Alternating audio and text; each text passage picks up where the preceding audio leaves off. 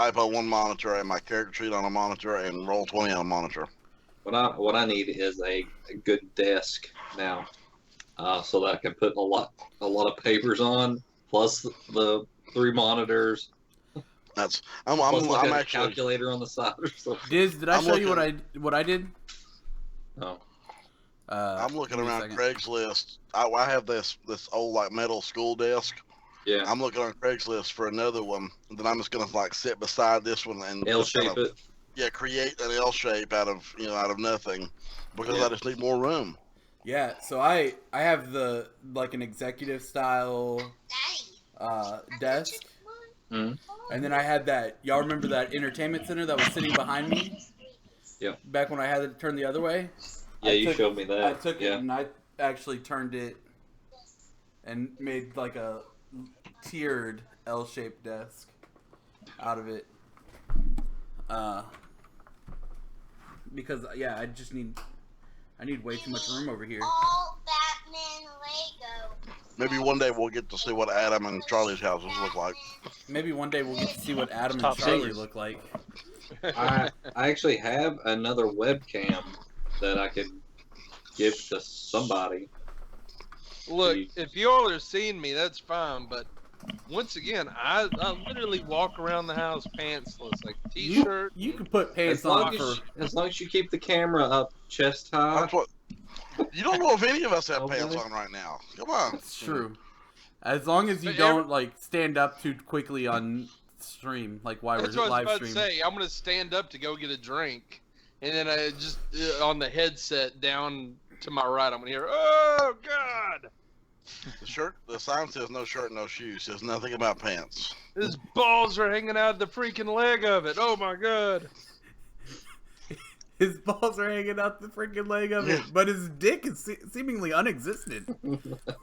Well, you know, some things are heavier than other these days, man. I've been single for a year and a half. You're not that old yet, Charlie. Trust me, that becomes a problem after a while. Come on, come on, Charlie. Feel the wind, tuck it in. You gonna go take a shower right now? Yeah, you might want to fill us in, Mike, because I left right at midnight last time. Well, I don't know how much longer you guys played after I logged off. Not long. So, last time, you guys went to, after you came back out of the sewers and parted ways with the half, or she half elf? She was, no, she was elf. The elf girl, you parted ways with her and her family. They went back to their home. You went to try to get favor with Anthar. So after a series of events, a drinking game that went way too far, and then a horse race that ended up with you guys killing a horse inadvertently. In between the horse race, Camino kind of disappeared for a little while. You guys couldn't find him. He had ran into his sister, who he found out was working for the same fiend that he was serving. This is the same tiefling that had been working with Cylorn before, and had betrayed him. Him and McCall and Acminos. Up until that point, Acminos, as far as they knew, were looking for him. So, but then as the party came back together, Acminos didn't share this information with everybody. Now y'all know why I was fuming last week when that all happened. As soon as they said the name, I knew who it was. So after that, you guys had a series of events where you were looking for Acminos before that, and almost got arrested. But luckily, everything worked out, and Russ with the Morning Star. Before the end of this long night, you guys got Anthar to get on board with helping you figure out Kenna's issue with her goods being delivered to her and being stolen. So he was going to dispatch some men to see if they could thwart this and capture the people who were committing the crimes. He asked you to go have her send a message to these people through means of magic, which you guys, that's what happened after you left, Josh. They went back to the shop, had her send a message to the people delivering the goods so that they would not be startled by this other crew of soldiers coming up who had been sent out earlier. So that's where you're at. And basically, I've restored everybody's hit points and everything, because after that, you guys went back to the inn, the tavern where you're staying, and slip it off. Okay. Is it morning? Are we waking up at this point? Yep. I want to spend a little bit of time. I'm going to pull a spear out of the bag of holding, and I'm going to try, with my book open, studying it still, I'm going to try to, once again, enchant a spear, but this time, instead of enchanting it with the actual spell, I want to try to just put the fire into the spear to where it would have, like, fire damage spear. Okay. If I mean, this is probably going to take a couple hours to do. What time are we waking up? Well, it was pretty late when you guys got in, so I would say it's probably around 10 or 11 o'clock if you want All right, to full late. we probably need to go do something else first. I'll do that tonight. I'll do that later. We probably need to go check on the shipment, because the shipment should be getting there today, right? Is it getting there today or it's not? Today would be the day that it would be making it into El Toro, yeah. Yeah. It would be day 3. Yeah, so... Yeah, we need to go deal with that then. Do we have a rough time when it's going to be coming in? No, she didn't give you a rough time. She just gave you 3 days from the first time you guys met her. I guess we need to go and stake out where it's supposed to be coming in and Yeah. setting up. If... I'm going to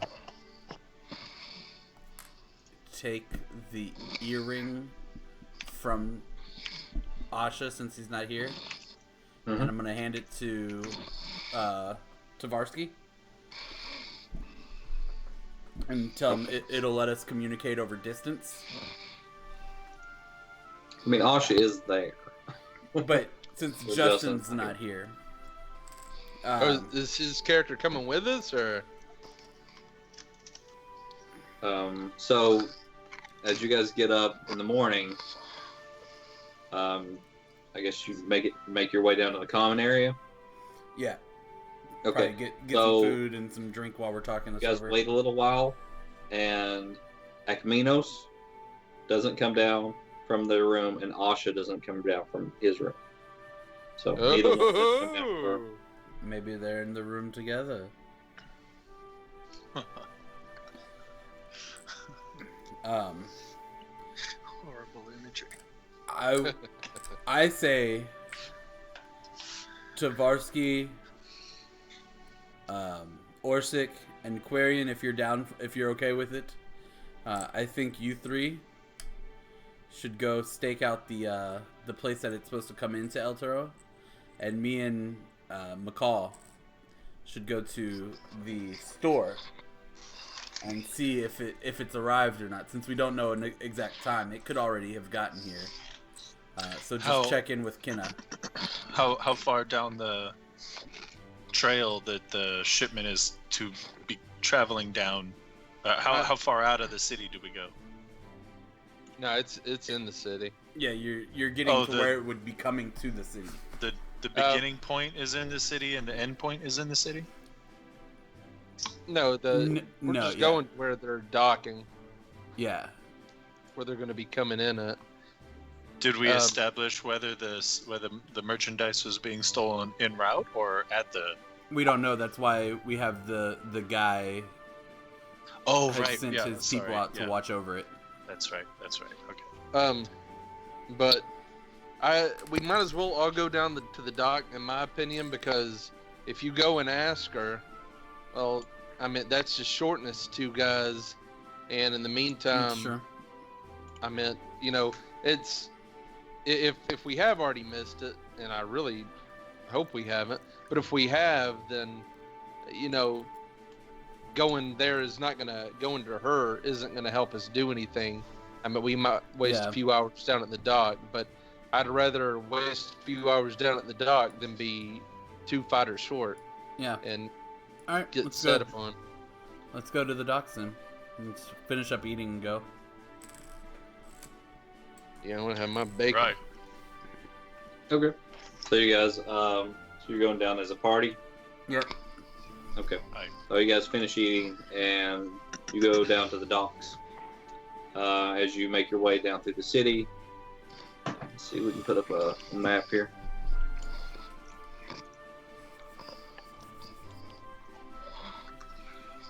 So as you can see, there are a lot of docks.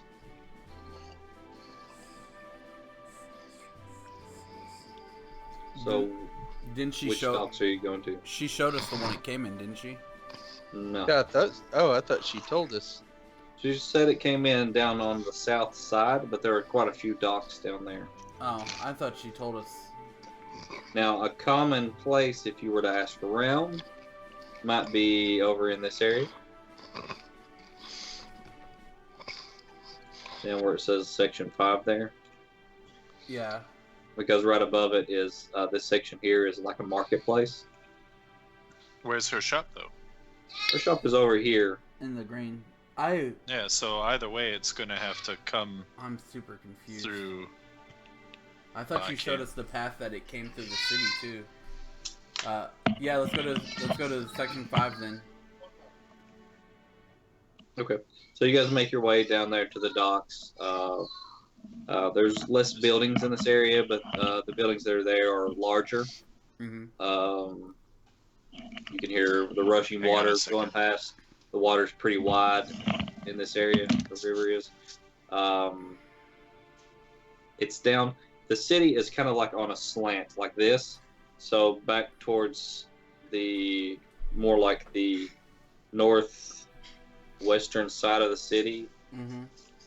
No, actually, the way it works is down towards the south. It actually slopes up and then comes down to the docks there. So you guys kind of make your way up and then down to the docks. Gotcha. And what's the distance on this section 5 here? What do you mean distance? Like how Like, how much large is ground it? are we covering? Like this area Oh, it's right got a here. little scale thing right there, I guess. Oh, does it? Yeah, on the right, bottom right, it's got Oh, I scale. can't read that. Yeah, I mean it's quite a large distance. I would say. Oh, I'm trying to see what that number is. Yeah. Is it safe? Yeah, that'd be hard to read actually. I can't read that. It looks like 50 feet per tick mark. I mean, according to my ruler, it's only 15 15. feet. 50 feet per tick mark. So, I mean, that's looking at over. Yeah, I mean, that's looking at over 500. Yeah. Maybe not quite 5 feet, but I mean, it's still over the size of a football field. Yeah, for sure. I kind of want to position myself right here on this largest, like, one that seems to go out the farthest. I feel like I get the best view from there. Yeah. So you guys are just hanging out there. There's men working, loading boats, unloading boats. You guys sit there for. I'm gonna ask one of those guys. Okay.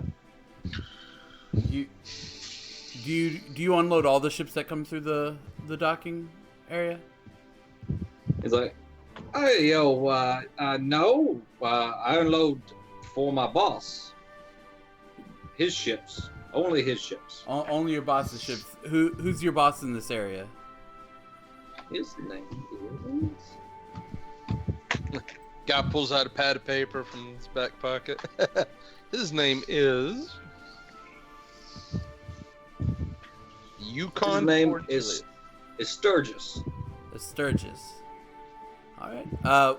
We're looking for ships that may have come in from Baldur's Gate for the store keeps. We're keeping an eye on some merchandise. Do you know where those would have come in from? He laughs. He's like, they all come in from Baldur's Gate, son. For the Right. for the merchants of like My Fair Wizard, Mages for Ages, maybe Victoria's Secret. I don't know about the individual shops. I just unload the boats here. Got you. What about is there a harbor master? We speak to the harbor Good master. call. Harbor Master. He would be in the building just in shore there a little bit. So he points over to a building. All right. Well, we need to, I guess, go talk to him, guys, Yeah. because otherwise we're just looking for a needle in a haystack. Yeah. I don't Okay. want So you guys are making your way over to the building then? Yeah. I'm gonna sit this one out Okay. and let you, Tavarsky. You have the ear. No, you don't, because Gotcha. Asha never came outside. Never mind. Asha's sleeping with it in his ear still. Well, if you got a problem, you make sure to point in my general direction.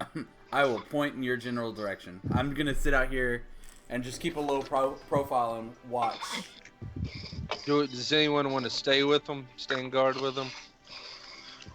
I was going to suggest that I could stand in between the two of you and act as a relay if one of the other of you needs to. He said it's over on the left. Yeah, you don't necessarily have message, so like I point at you and then you just have to yell it as loud as you can. Yeah. Which I mean I'm fine with. We make a lot of ruckus. Tavarsky's definitely coming.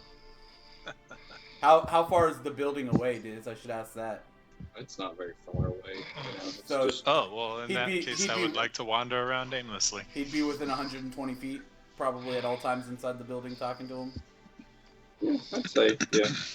I It's mean, not too far. eyeballing it, I obviously don't know that it's 120 feet. Just he looks like, Yeah. I can always tie a note to an arrow and shoot him. hey, dope. Let's try that at some point. Message for you, sir. Yeah, so I'm gonna chill and watch. Okay. So I'll who's go going with in? Tavarsky. Yeah, I'll go with him. You two are going in? Okay. Everybody else is just hanging out then? Watching for boats? Is that our boat? No. That'd be good. Is that a Is boat? that our boat? No. If it's someone of the pointy ear persuasion, Josh can talk to him. If it's someone of the short persuasion, I can talk to him. Okay. You guys It'll be a half Go up to the forward. building. We're both screwed. I'm gonna point at Josh. Yeah. As they're walking away, and just hey, I'm gonna keep this active just in case Tavarsky gets you in trouble, so you can call for us if you need it. I would like to go up I just throw and. my hand up over my head like, okay. You would like to rage? Whoa! I would like to push on Siloran's hand and say, "Why are you pointing stupidly off into the distance?" That's what we do here, son. We do things stupidly. You would look pretty Strange. ridiculous. Imagine if you walked Strange. up to someone on the docks and they're just pointing at a building. I'm gonna once again reach up and I'm gonna point at McCall, who is currently giving me the thumbs up and saying, "I think he Doing got the Forrest message." Gump. Yeah. So at this point, we both look retarded, not just one of us. So it's okay. Who Yeah. got the message? Something wrong with those elves. I don't know. When you breed with a human, something just it's wrong. That's why there's something majorly wrong with Look at that Asha. goofy one down there giving a thumbs up to nothing. All right. All right. Well, let's go see this guy. Okay, so you Poor walk into gal. the building. The building is kind of old, rundown. It's seen better days for sure. Could use a coat of paint. The door looks solid enough. It's just a solid wooden door. All right, I'm gonna go ahead and step in. Pizza guy. You can just open the door and walk right in. It's the harbor master's office. It's not a personal residence. There is, as you walk into the room, there is There's a like bed. a desk there. Oh, There's a desk there with a younger, like half elf, sitting behind the desk. There's a door kind of off back behind him to what would be your right, his left. There's various paintings of ships throughout the room. There's You an did old, say like, musty. you said dug on the ships, floor. right? With the P. Ships. Okay. Ships. we need to commit our friend. Why? Because I'm a clinically depressed fecal failure. How do you like my new painting? As you walk in, he looks up at you, kind of confused, like, why are these guys walking in here? And he says, "Hello, can I help you?" Oh, yes, sure. I need to inquire about a certain ship which is supposed to be making harbor today. Okay. What's the name of the ship?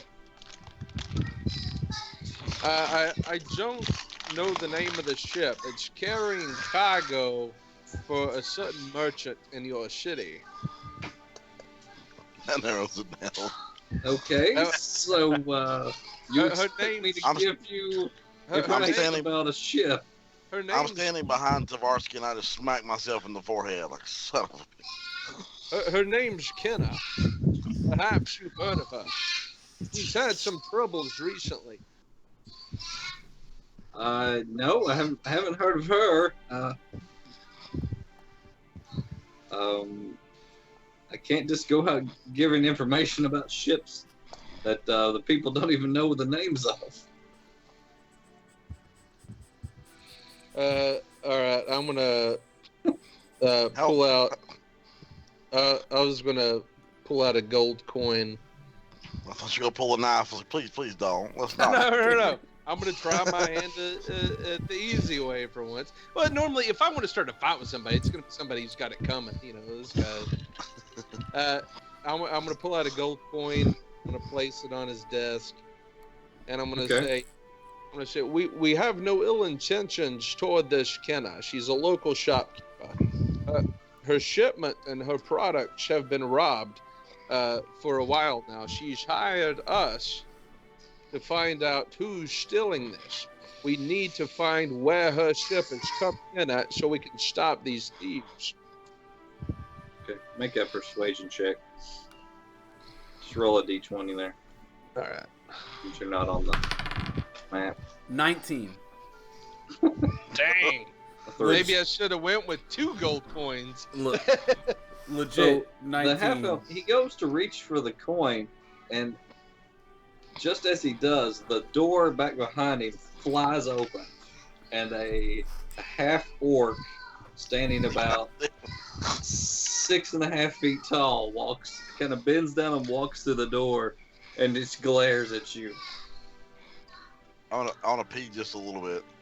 And he says, he looks at the half elf, who freezes as he's going to reach for the coin, like just freezes in time there, and then looks at you and says, "What's going on here?" I'm just inquiring about a ship. Short stuff. And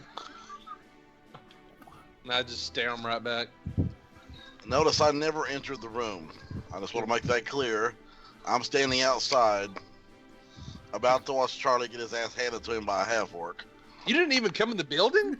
No, You're the only you one opened that the door and walked in. I never walked in.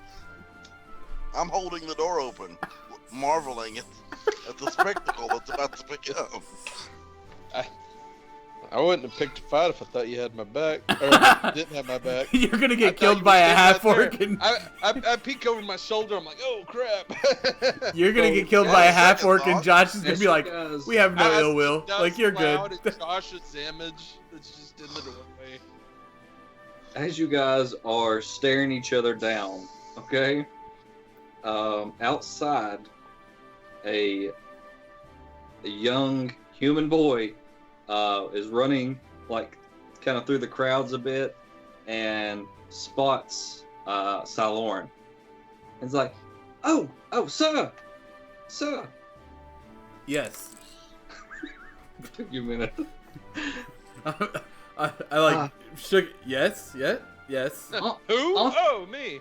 Arthur sent me. I was looking for you at the inn, but the barkeep said you came down to the docks. So I've been looking from dock to dock to find you. Okay. What did Author send you with? Oh yes. Here's a message, and he gives you a parchment there. Okay. I'll open Apparently, it. the boy's name is Sir Cliffhanger. I'll open it and read. Spit it out already. All right, so you open it up, and as soon as you take it from him, he just scurries off. It says You lost your tip. It says, "Dear motherfuckers." I forgot about that. I was like, why is he calling us that? It says, I enjoyed our evening last night. I've never had more fun in my life. There's good news to be had. My soldiers were able to catch up to the shipment before the attack ensued, and was able to thwart the attack as it happened. Unfortunately, all of the attackers were killed, and they appear to be cultists of Nahir. God, we killed a bunch of those guys too. We have killed a bunch of those guys. All right. I'm going to. You might want to tell us that. Just saying. And then it says, please come by the pair of black antlers later, and we will discuss this further. All right. This I'm is gonna. P.S. Please don't pick a fight with the harbor master. Tavarsky. By the way, there's a half orc in the harbor. Don't fuck with him. He will kill you. Quick. Tavarsky. Yes.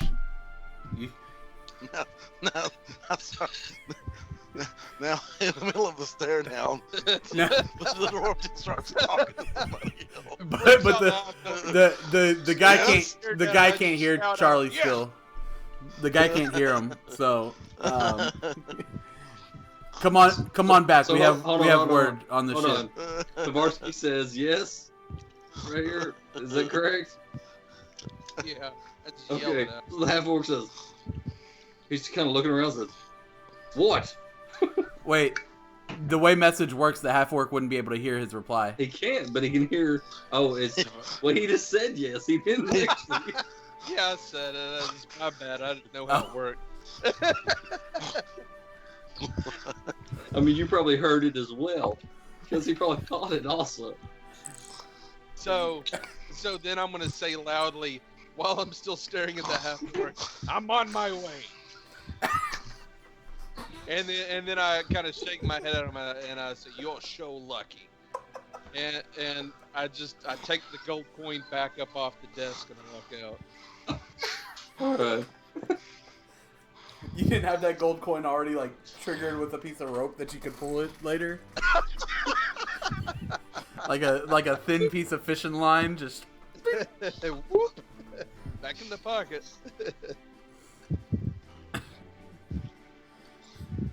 Alright, and then I guess we'll go back out and meet up with the group. All right. So you all come back together. we just received word from Othar. They were able to stop the attack last night. It is the cult of Nair attacking and stealing the goods. Those fuckers. We have more to talk about with him at the tavern. pair of Well, black horns, antlers, Well, let's. boobs, Did, something. Did he show, It's a pair of black something. I don't know. all right. Did he say what time to meet him there? He said later today, so I'm sure at any point now.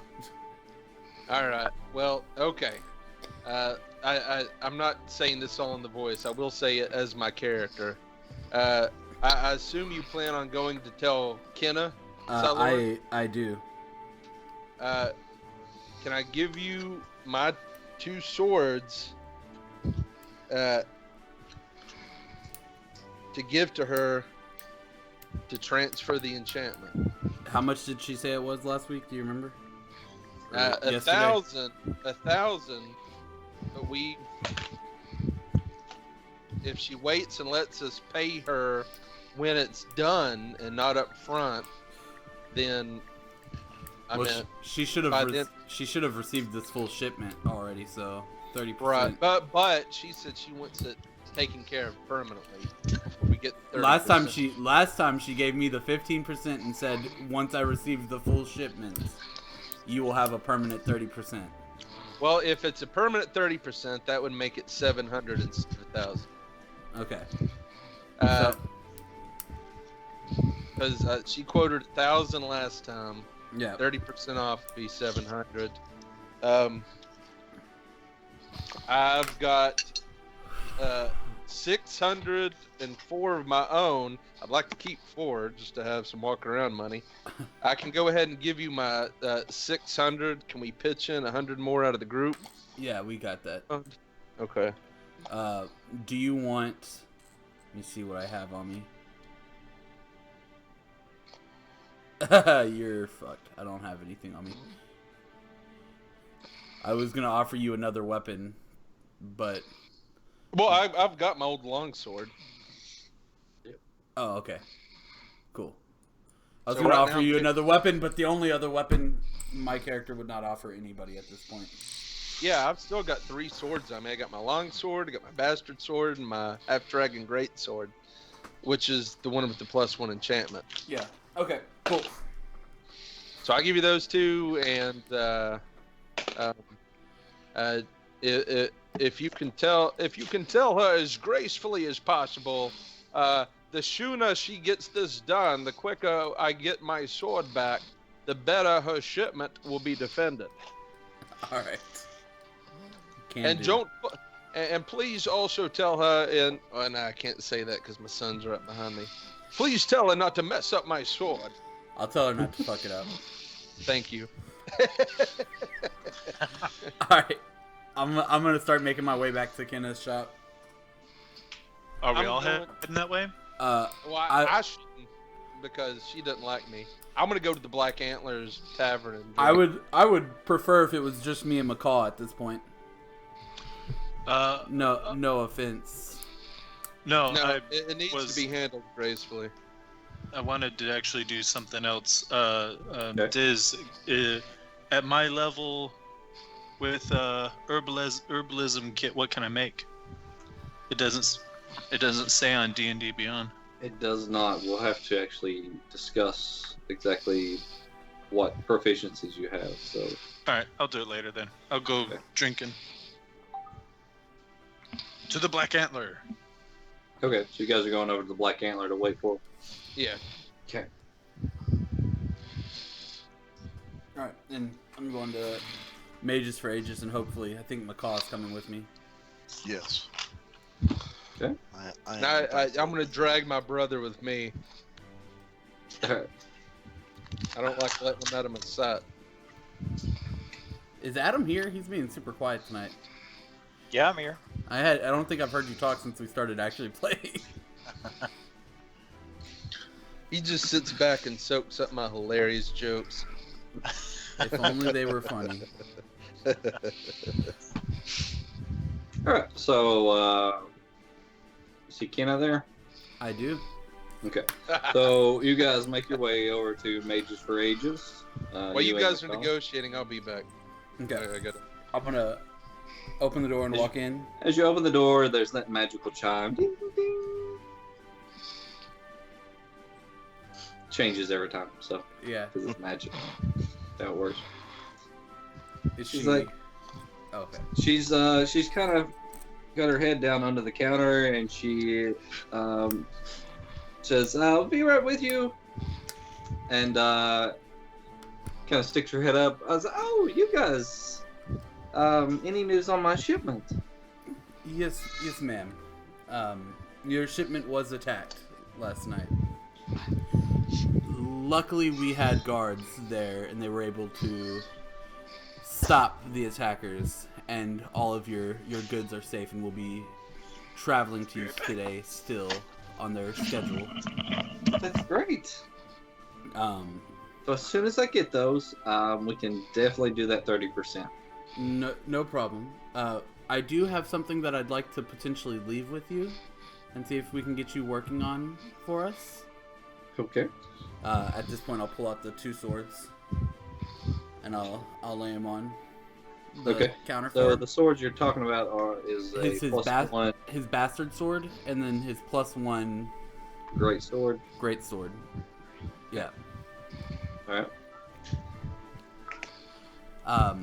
These are a friend of mine's.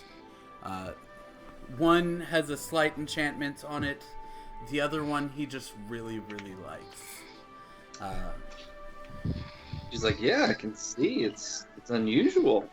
Is there It's almost like it's from another world. is there any way you might be able to move the enchantment from the one to the other?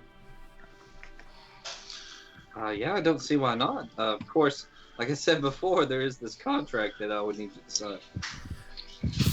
Yes, no problem. We understand there are risks involved. He's decided that he's willing to take those risks. Josh is randomly rolling here. Oh shit. I never rolled for how tall my character was, so I'm fixing that. Well, He's an indeterminate height, and he just So, keeps growing and she lays the shrinking. contract out on the counter there and then unrolls it. Says, "Okay, I just need you to sign here." Okay, and it was 1,000 gold, correct? It is. And Yeah, that's before the discount. After your shipment comes in, it'll be 700. Yes, if math works still the way that I think it does. Yes. Perfect. And I'll sign the So you sign I'll sign an the initial contract. here, and initial here, and here. Put your thumb in this, and put your thumbprint here. This is worse than going Where to do the you, where do you draw the DND. blood? That should do it. All right. I did have one more question I'd like to ask you about. I'd like a belt. I mean, I'd like Okay. to ask her about that. I'm looking for a belt, but like a belt that I could keep my daggers in, I have this problem. and then when I throw my dagger at somebody, it would come back to my belt. At this point, I have to walk out of the room. McCall is just—he can't contain his laughter. There's He's tears. He has to leave the shop. I failed the saving throw. I have to leave now. As soon as the door closes, you hear maniacal laughter from outside the door. Oh, Okay. Not something I've seen before, but I could do a little research. You probably have to get back with me. No problem. I just want to put it on your radar. And with that, I have to go continue doing some work for your shipment. So I'll bid you good day, and I'll do the hand kiss Okay. Yeah. again, Oh, and I'll leave. As you're walking out, you see her kind of do some type of magic with her hands swirling around, and then she just picks up the swords like they weigh nothing Wow. and carries them into the back. I walk out, So- close the door, look at McCall, and go, I'm gonna marry that bitch one day. I was convinced you were gonna say something about, when I pull my daggers, it cuts the head of my dick every time. I've been circumcised 3 times. Can I get a? I can't afford to lose anymore. Can I get a jock with a enchantment of +1 protection, please? I need some armor class in this area. Maybe Not some so much up here. resistance from slicing. Oh God. Let's start making our way to the pair of. In all seriousness, just because the shipment has been, just because they've stopped the attacker, we need to go ahead and probably make sure the shipment actually makes it to her. Yeah. There's no guarantee that It doesn't get you know attacked again. that it's not going to get snagged somewhere else along the way. We still don't know exactly where it is, so I just don't want us to start writing checks that we can't cash here. Yeah. So, should we step back in there and ask her what ship it typically comes on? Even though it was attacked, because we didn't get that information either from anybody. That's true. I feel like you should probably do it, not me, since I just left. All right, I'll step back in. Just an awkward. I'll step in, wiping the Okay. tears from my eyes. So there's nobody at the counter at the moment. Then you hear the little chime. Because it changes every time, Different right? every time. And you see her coming out of the back. Oh, you need something else? My apologies. Just one more question. We were given assurances that that everything was stopped. As far as the attacks and everything. However, we want to be sure that when the shipment gets to town, nothing else happens to it. We want to guarantee that it gets to you properly. One thing we've not had through any of this is the name of the ship that it typically comes on. We've been down to the docks, and of course, there's a lot of shipping coming and going. Could you give us that information so we can make sure that it actually gets off the ship and gets to you properly? I'm gonna point in through the door and ask him, make sure you get the dock as well. Yeah, and the dock location as well. We may be at the wrong place when it comes in. Oh, yes. It comes on various ships, but just so happens I do know what ship it is this time because we were in communication there. It is called the Morning Glow.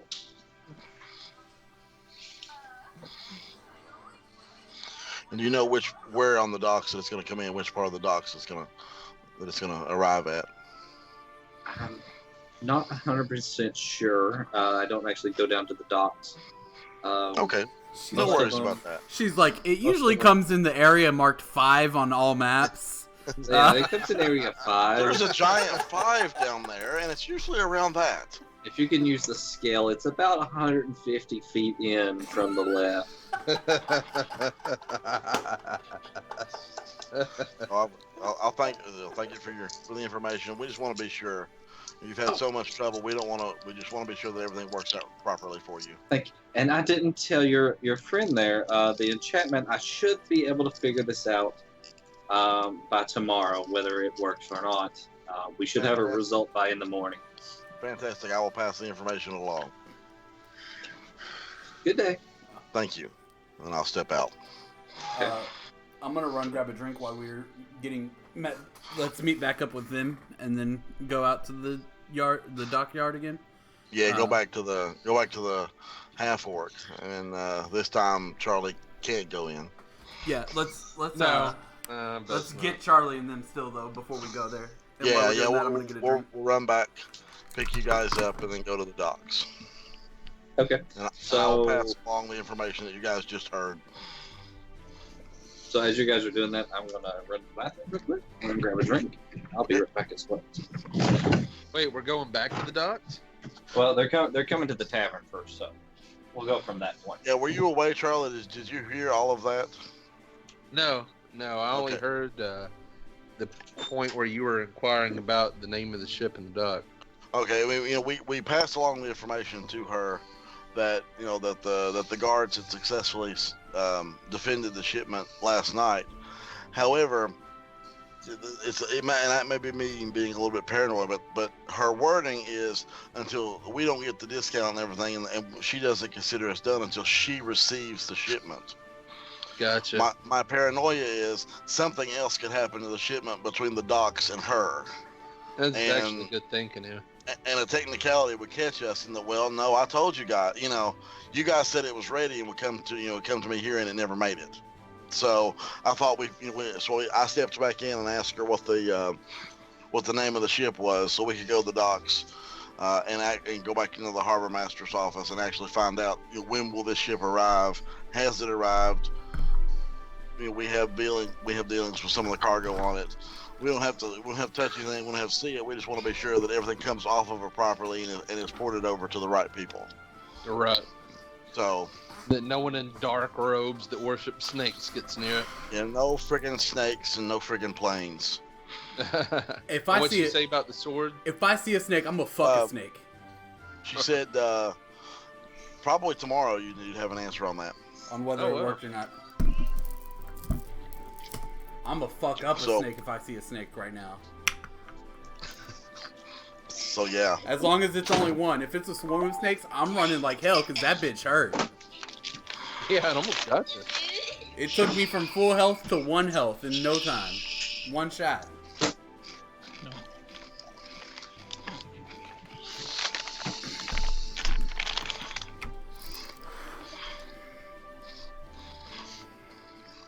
Okay. So, meanwhile, is everybody back? Yep. Meanwhile, at the pair of Black Antlers, Borsik, Tavarsky, and Quarian arrive.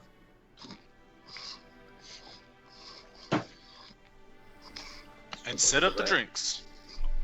Let's jump over to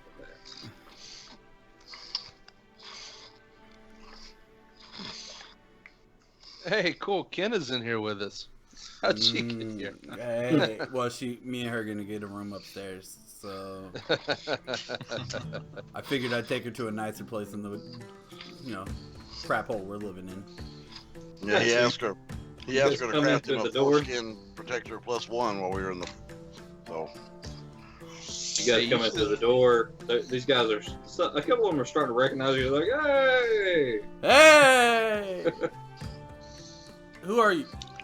They go back to the drink. You guys see Leosin at the back of the bar again. He's standing by himself. Wallflower. Other than that, there's various people throughout the bar, but nobody that you really recognize. Who's in the back of the bar? Leosin, the monk that we were supposed to meet up with in the first place. Quarian doesn't know anything about this, though, so. Ah, You keep drinking. We'll be right back. that's plenty easy enough. Yeah. Yeah. I'll explain it to you later. Let's see if he's got anything to add. I'm just gonna go up to him and say, "How goes it?" He's like, oh, so Dwarf, it's good to see you. Where's Asha? Perfectly acceptable in that realm to call someone sir followed by their race. In this realm, completely unacceptable. Yes, Sir White Man. Sir Caucasian. Asha's still back at our inn, sleeping it off. He's never been able to handle his alcohol very well. Yes, it is not something that we partake of. Well, that That explains it.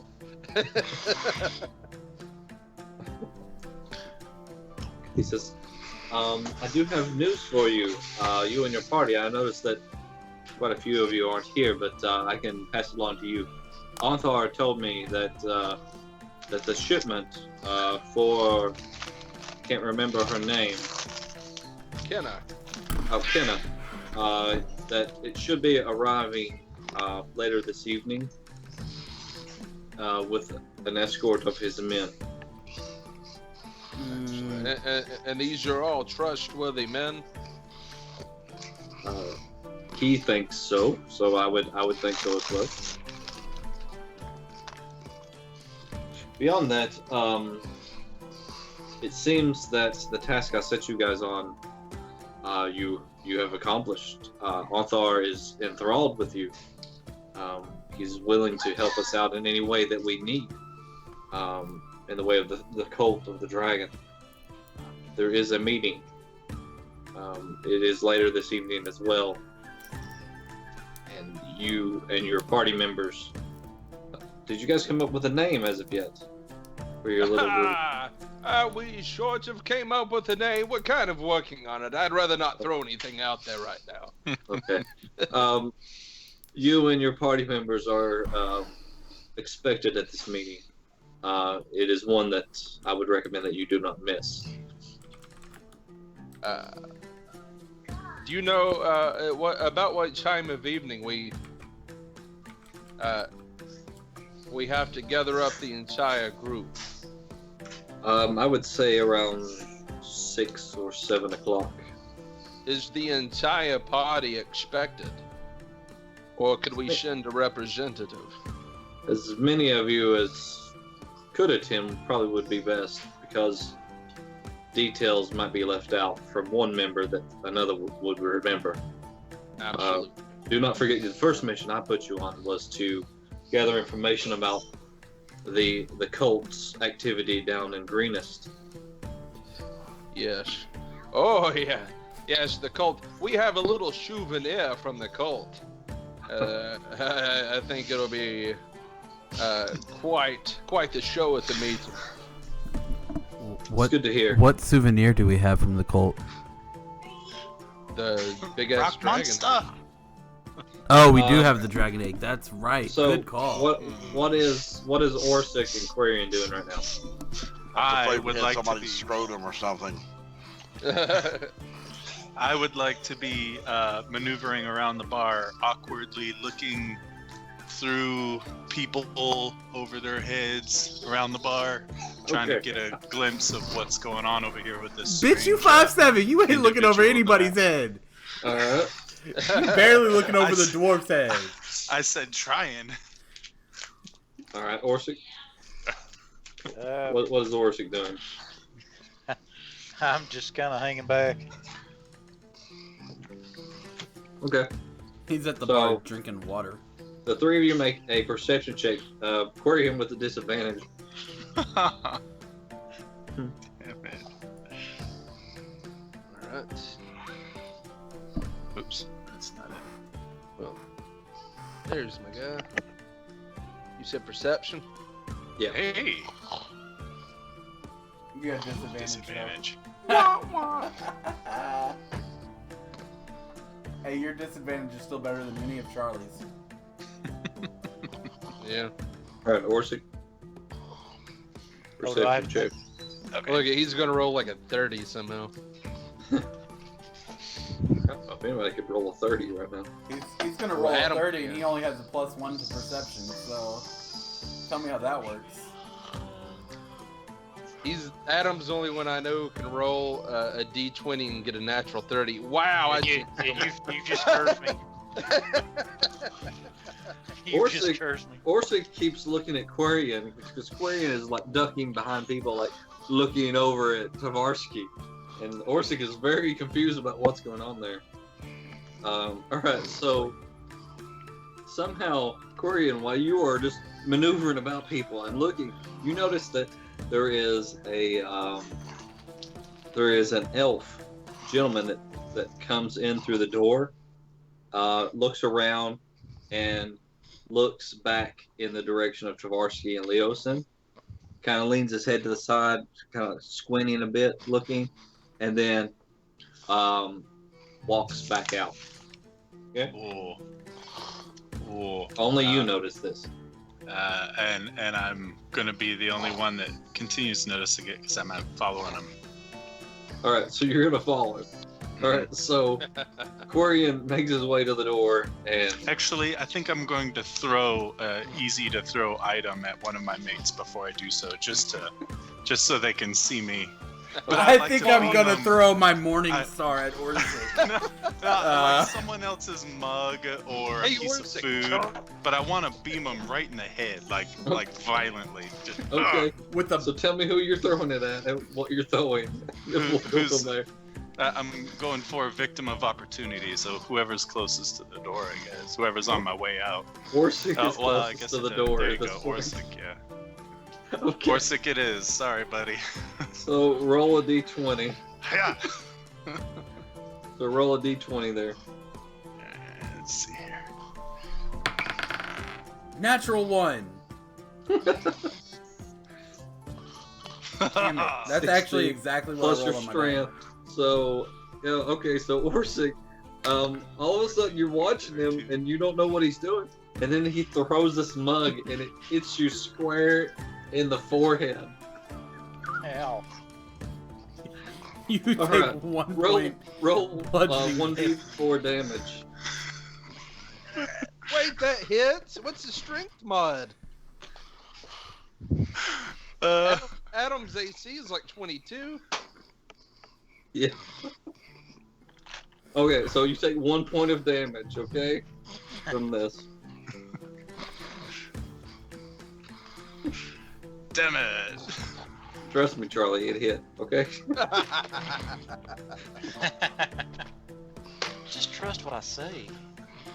All right, so you take 1 point of damage. You're kind of bleeding a little bit from where it hit you. That blood is now getting mixed in Blurry with vision. beer as it falls into your eyes. It didn't hit you that hard because it only did 1 point of damage, but there's a little bit of blood there.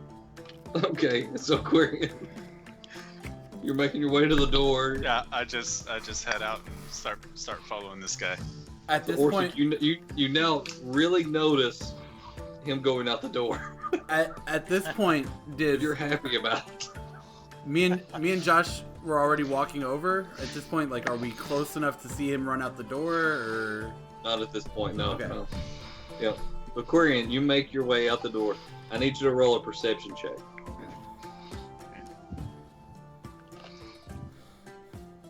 I just picture this little elf dude like running, and then a giant like rock monster. Oh! Oh, damn it. Okay. Well, I rolled a 16, so yeah. You walk out and there's people about, quite a few, here and there, shopping and stuff like that. But you cannot spot this elf.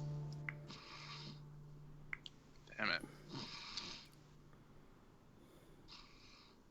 It's a good thought though. I tried.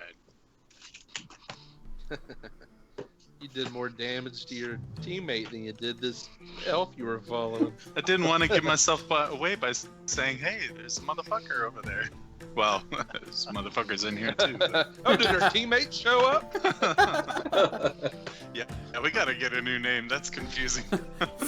Somebody's gonna walk in the bar. Motherfucker! What? Yes. Okay. Require So, services? Norm. are you going back into the bar, or are you? No, hanging I out would like outside? to. I would like to stay out there and harangue passersby if they've seen one elf male that just Okay. recently left this area. You keep walking up to people. Excuse me, sir. Have you seen an elf? Yep. All right. So a lot of people Once just give again, you something else kind of funny you looks. can't And kind do in our world. some of them back up, and just kind of keep walking. I think I'm they haven't friendly, seen a I lot of promise. genocide in this area. I'm not even armed. Ooh. All right, back inside the bar. Leosin says, I will be at the meeting as well, Tavarsky. You must excuse me, though. I need to take care of some business beforehand.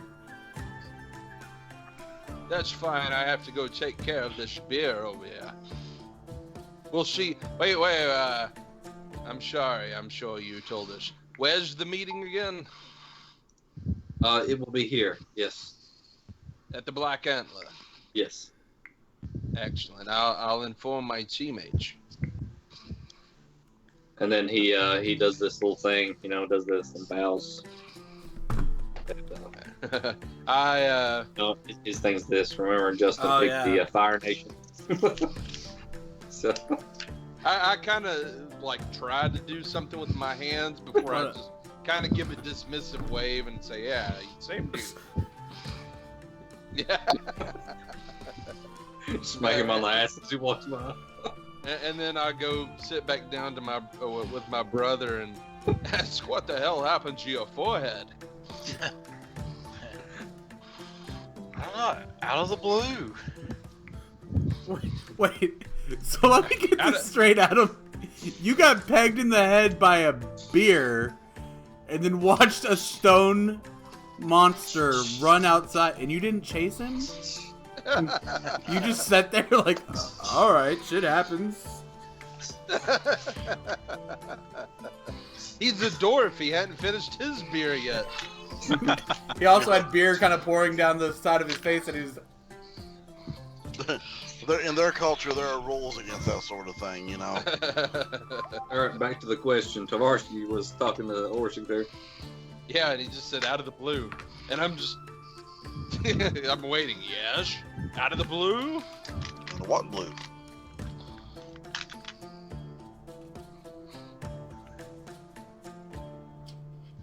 All right, Adam. Orsic. What? You He's never asking what answered. happened to you. Yeah, Oh, Adam really is out of the drinking blue. tonight. he's apparently concussed. Out of the blue, a mug hit me. Do you know who threw the mug? Perhaps this tavern's rowdier than I suspected. I heard just last night a horse was killed outside the tavern. I don't know that Orsic actually knows who threw it, does he? Yeah, you saw him do it. You were watching him as he was doing this weird dance, you know, where he's trying to watch Tavarsky, and then all of a sudden he walks towards the door, picks up a mug, and throws it at you. It goes out the door. Yeah, because that's why you didn't notice the elf, is because you were watching him. And then even though you were watching him, he felt he had to throw a mug at you.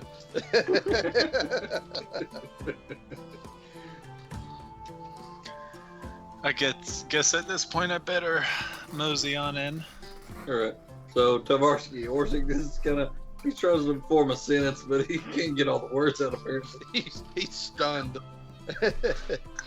Just shocked at what has transpired.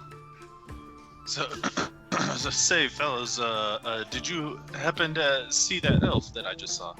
The one that was gawking like some awkward weirdo at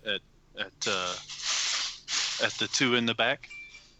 I did not. I also didn't see a mug that was thrown at my brother's head. Oh my! Well, that's unfortunate. Did it hurt? You would have to ask him. I don't think I want to. We dwarves are a stout lot, though. This is good. This is good news. Continuous hits won't impair you. Good. Anyway, So, I did see an elf male. What was he acting suspicious? Well, not by my standards. He came in. He looked in the back. He wasn't throwing mugs at people or anything. Is that strange? But either way, once he saw the two in the back, he just left. And it Leo seems should have suspicious enough to. That's right. Yes.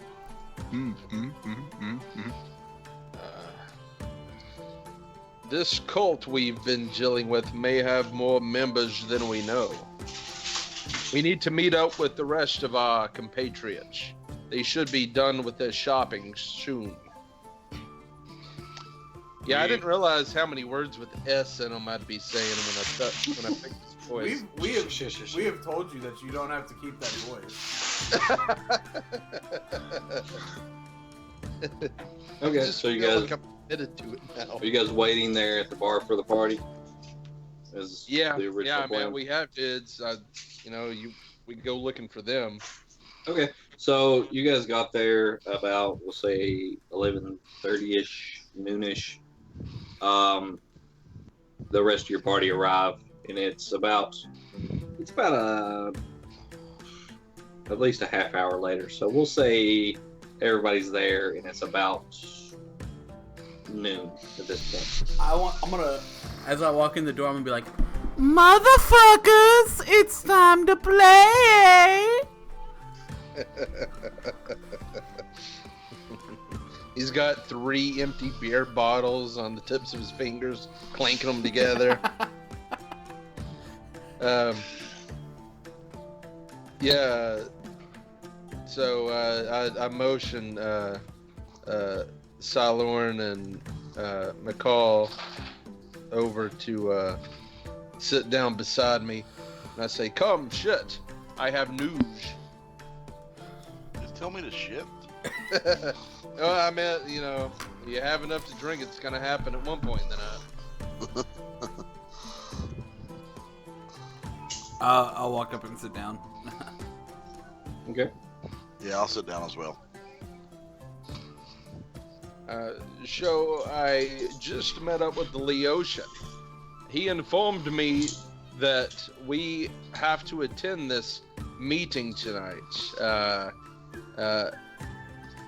and discuss the details that we found out about the cult of the dragon. Okay. Where's the meeting? When is the meeting? He said the meeting would take place around 6 or 7 here at the Black Antler. Okay. Perfect. I told him we had quite the souvenir to show him. Ah. Meaning the dragon dragon egg, egg. of course. I know. If you remember, we did still a big freaking dragon egg. We did. And then you and your brother smashed the other ones. We were told to. You were. I didn't say anything about it. I just said you smashed the other ones. It was kind of a cool sight. I wanted to make omelets. Big ass omelets. It would have fed all of us, but hey. Anything else happened while we were gone? Our new compatriot did throw a mug at my brother's head because he saw an elf. I threw the mug? I thought we didn't know who threw the mug. My brother saw you throw it. Oh, well. Well. You threw a mug at him? Attention. I had to get his attention. And you couldn't say hey Orsic? I didn't want to let the whole bar know. Know what? That there was an elf man. I'm a half elf man. Do you want to throw a mug at Tavarsky's head? Oh, I don't mean to be racist. I'm just saying there was a shady elf man. What? Shady by my standards. What was shady? Like, all I've heard so far is there was an elf. Well, he came in, and he was looking around like this, and then seeing the two in the back, he left quickly. And I thought that was shady, even by my standards. Who were the two in the back?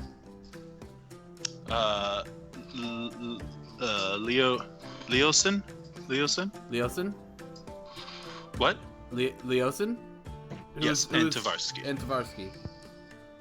I wonder if it was the elf that was talking to Leosin last time we saw him here.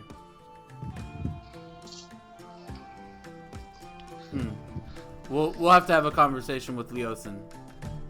Maybe it was the same elf. Remember Tavarsky, last time we were here, he had that elf that was talking to him and left very quickly when we showed up. That's right. I forgot about that. I was partially inebriated. Describe this elf that you saw. I mean, he looked like an elf man. Are you saying all elf men look alike? No, I'm saying You can roll a I'm an saying that we intelligence didn't. check. I think you're You going to wanna see tell him to roll a if racism check. I am half elf. I wouldn't be racist against myself. You're only half racist.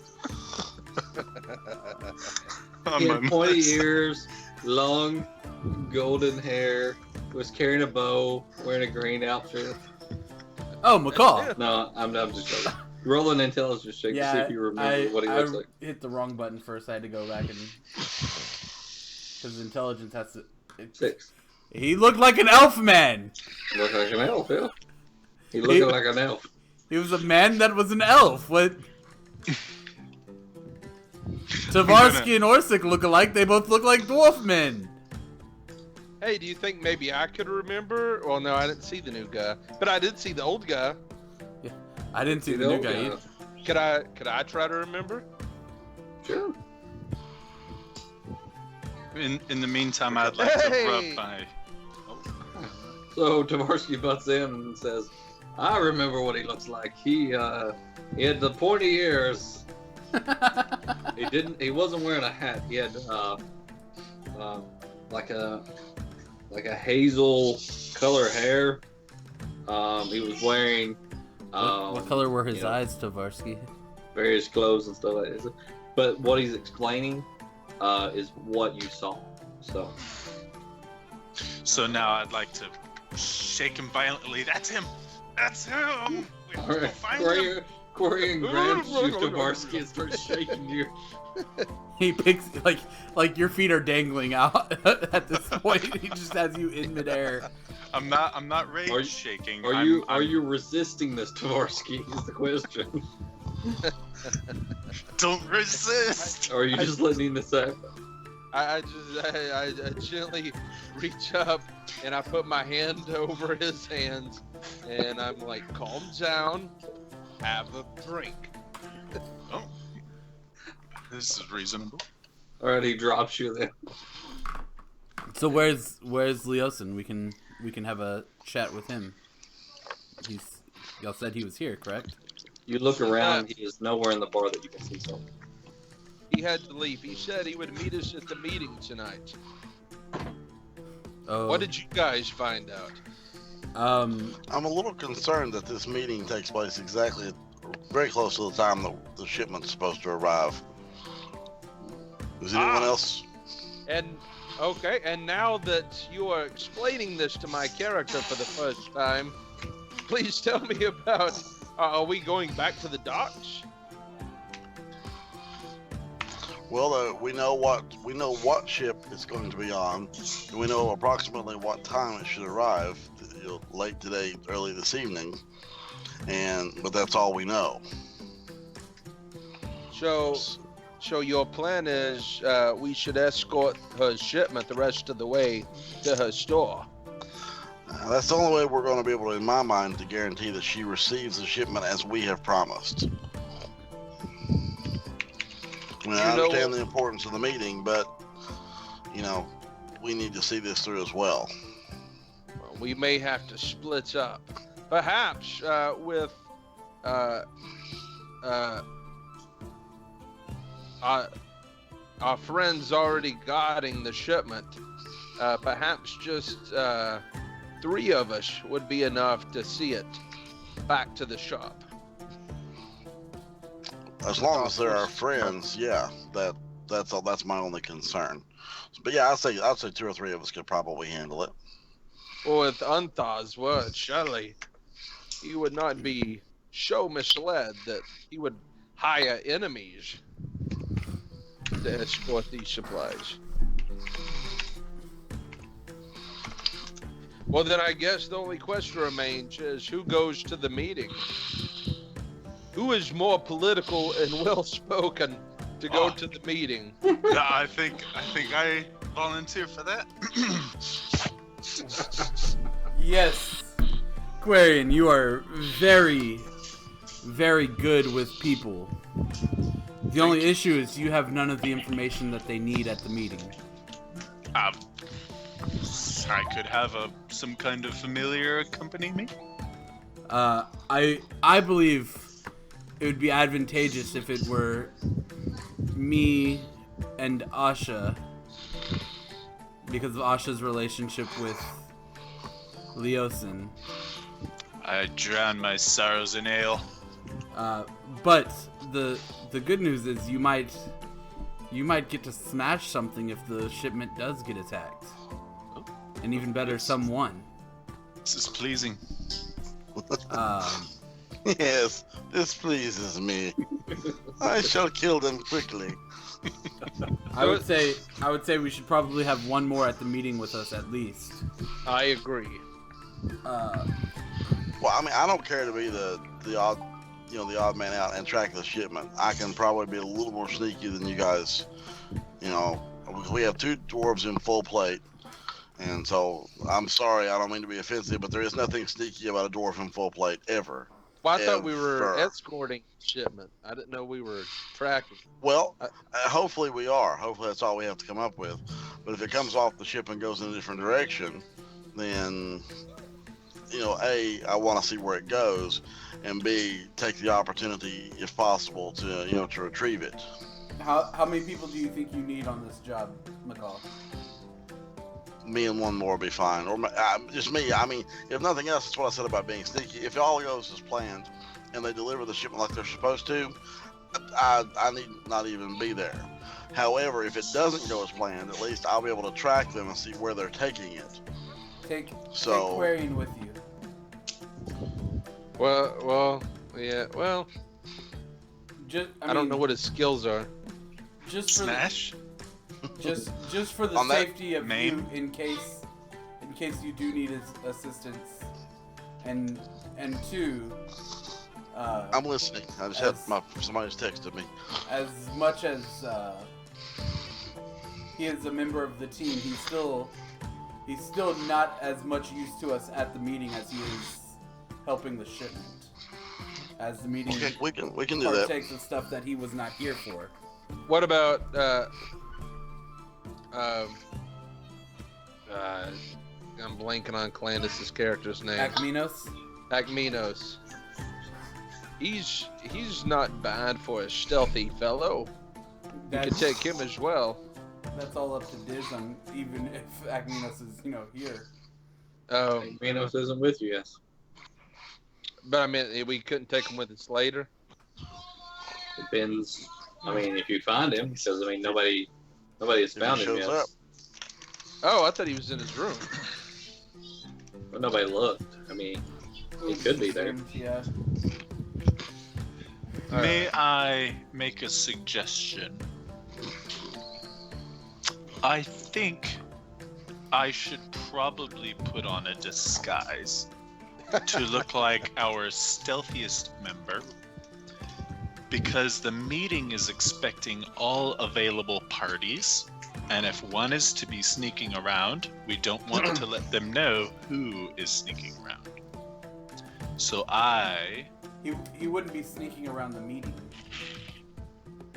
No, sneaking around the docks. Oh, okay. We don't want to let the people at the meeting know that one of ours is sneaking around at the docks. So I put on the fake mustache, go as whichever is our sneakiest party, representing myself as the sneakiest. So they think that the sneakiest, which is actually me, is at the party. I'm Meeting. so confused right now. Which one of you is the sneakiest? One, we're going into a meeting with a bunch of friends who are helping us on these jobs. Yeah, they don't. Friends? Yeah, they don't mind if you're sneaking around elsewhere. Yeah. In fact, at the time, you weren't even part of our party. That's actually to our advantage. And 2, I don't know if a rock creature is going to be able to disguise himself very well as an elven ranger. Like just popping a fake mustache on a. I mean, I don't even have a mustache. pile Wait of a minute. stone. Yeah, I look. Fake mustache is the I look universal just like the disguise. call. yeah. Unless, you're a We already rogue have one part of elven the calls genocide on the exact- barbarian We can have another one. All right. While we finish figuring out who's going where, I gotta put my He can little go boy with to me. bed. He can be So I'll be right back. he can play the role of the diversion. What time is it currently, Diz, in the game? It is, between 12 and 1 there. So we can say 1 o'clock. Okay. So while we're doing this, we've kind of come up with a plan. I would like to go back to the rooms and check on Asha and Akminos and just make sure they're there and they're just feeling under the weather today to start with.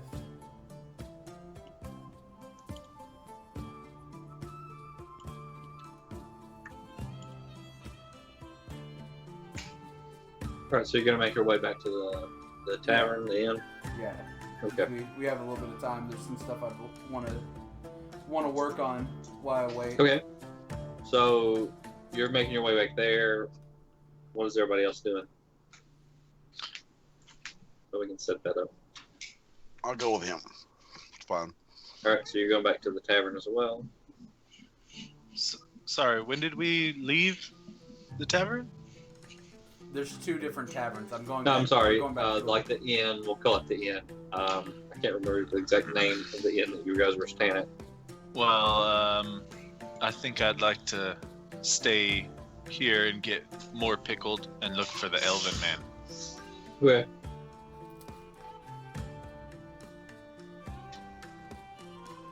Until it's time to go anyway. Alright, so give me just 1 second, guys, and we'll continue on. So you're traveling back to the inn, and then we'll pick up there. Okay. Orsic, what's Orsic doing? I don't know. You and the dwarf, the other dwarf, the Varsky. What were you doing? Just hanging out at the bar. Yeah, I guess just hanging out. Alright, so give me just 1 second, and we'll pick up with you guys going back to the inn.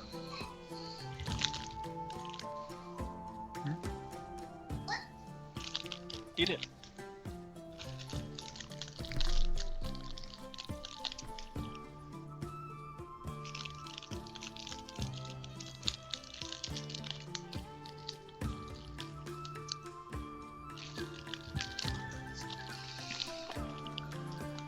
That picture you texted is pretty awkward, Kyle.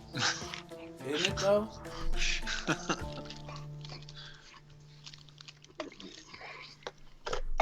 I think she might have cheated. Maybe.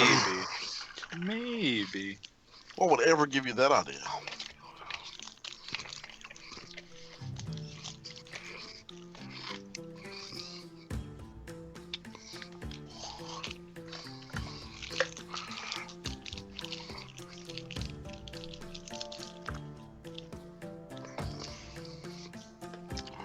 You all right, Adam?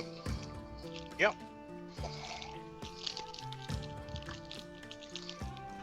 Alright guys, for the next 30 minutes, Adam's got to do all the talking for the group. We're just all gonna...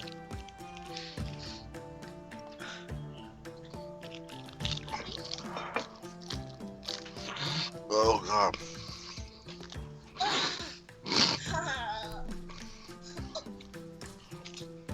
What about...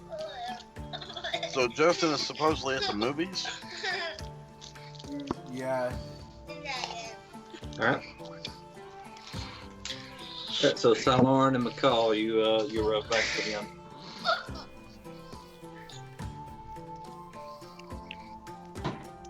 Yep.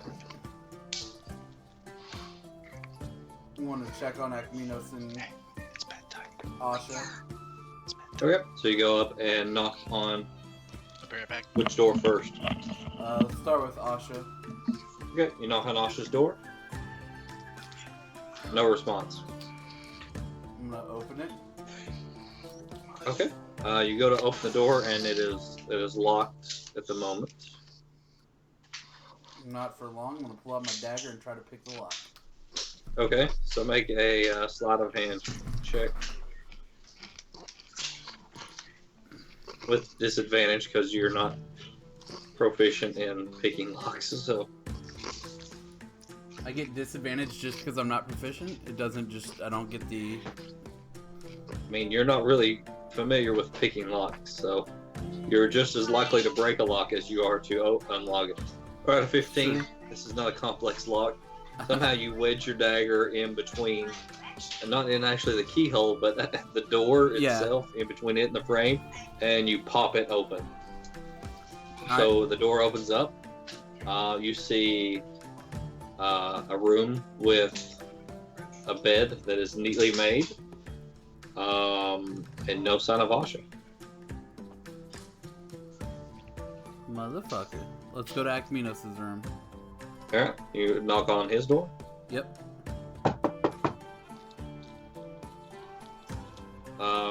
No response.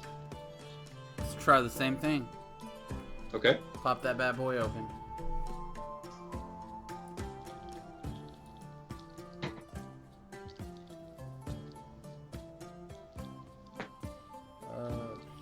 There it is. Okay. You same thing. You just kind of wedge your dagger in there, pop it open. As it opens up, you see Ekminos. He's sitting on the side of the bed, and he's just like staring up at the ceiling, almost not straight up, but just kind of at an angle. As you look closely, you notice that his eyes are just a solid black color. Like it looks like one large pupil in his eye, you know. Akminos. Nothing? No response. I want to throw something at him. Okay. So This is a bad habit we're picking up here. Just Well, whatever's I guess- close. I guess there's a table with like maybe a book on it, like a I Book thought of you were Mormon gonna or say I something threw the playing there. table at him. I was like, shit. there's like a book on the table. It's like some just random like the Gotcha. sights of El Toro or something, you know, where it's not really that thick. Gotcha. Yeah, I'll throw it at him. Okay. So you throw it. It hits him in the arm, falls down to the bed. No response. I'm going to slowly pull the door closed, look at McCall and go, what the fuck was that? That's impressive. Okay. I'm gonna Like walk. somebody caught him mid-jerk and he just froze. Yeah. I'm gonna go downstairs and ask the We were innkeeper. assholes. We'd arrange him. Pull his pants down. I'm gonna go ask the innkeeper if he's seen our monk friend. Okay, so you close the door, you walk back downstairs, and you walk up to the bartender. And he's like, "Hi, what can I help you with?" Yeah, we were just wondering if you'd seen our human friend. Oh, you mean the monk, The monk, yeah. Yes. the robed on and stuff? All right, I'm back. Sorry. No, I haven't seen him all day today. All right. Well, thank you for your time. We have some stuff I need to get to, but thank you for the info. No problem at all. All right. Well, so that's an interesting one that we get to play around with Akminos and Justin on later because they weren't here to witness that. They don't know what that happened. I'm gonna go up to my room and I'm gonna try to that spear thing since I've got some time now. Okay. So have Josh and Quarian already gone to the dock, or what- Not what's yet the because deal? we still had time. Lauren and McCall are at the inn that you guys are staying at. You three are still at a pair of black ants. Yeah, it was only like 12:30, 1 o'clock. He said, so we still had plenty All of right. time. So McCall, what are you doing in this meantime? Not what I thought about doing. But although that would be fantastic. The door's already unlocked if you want to go do it. Like, yeah, I don't want to touch it that bad. I mean, although it would be funny as hell. Wait, what? Chuck wasn't here for that. We found that Minos, and he's in a little bit of a trance. So I hit him with the book, and he didn't even flinch. So I thought about going back and like dropping his pants and arranging his hand in a awkward manner. But I don't want to touch Devil Dick that bad. So that's okay. I mean, you catching shit from Devil Dick that penicillin don't get rid of. I don't think penicillin will cure that. No. So yeah, no. I guess I'm just gonna wait until 6 o'clock ish, and then make my way down toward the docks. Okay. Like I can just take a rest or whatever. There's no way he can assist me, right? Is that a thing that? I mean, he doesn't really know about the arcane arts. Yeah, I didn't. So. If you're lost in the woods, I can definitely assist you. If I get lost in the woods, you'll be the first person I. He would call. probably be more of a distraction. Yeah. Then. Yeah, I'll be glad to come in the room and fuck with you while you try. I mean, Nope. I'm gonna go in my room and lock my door so he can't get in. Alright. And I'm gonna try the fire bolts, but instead of casting fire bolts into it, I want to try to apply fire damage to it. Okay. And I'm gonna do it on a dagger, not a spear. Okay. Does anybody else want to do anything else in between now and the meeting / escort mission? Just maintain my level of pickling. Okay.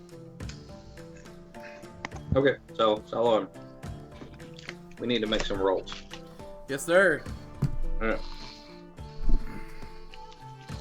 Alright, so first, I need you to make an intelligence check to see if you understand exactly what you've read from the book.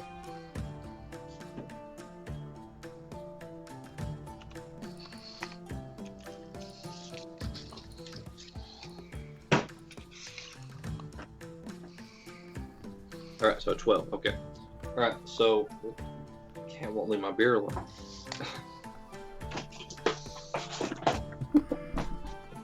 Okay, so I cast the animal messenger spell on it. I know it's trying to drink my beer. So. I thought about Disney the other day. I saw a meme on Facebook that said something about that's how we know for sure that the world's not flat, because if it was, the cats would have pushed everything off of it by now. That's great. I want a shirt that says that. That's funny. All right, so Lauren. So I need you to make an Arcana check. So you've got the book in one hand, you've got the spear in one hand, and you're trying to focus on the firebolt spell that you know. Do I get advantage because I've basically done this before? No, that's what the intelligence check was for. So. Alright. Guys, it was nice knowing y'all. So you're explodes. As you're trying to enchant this, you keep like looking at the words and looking back over the spear, and you're just focusing on that firebolt spell. About half hour into this, you feel your hands start to get warm, and all of a sudden, the spear staff just burst into flames. So it's just on fire right now? It is That's on a cool fire. effect. I'm really gonna pat it out with like the bed sheet real quick. Just... Okay, all right. You drop it to the floor and you Setting the pull bar on bed- fire. You pull the bed sheet off, and you smothered the flames. That's a cool effect. I don't know how useful that's going to be in battle. And then I'm gonna pull a dagger. Since that only took 30 minutes, I'm gonna try it on a dagger. Okay, so now you've pulled out a dagger, just a regular dagger, right? Yeah, not a +1 dagger. Okay. Just a regular dagger. All right. So go Not- ahead and I'll be- roll an Arcana check. Not an intelligence. I guess we're in the same kind of action. Yeah. You didn't roll low. You didn't roll low enough on the intelligence check to get disadvantage. So that's a bonus, right? Another 6. All right. So the same thing. You've got the book in one hand, the dagger in one hand, and you're just sitting there concentrating. And all of a sudden, the dagger just gets really hot, like the metal. And you look down, and the metal is just red hot in your People sitting hand. at the bar. Molten hot dagger melts to the floor. I'm sticking in the bar. What do you do? What's in the room? What is in the room? Like, I is have there, felt with a hot dagger in his hand. A bed. There's the bed sheet, which is now laying on the floor, partially burnt. A burnt spear laying on the floor. There's like a dresser up against the wall, and like maybe a nightstand table. do I have like a bathtub, like a bathroom, like a wash house? No, anything? not in the room. Well, shit. You didn't pay that much for a room. I'm gonna. I guess I'm gonna drop it and try to wrap it in the bed sheet as much as possible. Okay, so you wrap it in the bed sheet. Like you're like, this is a good idea, and all of a sudden the bed sheet burst into flames. I knew it was gonna happen, but I had to get the dagger out of my hand. This is why we can't have nice things. There is a window. There's a window? Yeah. Fuck it, this is gonna be fun. I'm gonna throw the flaming bed sheet out the window. Okay. He throws it. It hits the window. And falls to the floor because the window's closed. There's a metal dagger in there. It wasn't heavy enough to break through the window. No. Okay, Not on the bed sheet. It's not. I guess I'll open the window and then throw it. Okay. Now you've thrown it outside.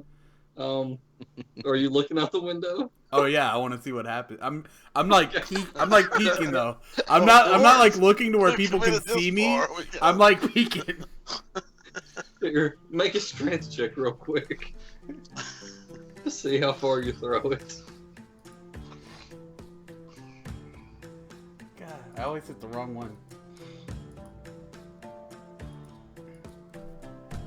Okay, so Not very all right, far. so you throw it out the window. Luckily, your room is on the side where there's like an alley, and it's not the main street, and it falls down to the alley. Let's see. Okay, and nobody's in the alley, so it lands in the middle of the alley and is just burning down there. Cool. I'm gonna get McCall and tell him we should go back to the pair of black antlers. Alright, so let me mark off -1 dagger, -1 spear. I'm gonna walk over and knock on his door. Are you burning a cat in there? What are you doing?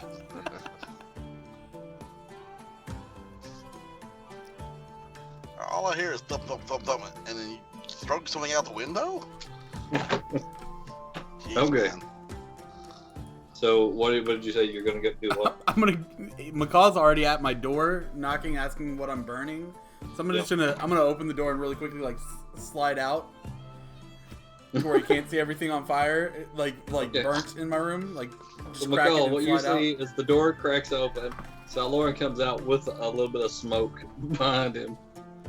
out. I think let's go get a drink at Pair of Black Antlers. Yeah, let's go get a drink with the guys. You don't sound at all guilty. We have all these spellcasters, none of you can cast anything to do with water. No, there's no other spellcasters here. You can cast spells, can't you? Yeah, I don't have anything with water. I guess I'll try to prestidigitation the fire off of the... Let's try it, Diz. Does that do anything? Yeah, and he might try water and come out with more fire. What Knowing do the you way press it the is. digitation The fire off of the bedsheet out in the alley as we walk through. as you walk past the alley? Yeah. You can, no, it has no effect on the fire. I didn't You think know, it some would. like ashes fly up in the air and kind of disappear off of it, but the remainder of the bed sheet is still on fire. Alright, I'm just gonna keep walking. You do notice like a couple of guys moving towards it and starting to stamp the fire out, you know. Okay. You guys make your way back to the pair of black antlers there.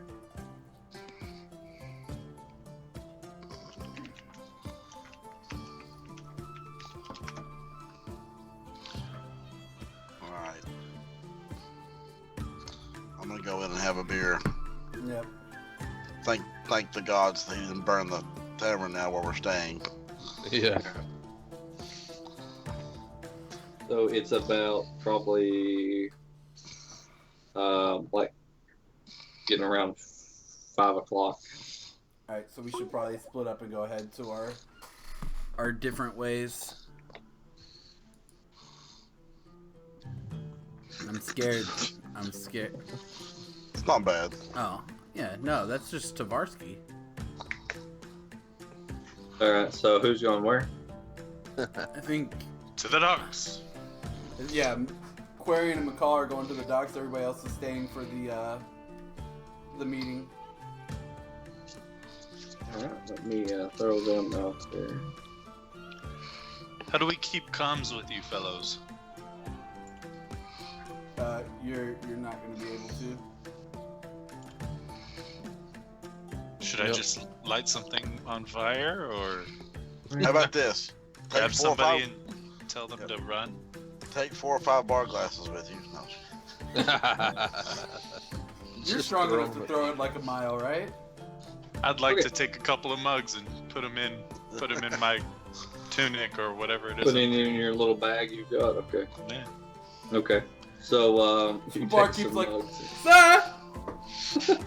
and you just keep walking out the Those door. are us! I'm gonna have to pay for that. All right, you and McCall make your way down to the docks. So you're basically down there in the same area that you were before. First thing I want to do is go back to the harbor master's office. Okay. This time we're gonna knock. Okay. You knock. Says, come in. So I open the door, and is it the same half elf? Yes, same guy. Yep. I'm gonna step over and ask. Want to see when the ship Morning Glow is expected to arrive today.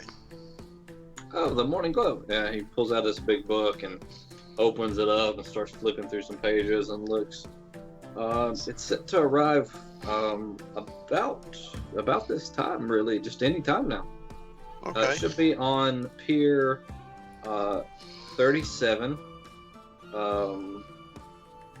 which is just outside here and basically almost right in front of this building, just Okay. down on the water there. Fantastic. How do the as they start unloading? How long does it take? How much cargo is going to be on the ship? You know, just kind of trying to get an idea how big of a ship it is.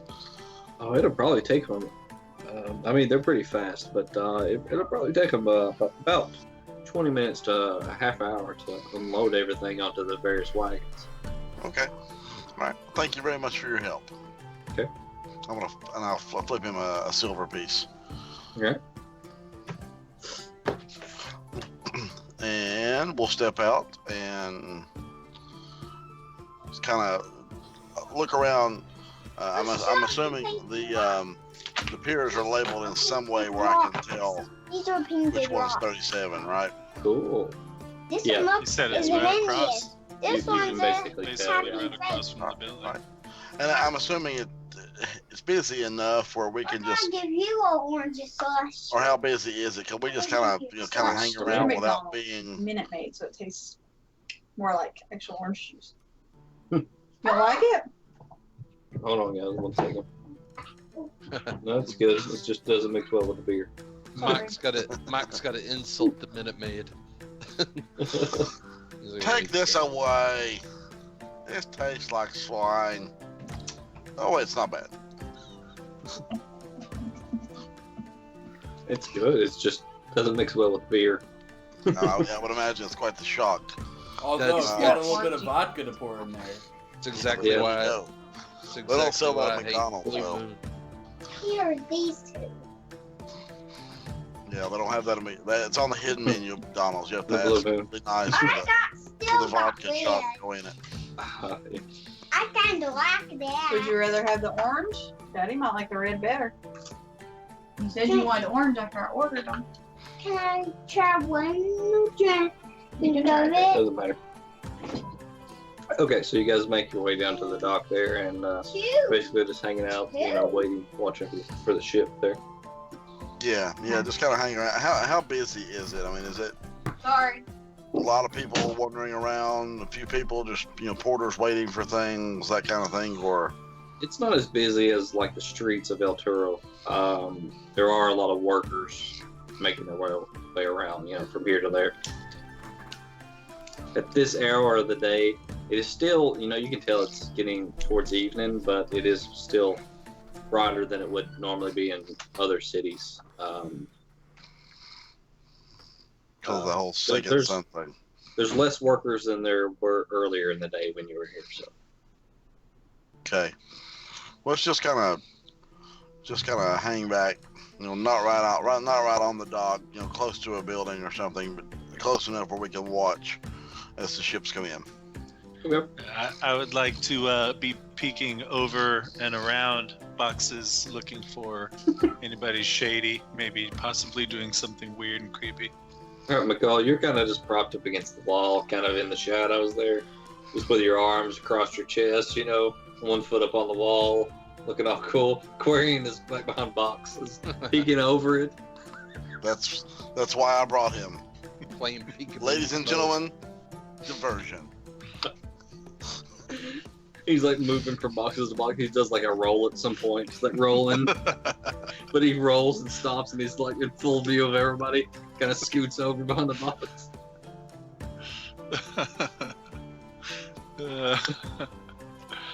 All right, you guys spend the next about half hour, 45 minutes just hanging out, watching, and then finally you notice the ship comes in that you're looking for. It's got its name painted on its bow there, so you can see it coming in. As soon as it docks, just a bunch of workers, go to work, just moving in and pulling cargo off of the dock.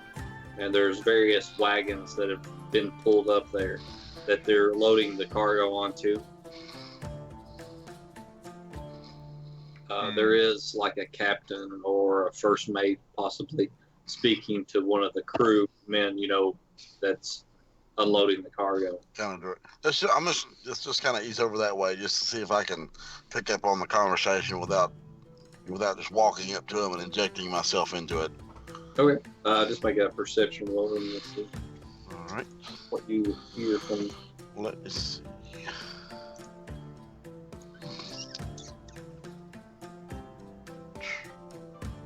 All right. So you get Not terrible. you kind of meander over there, and you're hanging out next to some boxes and stuff. You can go over here. There's a guy with like a piece of paper, and he's like telling, all right, so he's naming like different shops as they're bringing cargo through, and you hear that one of the boxes comes through and says, yeah, that one's for Mages for Ages, and it goes over here in this wagon, and you see which wagon he's pointing at. Okay. You got a pretty good read on exactly what he's pointing at. As he points at that one, you notice that there are some guards standing around this wagon, while the other wagons more have workers just loading stuff on it. There's Okay. 3 guards standing around this wagon. All right. I'm just going to continue to watch. Like I said, hopefully nothing will go wrong. I mean, I may just be wasting time, but Better safe than sorry. it's the only way we can really guarantee that things go as they're supposed to. Right. So yeah, you want I'm it just done gonna right, do it yourself. just gonna hang back and watch. So, like 30 minutes goes by, and they finally unloaded all the cargo off the boat. You see that the guy who's directing traffic, he's kind of signing some type of form or something and giving it to one of the workers on the dock there, and he's making his way back to the ship. About this time, you see a gentleman. He's tending to the horses. He climbs up on the wagon, kind of, giddy ups the horses, and they start moving forward. The guards are walking beside and in front of the wagon, and it's making its way up the street. Okay. I would like to. Go ahead. I would like to try and run after the wagon and jump in, but before I do, I want to throw one of my mugs at McCall's head to let him know I'm doing it. Okay, make an attack roll. That's his form of messenger. Just roll a d20. You were gonna there. say stealth. Just Well, we'll get to that point first. You throw the mug first. Oops, 1d20. They're gonna beat the shit out of Quarian thinking he's attacking the... That's what I was just All right. thinking. All right, McCall. You're I do it watching the with love. wagon. Out of nowhere, a mug hits you in the arm. Okay. It hits Thank you. you for not making it. It kind of hits you in the arm, and it flies up a little bit and hits you in the head just a little bit. and I want to catch the mug out of the air if I can. Okay. Roll Nice. 1d4 Quarian first to see how much damage this actually does. All right. Oh, stupid thing. Actually, oh, that's- If you're a monk, you could catch it out of the air for sure. Oh, So you It take was one damage from that. it was a love throw. See? All right, so you make an acrobatics check there, or actually a dexterity. Sorry, dexterity check would probably be more accurate on Okay. actually grabbing it. Oh hell yeah! Oh shit! Yeah. So it hits you, and you grab it as it even clinks off the top of your head, and you grab it above your head. It doesn't even get to come back down. I just turn, look, go, and just shake my head at him. All right, so you're trying to stealthily get into the wagon, or you just running at a dead Yeah. sprint? No, I'd Okay. like to be stealthy about it. So roll is stealth. While yelling the word wagon.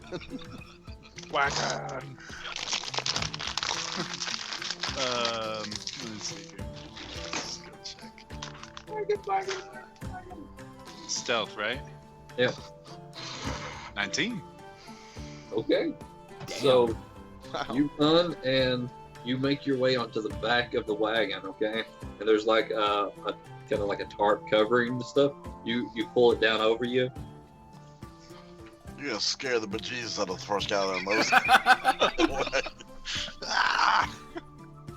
Who put a pile of rocks? Holy shit, it's alive! All right.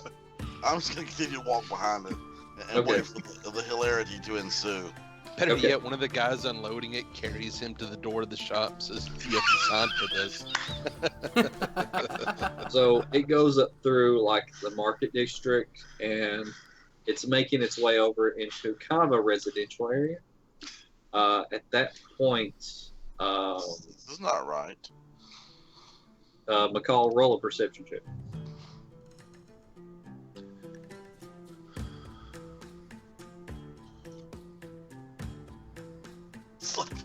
Okay. All right. So you just see the wagon, and it gets out of your sight for a minute there, and you're catching up to it. While that's occurring, which I'm gonna leave you on the map, okay? But you're not actually there. All right. Okay.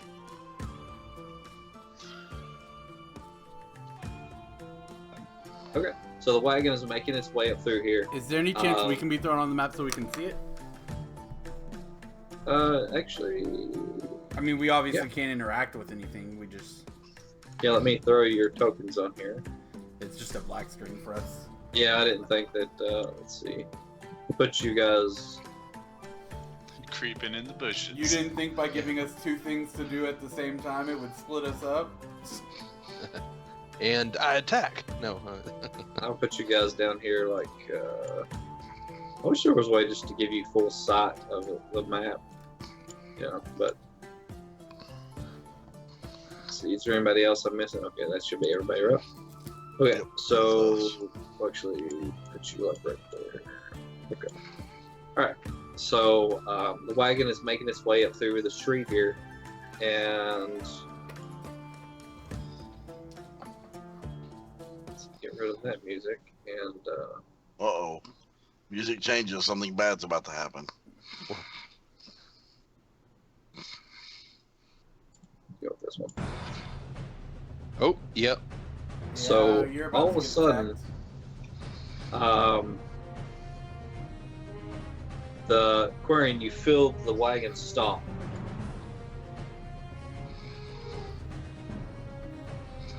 And you hear muffled voices. Roll a perception check to see what you actually hear.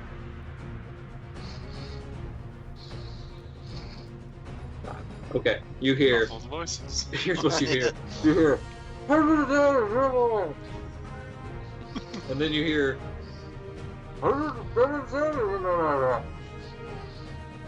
And basically, you can't hear anything. But the voices, they sound like they're hostile at each other. One sounds further away. Okay? Yep.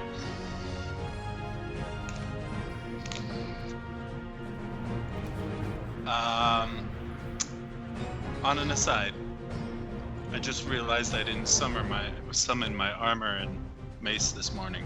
You go ahead and roll those. While I'm not Why does the taking care of a couple why of does things the here. vision just stop all of a sudden? The vision? What do you mean? Like the line of sight?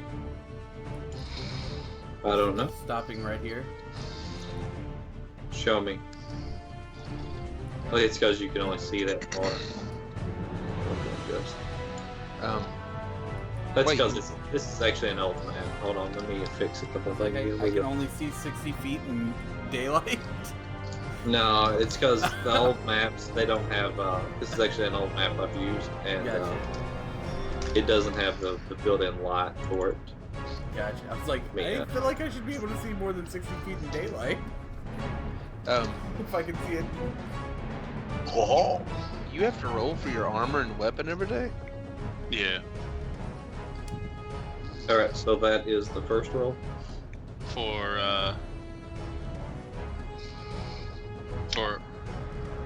12 plus d6 for armor. So 14, Okay. and then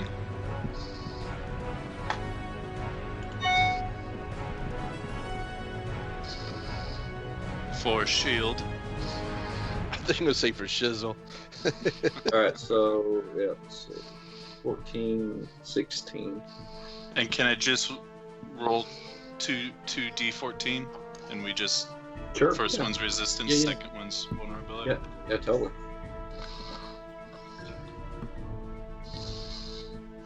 Let's see. What the hell is the AC? Yeah. Force and poison. Okay, so that's fine. Okay, so it's force and poison. Force resistance and poison vulnerability. Right? Okay. Yeah, that's probably not a good thing, but yeah, okay, we'll go with that. Well, I think at this point I would like to pop out from under the tarp, jump on top of the highest thing that's in the wagon, and survey my the jelly that is to become jelly. Alright, let me make sure I got everybody here.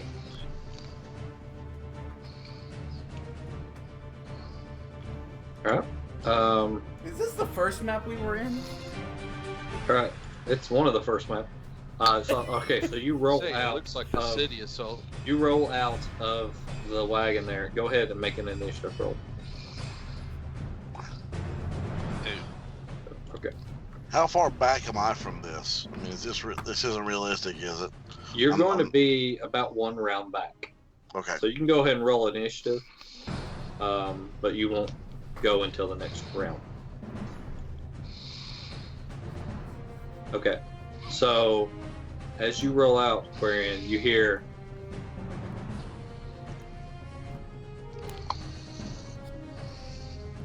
well, you rolled twice there.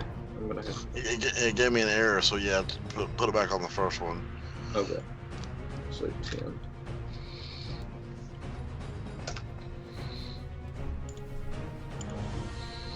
Okay. As you roll out Quarian, you hear the voices more clearly now.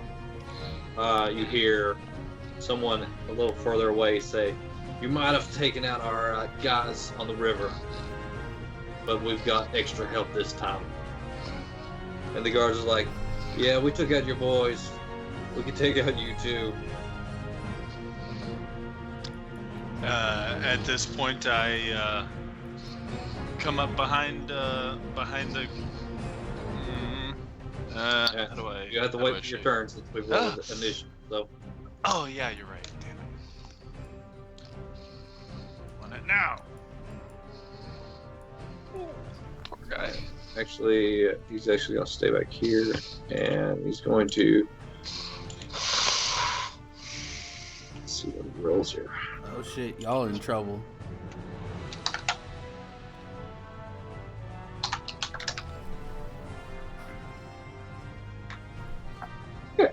So as you roll out Quarian, you hear him say that, and you hear the guard reply, and then you hear some chanting, and then all of a sudden this fire starts, just right above one of the guards, and just flame comes down on him, and he takes 2 radiant damage. That's what I thought. Orsic, does that sound familiar? So this guard makes his way You'll never know. I up, guess Adam's not here. uses a spear. Alright, I'm gonna hit thrust him real quick while they're in battle. 6 damage to him. Alright, so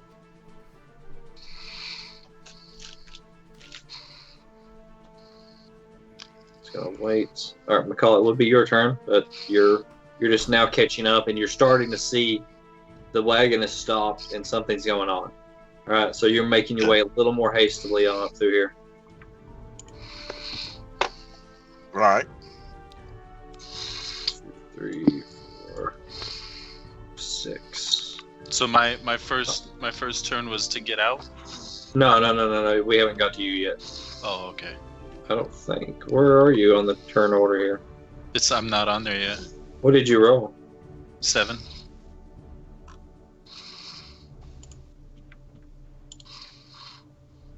No, not 17.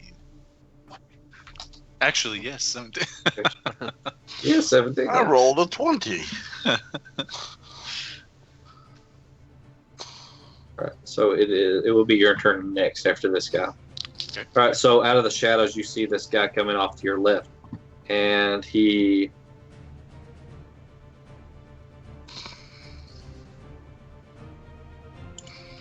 comes at the guard with a club in his hand and swings, and the guard just barely sees him in time and parries it with his spear.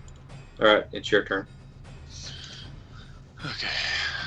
Let me see here. I am. I'm gonna tell. How can I point, like you guys do? That's a You spell that can't. they use.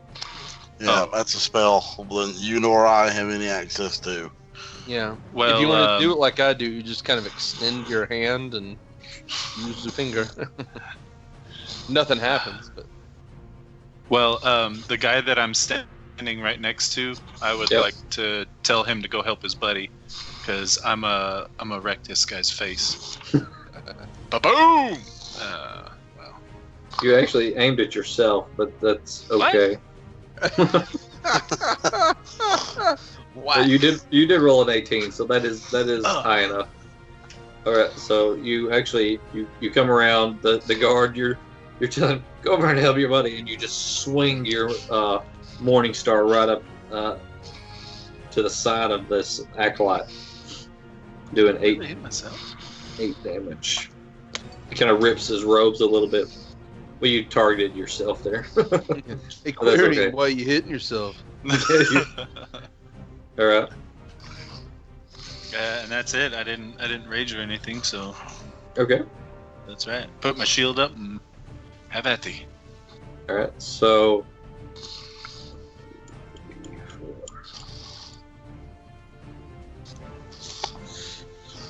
All right, so off on the other side of the road, another acolyte appears out of the shadows, and you see that same type of fire above the guard that is to the right of the cart there.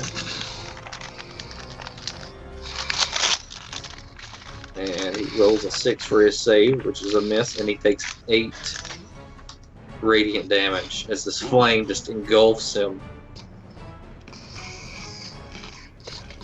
Alright, and it is his turn. After he pats himself out, he charges in with his spear in hand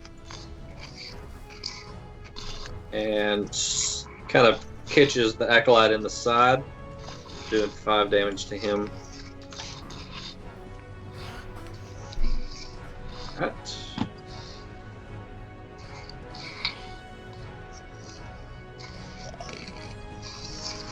On this guy's turn, you notice another one come out of the shadows here, Aquarian, right next to you. Ha ha. Actually, he's going to be a little further back, but you notice him now. He I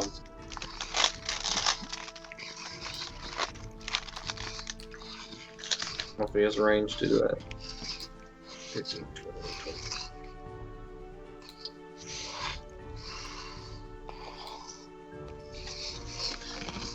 Did he just do something to me? No, he actually you all of a sudden you see some like golden like radiance like coming off of him and the guy that's right next to you. And that is his turn. And this guy's turn.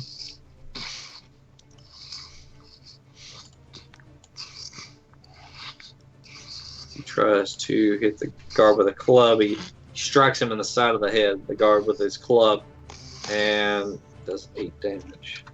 So the guard up there is looking kind of rough. I don't know that you quite noticed that, Aquarian, because you're engaged in combat. And on the other side of the building, right?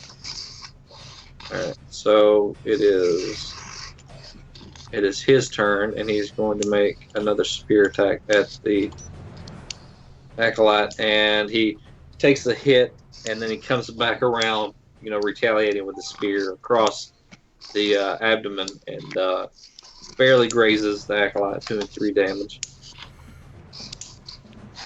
Okay. On this one's turn, not heeding your advice, he moves over and tries to attack the guy next to him, and he rolls a natural 20. Oh, Nice. bully for him. So he gets the guy pretty. Let's see, actually, it was.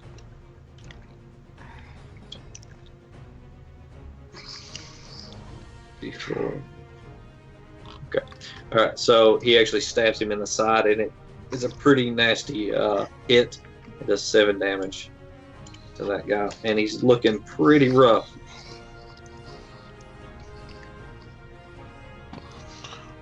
Okay, My turn? You mean this almost. 4, 5. Out of the shadows above, you see someone who looks a little different. It's a female warrior. She comes out of the shadows. She is lightly armored. She's got this like skull helmet that sits on top of her head. It doesn't actually cover her face. And as she comes out of the shadow, you see, as she steps out onto the battlefield, her breath, when it comes out, it's like almost like a mist. Like if you were in cold weather, and you're blowing, it's almost like that. You see that she pulls out 2 daggers, one of which looks like a regular dagger, the other looks almost blue looking. And she surveys the battlefield and then throws the blue-looking dagger at the guard closest to her up here, just to the right of her here. Okay, so the dagger hits him, and you see blood and like this blue-white looking like cold come off of his chest.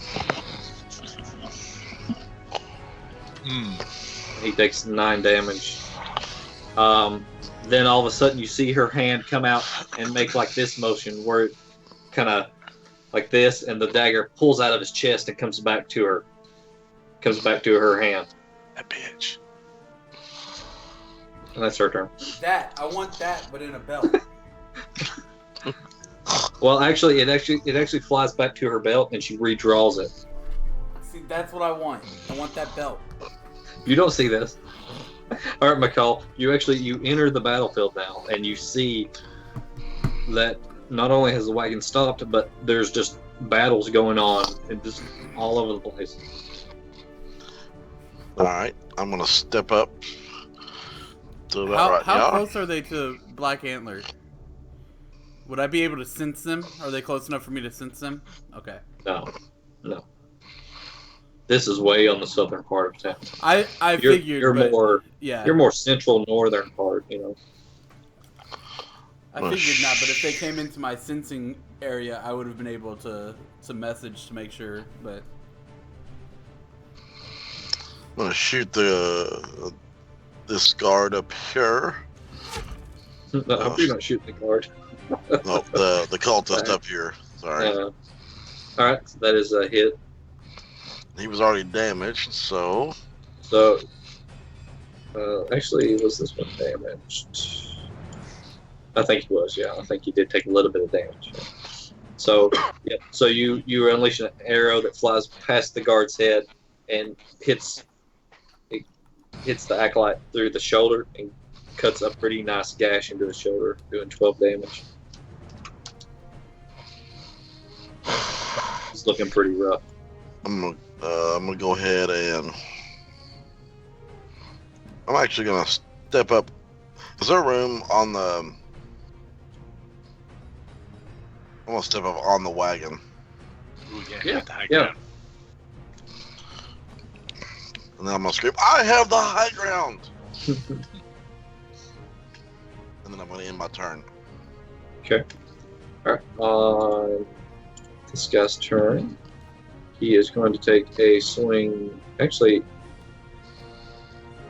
he is going to grab his talisman and raise one hand to the sky and then bring it back down to his chest. And doing so, you see some type of like radiance, coming from like above him down into him. And all of a sudden, he looked pretty bad before, and now as he brings his eyes back up, there's just new initiative in him. So he's ready for more battle. Let's see, that is an action, so that is his turn. And it is your turn again. All right, I am going to thoughtfully turn my head to McCall and say, "Good job, fellow. The high ground is very adventitious." And then I'm going to swing on this guy. Why didn't it let me swing on that guy? Which guy? The I don't know. revival. You keep hitting yourself. No, I'm legit tapping on this guy. I'm tapping right on his face, like literally on his face. All right. Wait, Well, hit the high ground. a 10 actually misses though. Damn it. So you swing, and with this newfound energy that he has, he just kind of jumps back out of the way. Just distracted by your high ground. Yeah. I want this guy dead, so I'm not gonna give him the satisfaction of swinging on me if I leave. So I stay. Okay. Wait, So- isn't Hasselhoff in the wagon there gonna jump down and take a swing at anybody? So on this guy's turn, he takes a swing at the guard, and misses. Even though the guard is badly wounded, he finds something inside him to block the attack. So that's his turn. And as he parries the attack, he thrusts a spear back towards the cultist, which also misses because he is badly wounded. On this guy's turn, he is going to he starts moving his hands around, Aquarian. You notice that he's kind of got an orangey glow to it, and kind of raises them to the sky. And as he does that, you look up and you see fire coming down at you. Roll a dexterity save. Ouch! Ouch! All right, so you've seen this a couple times before in this battle, and you're expecting it, so you roll out of the way, and the fire misses you. Fire bad. That's his turn. This Smash guy's good.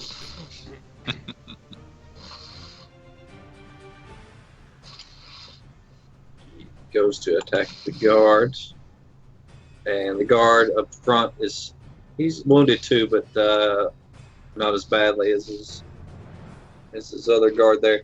He blocks it with a spear. In retaliation, takes a strike at the cultist, and that is a hit. But since he was coming back from a deflection, he barely grazes him in the upper thigh there with his spear, doing 1 damage. So the guard next to you takes a swipe at the cultist next to you, Aquarium, and again, this guy, he's found some newfound energy, so he jumps, and the guard barely catches his robe and just puts a nick on his abdomen there, doing 1 damage to him. Ha! Ha ha! So it is now the female's turn.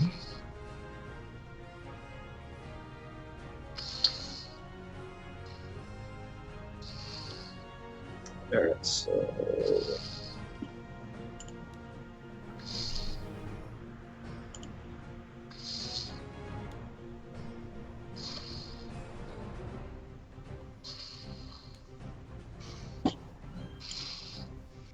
Alright, so she moves up here, and she makes a single attack with her blue dagger, and the guard is kind of falling backwards. She doesn't anticipate that, so she misses the first one, but then she swings her other dagger and catches the guard right up in the chest and pushes it all the way through a couple ribs. You hear some cracking, and it goes right into his heart, and he falls over.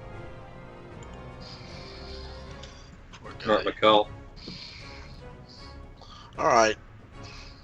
Just for that, going to feed her an arrow. Maybe not. Alright, so let's roll for this. Does he have advantage since he's on the higher ground? No, not with a range shot like that. I mean, he's like 5'10". He's like 20 yards away. But I wouldn't say that would give you much advantage. Alright, so you go to shoot. The arrow actually hits the guard as she's letting him go and falling. It actually hits the guard in the back, and you're the one who finishes him off. Damn. That's gonna leave a mark. Sorry about falls that. to the ground. Cold-blooded. I ended his suffering. That's very noble. Very effectively ended his suffering, You actually. just make sure to take that arrow out later before they examine the bodies. I rolled very low. If I'd have rolled a 1, I would have made you shot the guy riding the car. That's what I figured. I've seen this in Pulp Fiction, only it's the other way around. Somebody gets shot in the head, and I have to clean up the whole cart. So, Oh shit, I shot Marvin. Alright, is that all?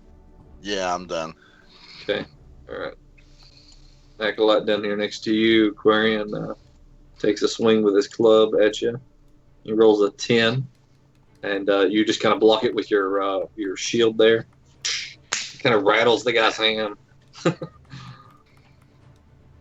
You hear him grunt, and as he's recoiling back, it's your turn. All right, here we go again. I'm going to swing on him very carefully, pushing on him. There we go. A 14 that hits. Have So at you as he's recoiling back from the attack, you take it and you stick it right into your morning star, right into his side, under his arm there, and then pull it back out, and it does 9 damage to him. Yeah. You can see that really hurt the guy. He's now bleeding pretty bad. That's it. Okay. All right. This acolyte up here, he runs over to the cart here, and he tries to attack the guy riding the cart. And Defend yourself, motherfucker. he rolls. Yeah. He actually strikes the guy with the cart, who's driving the cart. I don't know. He's above him there. No, actually, we'll say he misses. The guy with the cart pulls back because he had disadvantage on it because he's trying to reach up onto the cart and smack the guy. And he hits the seat, but it's pretty close to the guy. Alright, that guy's going. On this guy's turn, he's going to try to cast that flame spell on you again. So make another dexterity saving throw, Quarian.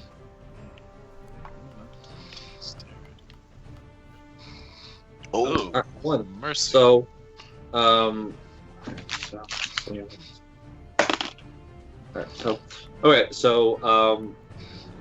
you go to roll, but the acolyte expects you to do that, so he actually aims it to where you're rolling this time instead of where you were, and the fire strikes down on you. But since you're a moving target, you only take 1 point of radiant damage. Alright. Alright, so on this guy's turn, he's going to attack the guard right in front of him. And the guard is standing strong. He just blocks the attack with the club and retaliates with a spear attack. And another miss. So these guys are just basically just kind of lightsaber battling up here, just back and forth, blocking each other's blows. Alright, the guard next to you is trying to help out, and he sees what's going on behind him, so he actually disengages to come over here. He doesn't actually do disengage, so the acolyte takes a swing at him and misses, and he takes a spear attack at the acolyte up here. But going around the horses and being swung at from behind, he's distracted enough so he misses. Okay, on her turn, she looks at McCall and puts her daggers into her belt. As she does, she pulls her hands up in the air, and you see something forming in her hand. Looks almost like the dagger she was holding, and she throws it at you. Okay? And that is a 23. yeah, that's probably gonna hit. Okay, so immediately you're hit in the chest with this. It's cold. It penetrates through some of your armor there, and it's cold the minute it hits, and it just immediately fades away. But you take 7 points of piercing damage, and then all of a sudden, as it's starting to fade, it bursts out of you, just explodes. Nice. And you take 8 points of cold damage. Okay, this isn't funny anymore. And then the burst that comes out also hits the driver, who immediately falls unconscious.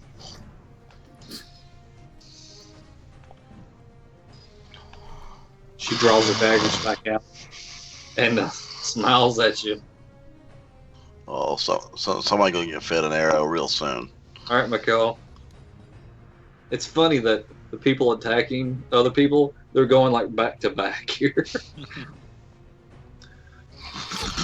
Hell yeah. She's a little too arrogant, and as your arrow comes by, it strikes her in the cheek and cuts a gash in her cheek, doing 10 damage. She hasn't taken damage before, so. No, I know. Yeah. No, so that was close to a crit too. It was a 19. Damn it. Yeah, that was pretty close. I'll take it though. All right. On the Acolyte's turn, down here, he's going to take a swing at Quarian. It's a 7. Again, you just block it with your shield. It's just... And it's your turn as he's as his hand is numb from the strike against your rock shield there. Take that. 19. All right, so again, you take this opportunity to just, instead of swinging around, you just jab your Morning Star straight out into his chest. And he takes 5 piercing damage. He's looking really rough at this point. He takes it, and he's almost doubled over from the hit. The guy to the south of me there, is he? Why I can't tell here, but is he? He's only been playing a support role, yeah. The guy below you, he's only cast spells at this point, yeah. Okay, yeah, I'm He just gonna stay there until He hasn't meleeed anything. this set is resolved. Alright, so we'll say on this guy's turn, he moves. Actually, no, he's got the guy engaged with him, so he's going to take a swing at the guard. He rolls a 4. The guard just easily blocks the attack.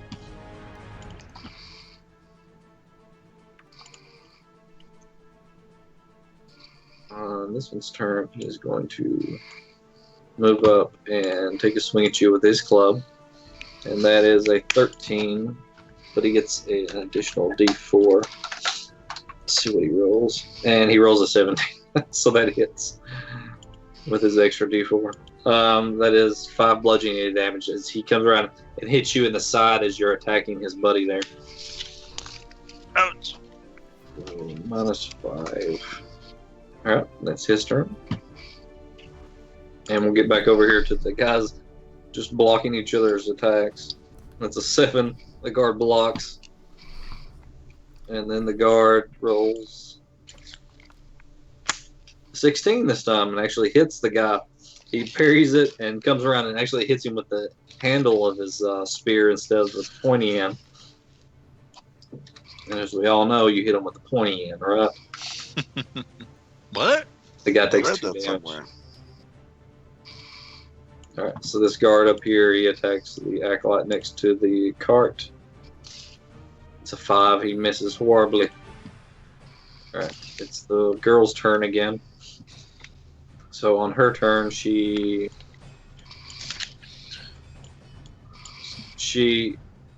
ducks behind the building there, and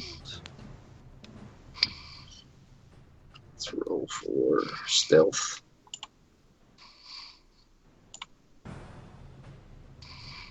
She ran. She's the only one I wanted loot from. All right, McCall, roll me a perception check. Okay.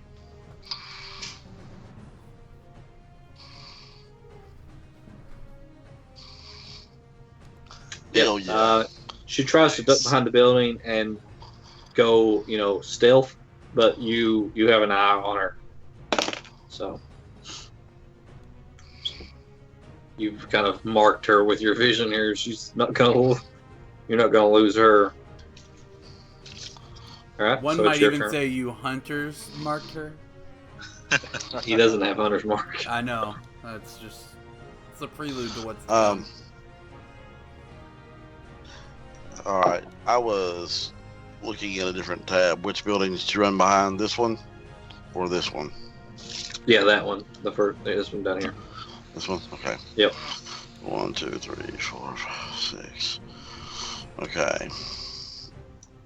I'm going to move to right. Meow. Wait. All right, you're gonna spur an attack of opportunity here. Hang on, was that 6 or 7? One, two, three, four, five, That's six. 7. Yep. So right, meow. Alright, so here's the attack of opportunity. That's a 13. No, that's a And miss. you have a 16, right? Yep. Okay. Alright. All right. After my move, I'll get back and kill him later. I'm going to attempt to shoot her again. Right, that is a miss. She's kind of ducked behind the building a little bit, and even though you've kind of got an angle on her, it's a hard angle, and it missed there. It just misses. All right. I am. Yeah, I've used all my moves, so I'm done. Okay. On this guy's turn, he swings at Quarian. It's a half-hearted attempt because he's pretty damaged. A 13, and that misses you, Quarian, I'm pretty sure. Yeah. With your 16 AC. All right, it's your turn. As he kind of just. And that will be your last. I cast death. That is a hit. So as he swings, his head comes down, and you take that opportunity to just bring your morning star around your head and smack him in the back of the head, just planting him into the ground. The crunch tastes good. Well, I guess I got cleanup work here, so I'm gonna stay put. Yeah.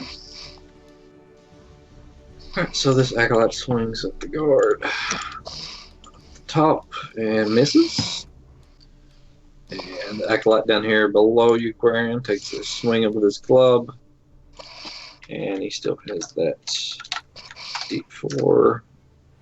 And that is a 17 again, so he takes advantage of you hitting his friend there and does 3 damage to you with his club. Cheap shot. Alright, so these guys up here at the front, they can't seem to hit each other. Oh, he finally makes a hit. He gets past he kind of grabs the spear, and this time just hits him in the top of the head with the club. It does 3 damage to him. Epic battle up here at the front. The guard pulls his spear back and takes a swat and catches the cultist right across the chest this time. It opens up a pretty good gash in his chest. He looks pretty rough. Alright, it's the guard next to the cart. Tries to jam the pointy end towards the. Adam just got booted from call. Alright, on her turn, she notices that you chased her around the building, Josh. Let's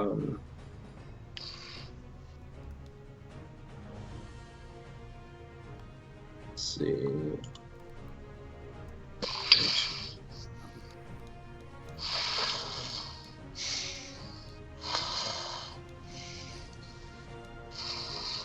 Adam might not have got booted. He was quiet for a long while, like even when we were back at the tavern. Right, so you notice that she puts up one of her daggers this time, Josh. And as she does, she kind of brings her hand back across like Iron Man, kind of. And you see this white-blue orb appearing in her hand, and it just shoots out this ray.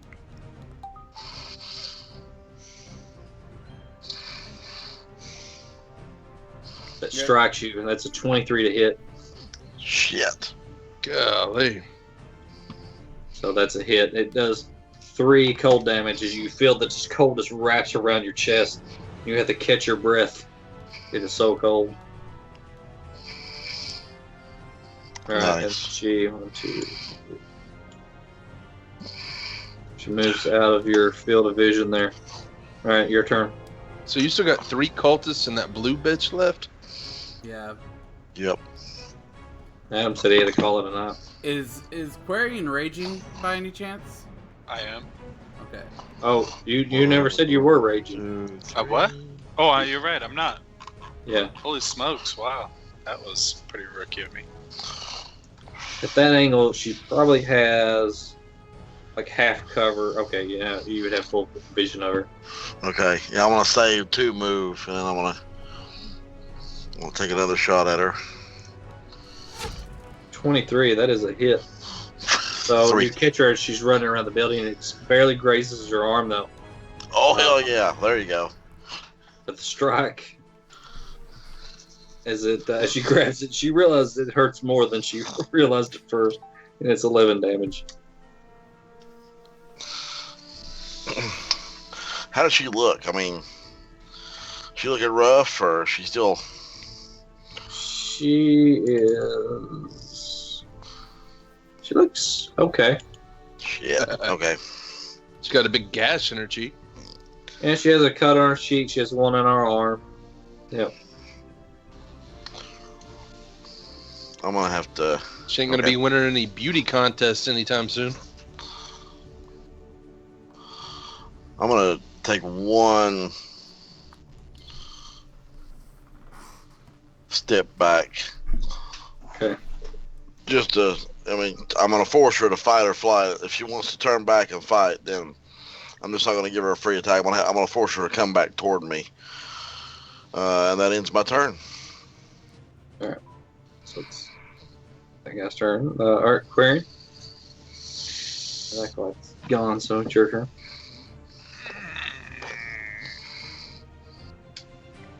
By the way, I'm just moving my token to get a better view of things. I'm not trying to throw anybody off. I keep feeling the presence of a dwarf running down the battlefield. I'm You like guys feel that? Obi-Wan. That's weird. Damn. By the way, I'm just rolling initiative to get a better view of things.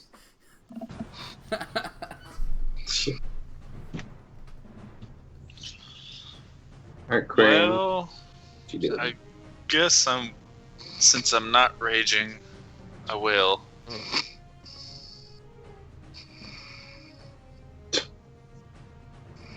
Damn it.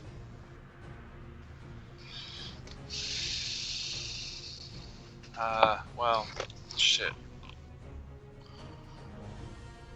Would I know, in my experience of these cultists, whether they would abandon the siege of the cart if she went down? You wouldn't know that, no. You might assume it, but you wouldn't know it. Putting her between me and you would be a good thing, though. I mean, But there's Apple Tower. There's just one guy up there at the cart, 2 cultists, and well, shit. well, no, you're right. Yeah, go ahead and keep, because I'm out of line of sight of the cart right now, so probably keep line of sight of that. Even if even no matter which way she moves, she's got your ranged attacks, or I can meet with her quickly. So I'm just gonna stay here, and I'm gonna try and off this guy as quickly as possible. That works. Die! I can't click on it. There we go. Alright, so 10 is a miss. You're getting Otherwise, that would have been a great That's what I was damage about roll. to say. He's getting some terrible attack rolls, but great damage rolls. That would have been a great damage roll, yeah. Because that would I don't have get been a anything 14. from rage for that to boost Not that? advantage, no, I don't No, think. damn it. You have advantage on strength checks and saving throws. You Now, if get bonus to damage. That's it. If you're in a Shit. frenzy, you would have been able to have another attack, but You get resistances, you know. And Yeah. Nah. Well, I guess that's that. so on your turn, you look up and you scream in the air as you feel the rage, filling your body, and then you swing. The coldest jumps back, and you actually put a hole in that house right there next to you.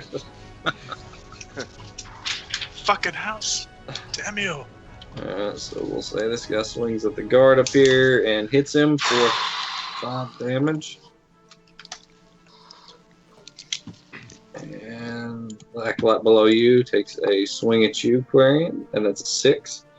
He just swings as he comes back, from the dodge, and he just whiffs. He just misses completely. So the epic battle up here at the front between the Acolyte and Guard rolls a 20. The Acolyte does, and He actually comes around and hits the guard in the foot this time with his club, doing 3 damage to him. What does he come from the cult of the Stooges? What's he doing? So the guard, as he pulls his foot up, he takes a swipe at the acolyte with his spear and hits him, doing 5 damage. I think that finishes him off. Yeah, finally, he just kind of, as he's falling backwards, he swipes at him and cuts him across the throat. And the acolyte falls to the ground, gasping for air. On that, he actually moves down here to support McCall. Alright, this guard up here takes a swipe at the acolyte next to the cart and misses.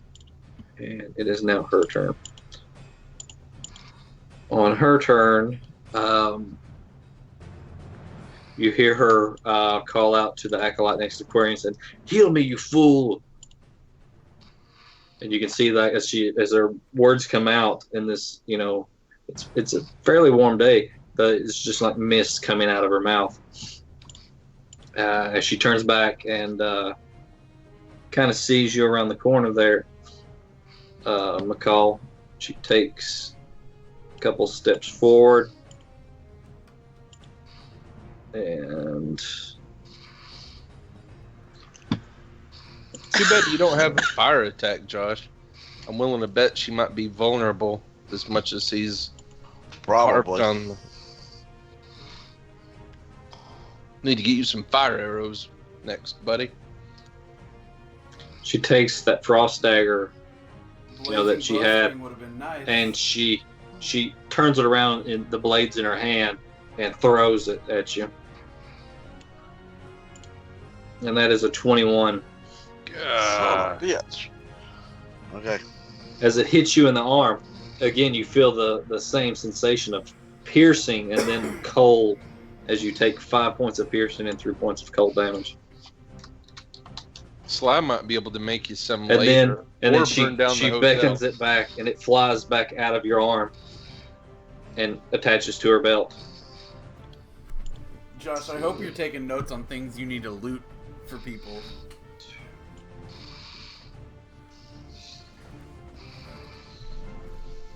Actually, we'll go right there. I want Yeah. a bra. Yeah, that's all. I mean, it's a +5 brawl Oh, right there. protection. I'll throw that All shit right, on. McCall, it's your turn. All right. Hmm.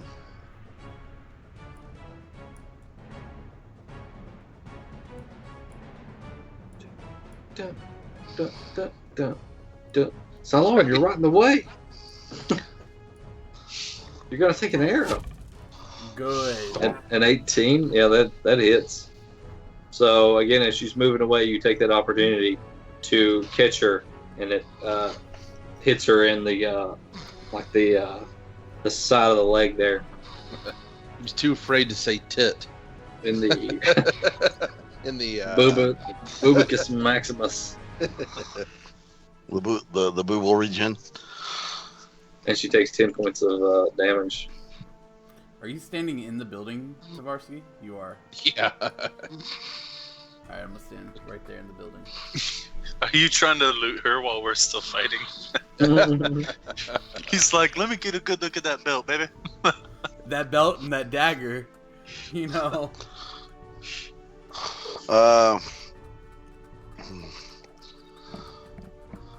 Yeah, I'm not gonna move any closer. I'm gonna have to disengage soon and heal. If she hits me one more time, I'm gonna be in a real bad way. You have All right, so Quarian, your turn. Don't you have berries Well. or something? how Yeah, but I have a healing spell too. But he also I has gotta. potions, but how, is it a? I can't. Yeah, I was gonna say I can't. What kind of action would I have to give up to drink a potion? I thought it was just a bonus. I would Honor. say like a bonus action so would be fine I mean, can I do that to this do it during round? Or? combat. Push, push, push, push. There we go. Yeah, you could probably do that this round. Damn it. Yeah, What again, does Your rage is just clouding you at this point instead of helping you. And you What swing is- again and miss. What does the potion heal? It's 2d4 plus 4, I think. Okay.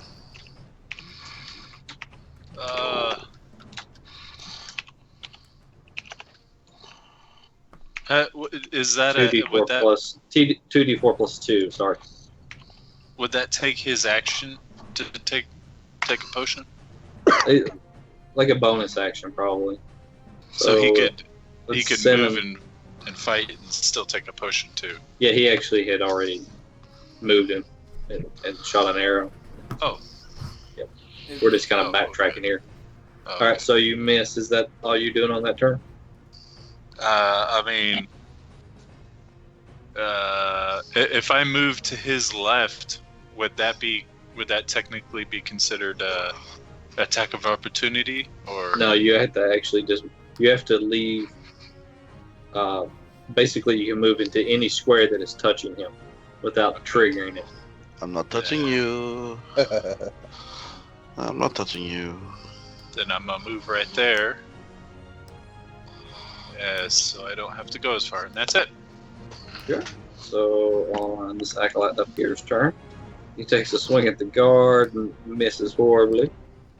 And on the one down here next to you, Quarian, he turns and you see him moving his hands around, and he points it. Actually, he has to move first. So, well, I'll move it. I'll move him in a second. If he moves to, I can't see. Can Yes, he can. I was like, He moved down to here, so he could Oh. actually reach out and touch her. So no. He rolled 2 1s on his healing spell. oh, that's awesome. That's just awful. All right, so that's a little bit. Okay. Now she will kill him for such a pathetic healing spell. That guy's gone. Card. He kind of limps up here and peeks around the building, but doesn't engage right off. He's kind of No. limping. I'm just gonna look at him, and kind of wave him back. Just waving back. He's like, oh, he's leaning Yeah. up against the wall. He's bleeding pretty bad, and his foot's hurting pretty bad too. All right, so the guard next to the card up here, he attacks the acolyte up there. That's 18. Yep, hits for 5. On her turn.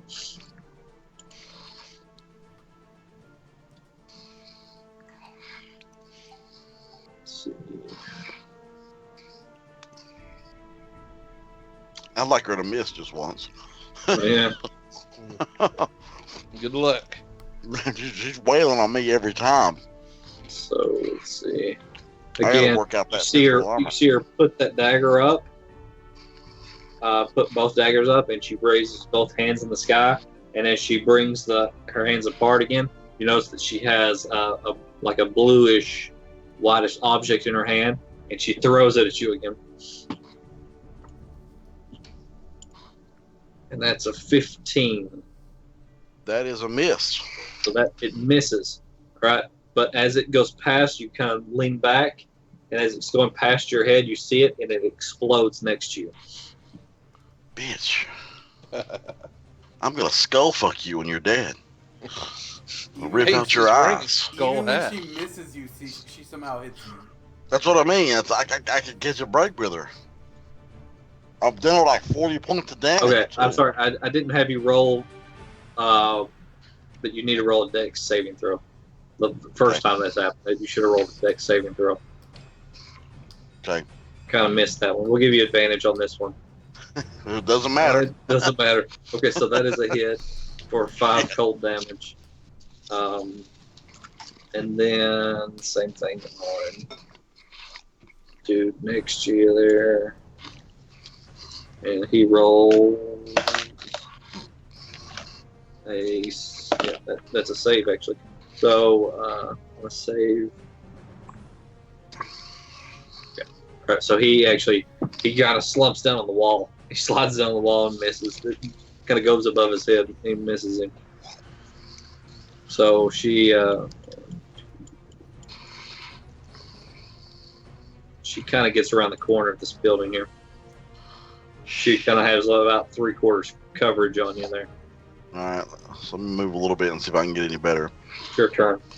1, 2, 3, 4.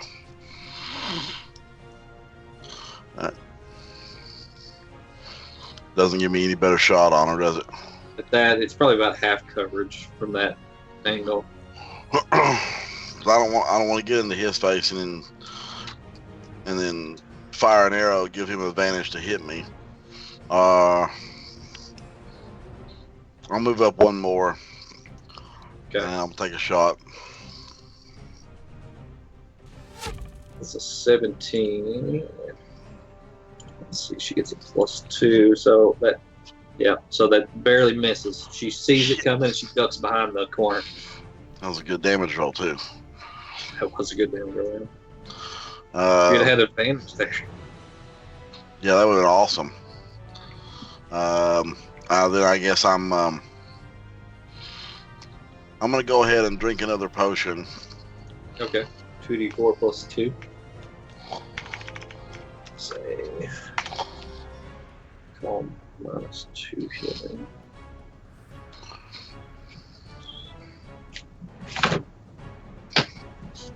Alright, so that's +8. Okay. And I guess I am done. Alright, Quarian, your turn. Raging still. Riddle me this real fast. Is merge with stone a movement or a buff? That is just an ability that you have. But does it relate to, or is it related to pass without a trace, or does it buff my abilities or stats any? Because every time I try to look it up, it's either it's got something to do with something like stone skin, or it's got something to do with movement. I thought it was it apparently moving over terrain, right? No, that's Earthwalk. That's what you're talking about. Merge with stone. I mean, just double check it real quick. But I think it just is the ability that gives you pass without a trace. Oh, okay.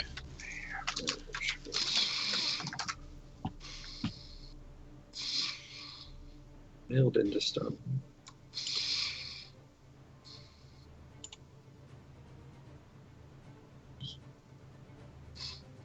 Yeah, it's represented as pass without a trace. Is what it is. Okay. All right. Well, I am. This healer's got to go. The healer must go. All right. So 11. That is. Didn't I roll that is exactly? barely a miss. Yeah. I rolled exactly that another time, didn't I? You rolled a 10 last time. Exact same. Oh my god. Yeah. But barely a miss. He just barely gets out of the way. Well, yeah, that's it. All right. Good luck, McCall. Acolyte above at the wagon takes a swing, misses horribly. Acolyte down here, he takes a swing at you, Aquarium, and that is a 16. So he takes advantage of your rage swing and hits you in the arm, doing 7 damage. Actually, half. So that is 4 damage. So plus 3. Yep. You take half damage on that. So. All right, this guard back here behind you, McCall, he's leaning up against the wall, pretty much out of the fight. The one up here next to the wagon.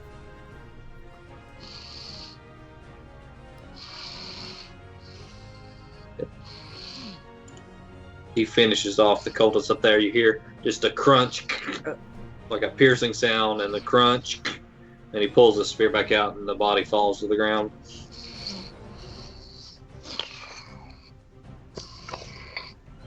Okay, on her turn, she walks back out here in the open, and all of a sudden, I jump out in front of him. all of a sudden, she looks around and you see her. Both daggers are in her belt. She throws her hands to the side, and just blackness starts circling her hands, and she slaps it together in like a clapping motion, and just like in a 30-foot radius around her, just darkness, impenetrable darkness. You can't see through it, even with your dark vision. Nice. So it's like, I mean, it's like right here. It comes right in my face, literally. Let me see if it's. I can't remember. I may be exaggerating the range on it. It may be. Sorry, 15 feet. So it's So about like right to there. Yeah, right here. Roughly. You can't see past that.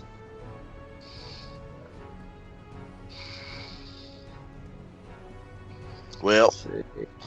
shit. Yep. So it is your turn, McCall. This cultist has to die because his boss just bailed on him. So,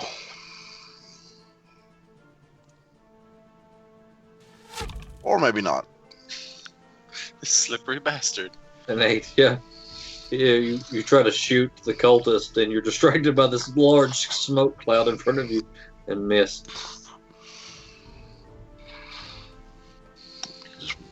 I could just walk over and bitch slap him, so I'm so close to him, but oh well. All right, Quarian, your turn. Okay. It's a D12 for attack. A D20? 20 for attack. Yeah. I want to see if. You just want to straight roll it? Yeah, I feel like I miss so much. An 8. Good Plus- lord. That is. Oh, that hits, actually. What? That What would do you hit. add to it to make it? You add your Plus strength 4 modifier and- plus your yeah. proficiency modifier. You're adding like +6, so it's like a 14. actually, Yeah, so Oh, shit. that is a hit. So Then you you could- need to roll damage, and your damage is See, hover. I don't know if you noticed it, Russ. Like up there where I attacked. See, my first attack is an 8. Hover over Yeah. that 8. I mean, easy way. His second attack is a 7, but it's got Yeah, the and red that- box around it that shows that that's he the rolled critical a natural miss. 1. Yeah. The red box is always going to be a natural 1, so green box is a natural 20. Yeah. So Well, yeah. your damage is 1d8 to roll. Okay, so Nice. Seven. that's 11 damage total. So I'm sorry, plus the rage damage too. So that is 13 damage. So you just clock this guy upside the head. He dodged the Good. arrow, and you just clock him upside the head, and you pin him up against that house, and as you let it go, he falls to the ground. Man, the people who live there are gonna have some So- repair work. As this is happening, that smoke is starting to dissipate, and as it clears, no one's there. Of course not. Well, I can't really tell from where I'm at here. I mean, I could see where you tapped earlier, so I would know that there was a large bit of darkness there before I swung on him, right? Yeah. Okay, then McCall, I'm gonna circle around, and I do exactly that. Let me pick him up. So basically, the turn order is over at this point. There's no more combatants on the field. So Oh, she legit disappeared? Oh yeah, she's she gone. Oh, she bailed as soon as she hit that spell, and yeah, she was gone. Well, there you go. So then I will come over here and cast Cure Wounds on this guard. Okay. Aw, On you're such this a nice guy. All right. Since he did help us quite a bit, so And one of his buddies died. Yeah, that's 4 plus 4 to him. And the driver died, so it looks like I get to drive, bitches. I thought the Corey- driver was unconscious. Corian pushes the driver off the cart. Was the driver dead or unconscious? He's dead now because I just flipped him off the cart. Let's see. We've had about 5 rounds. Let's roll for it here. That's a save. That's a save. He's stable. So we'll roll for the guard. Save. Save. Save. Okay. So the guard and the driver are both stable. So Okay, maybe Corian, I won't push the. You just kind of push him over in the seat. Yeah. He's still slumped over. All right. Then I'm also gonna cure wounds on the guard that has 1 hit point up here. Okay. 4 to him, and that gets him back conscious. And just for good measure, we'll hit I have 3 spells, so we'll hit 3 spell slots. I hit the other one as well with a All right. cure wounds. All right. He gets more. He gets 6. He gets 6. Oh. So Soon.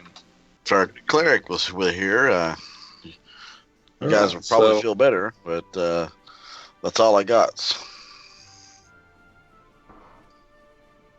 And so you're actually at the helm here. You push this guy back onto the boxes. Just relax. I got this. The guards are getting upset. The one's like, "What? What was that?"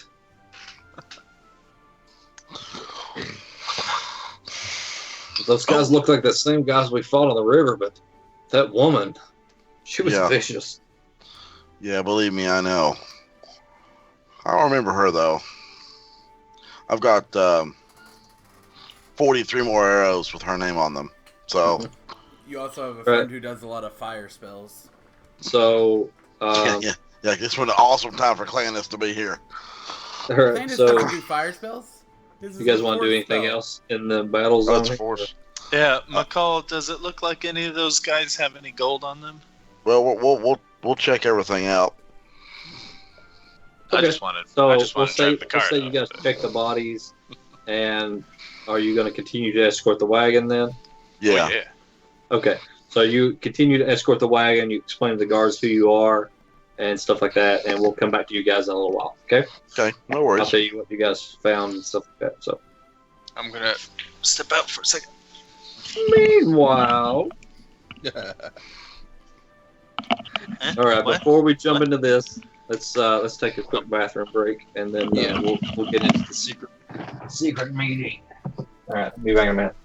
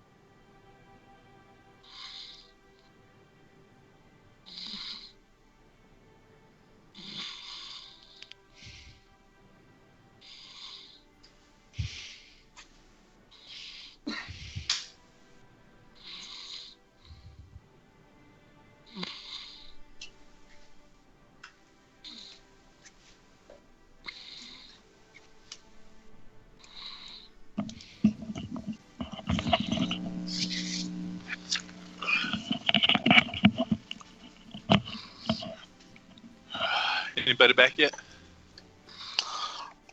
Nope, Mr. Disney is not back.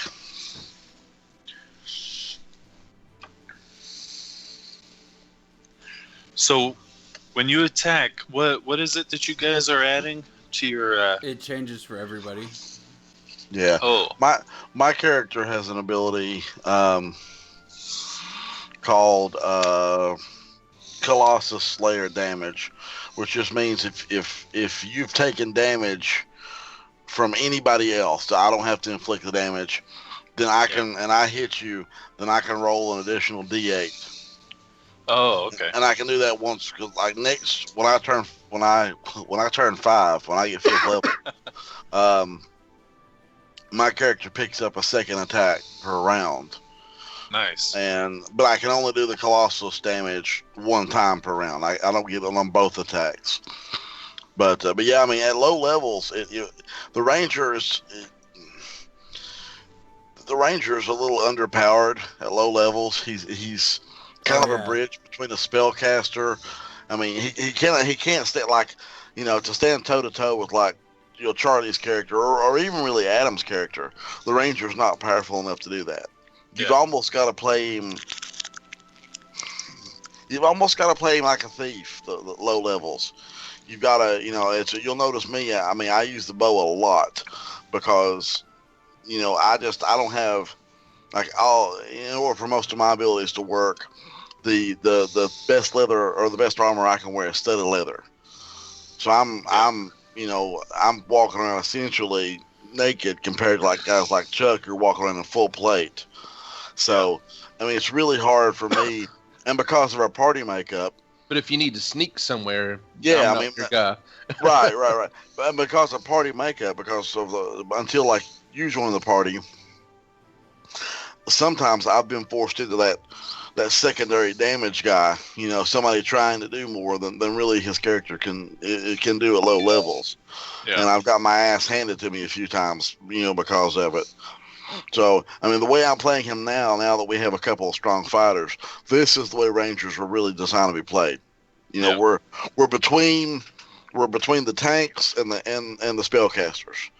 Yeah. Hanging back, doing a lot. I mean, now that I've chosen specialization with a bow, I can do a lot of damage from a pretty long distance with a bow. So that's really how.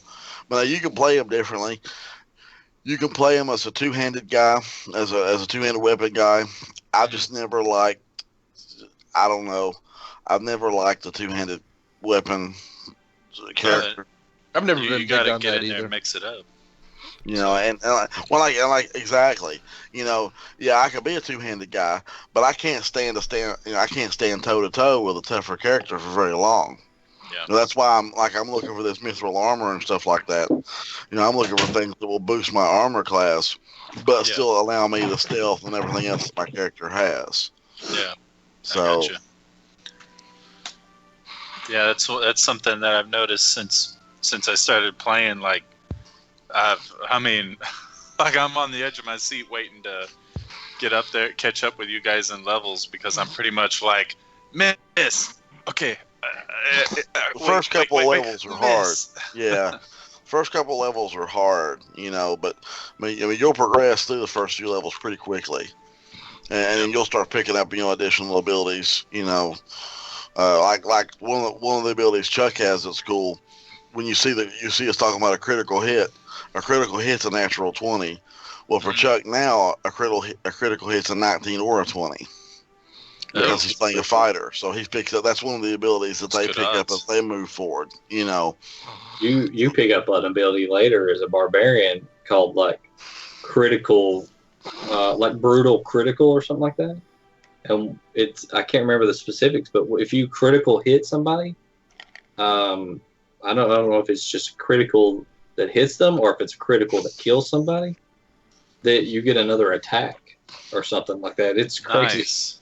You can just keep killing people going through them, Is that frenzy? No, that's not frenzy. That's 9th level brutal critical. Brutal critical. It does something like that. It says you can roll one additional weapon damage die when determining the extra damage for a critical hit with the melee attack. Well, there you go. And then it increases to 2 additional dice at 13th level and 3 additional dice at 17th level. So if you crit somebody, you destroy them. Oh yeah, I mean you could at 13th level, you could potentially be doing 30, 40 points of damage on a critical hit. You know. Yeah. I'm scared to think what Justin came out of the gate the other day doing 30. So the monk characters are skewed as well. I mean, at low levels they're weak, but as they level, they pick up some impressive abilities. I mean, really quickly too. yeah. All right, so Saloran and Tavarsky, Orsic is kind of waiting in the bar there, I guess, or he'll walk in with you, but he's going to be the silent partner here. Okay. All right, so you guys are just waiting out in the tavern there, and a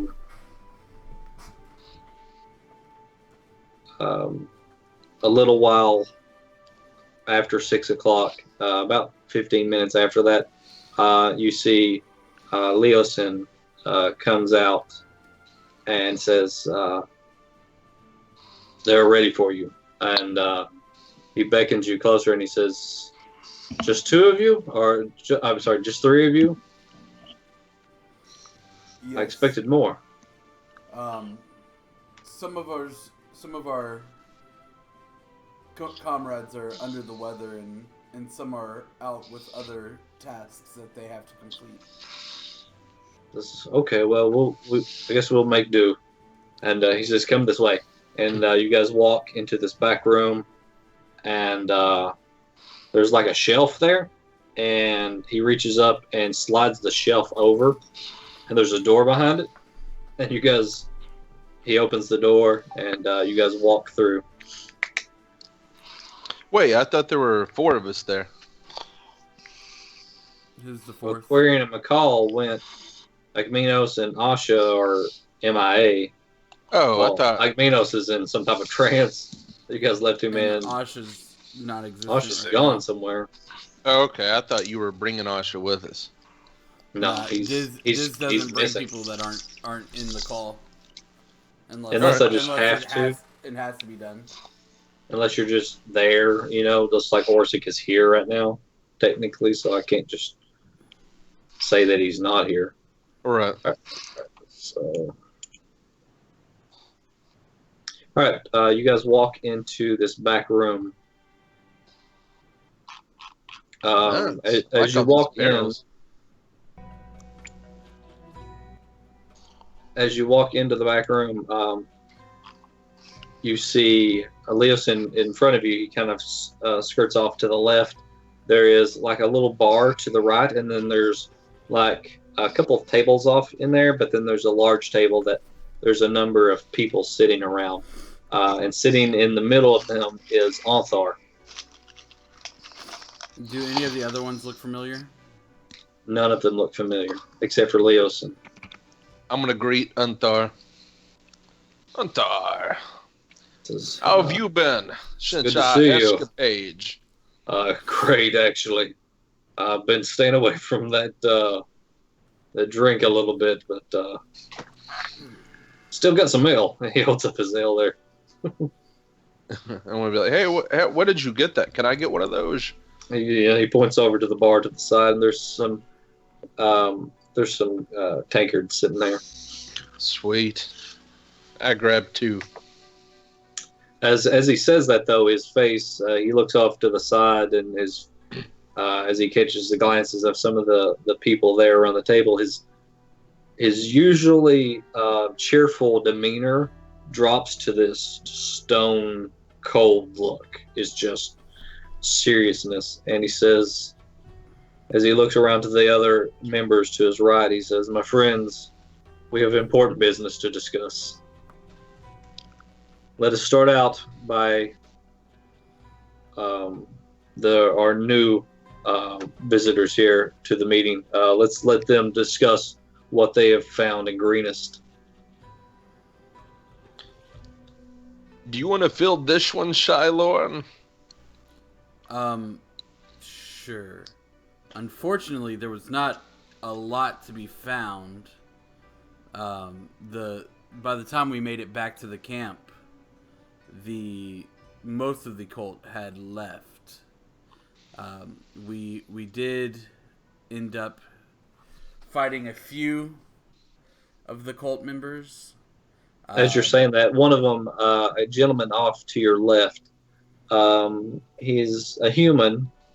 Let me see. I do have a picture of him. Hold on.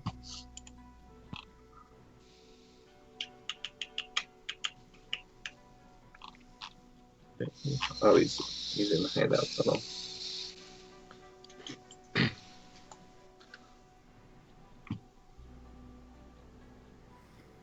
This in here.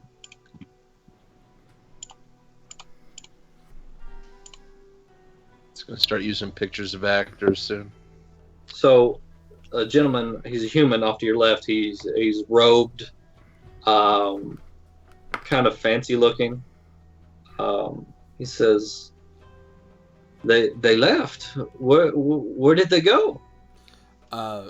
Unfortunately, we don't know. The cultists that were the members of the group that were left at the cult. We were able to take a couple of them and question them, but they weren't aware of everything.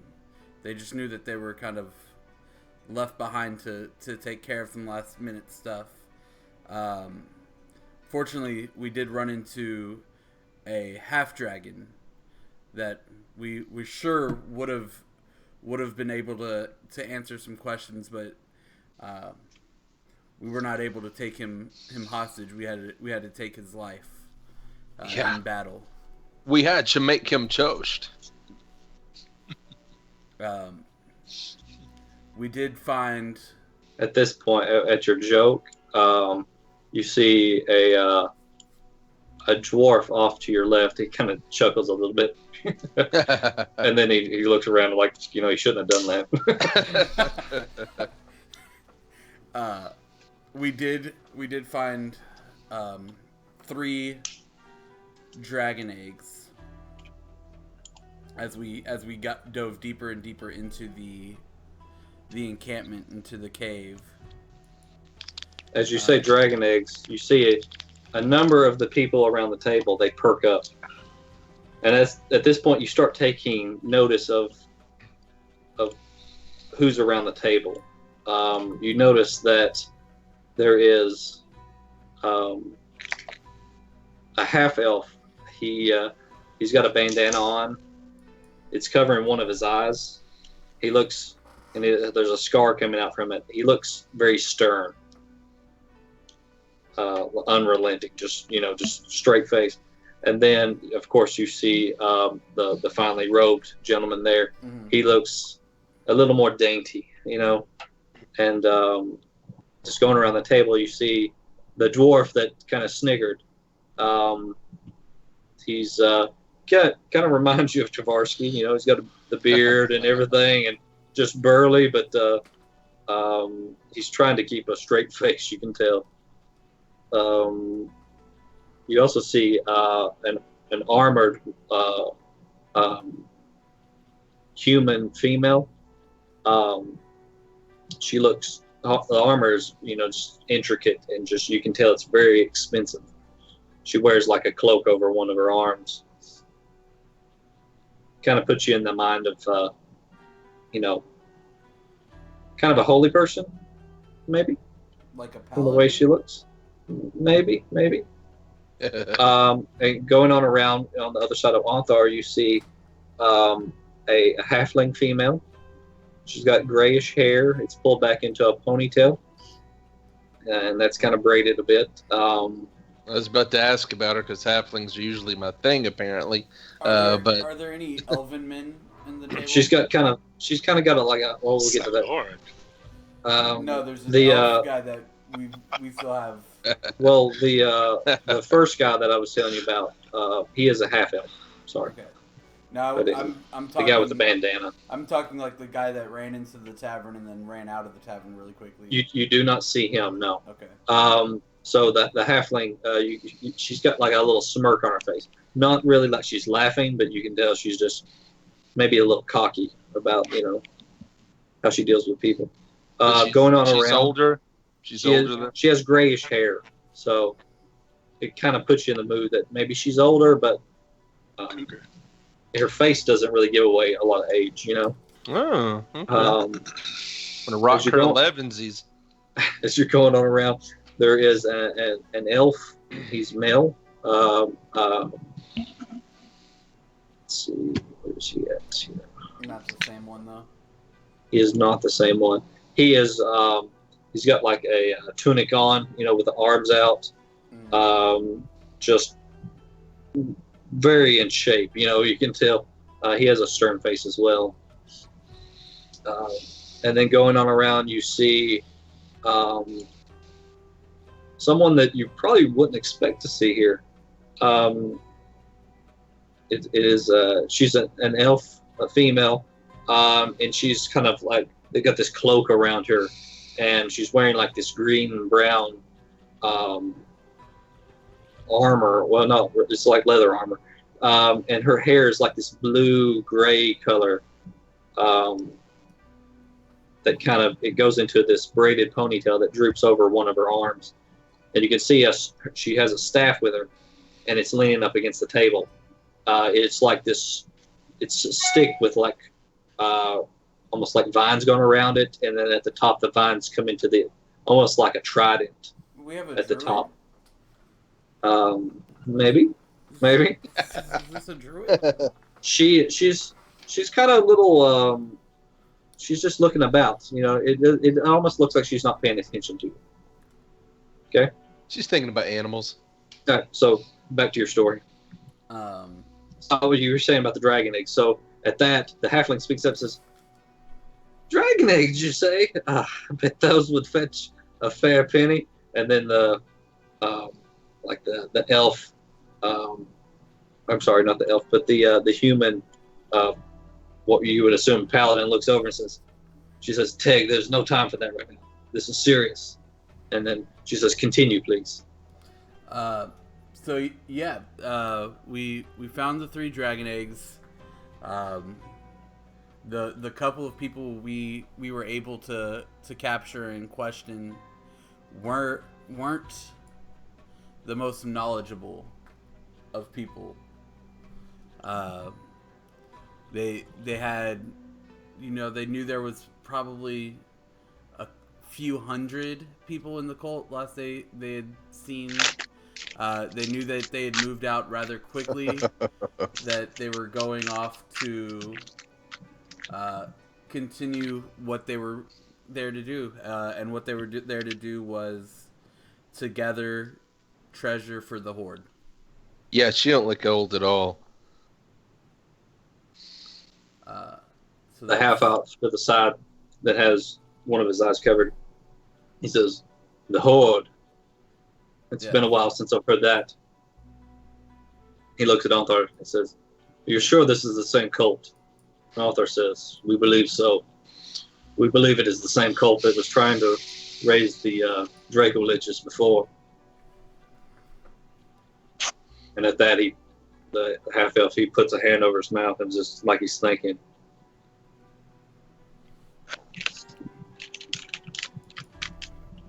Arthur says, "So, is that all you found?" That is...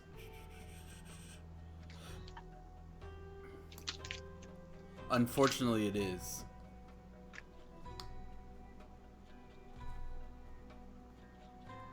So, would anyone like to see a dragon egg? You see eyes just widen around the table. Arthur says, I'm gonna point at him. "Sure." Like stealthily, I'm gonna point at him and like, really? Do we have to bring that up in front of them right now? Yeah, we're here to impress. Mother's like, "Yes, put it on the table here if you don't care." All right. I reach into the bag of holding and I start to pull the dragon egg out. Okay. And onto the table. I know it's a little bit bigger, so I don't like. I set the bag of holding like on the table and pull it out to where it's.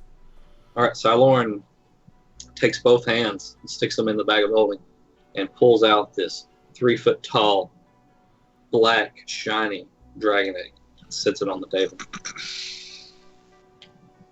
You see a lot of the people lean in. And at this point, the elf, the female elf off to your right, she leans in and says, "Yeah, that is a dragon egg.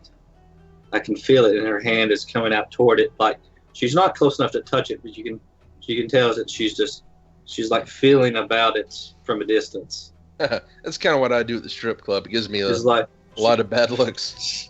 she closes her eyes and says, "It is a black dragon." And the others look around, kind of mumble to each other a little bit there. Says, Arthur says, "Was this the only one you found?" Funny story about that. There were actually 2 others. Where the size of the eggs was so big, we could only take one. And we didn't want to leave the cult with 2 more dragons to birth and send our way after we had already done battle with one. So we smashed the other 2. Okay, so you guys have all the pictures there on the screen, so you can see all the people. I Yep. no longer Is that correct? do. I do. They're in your journal, so I'll just refer to their names. It's a little easier to call them out.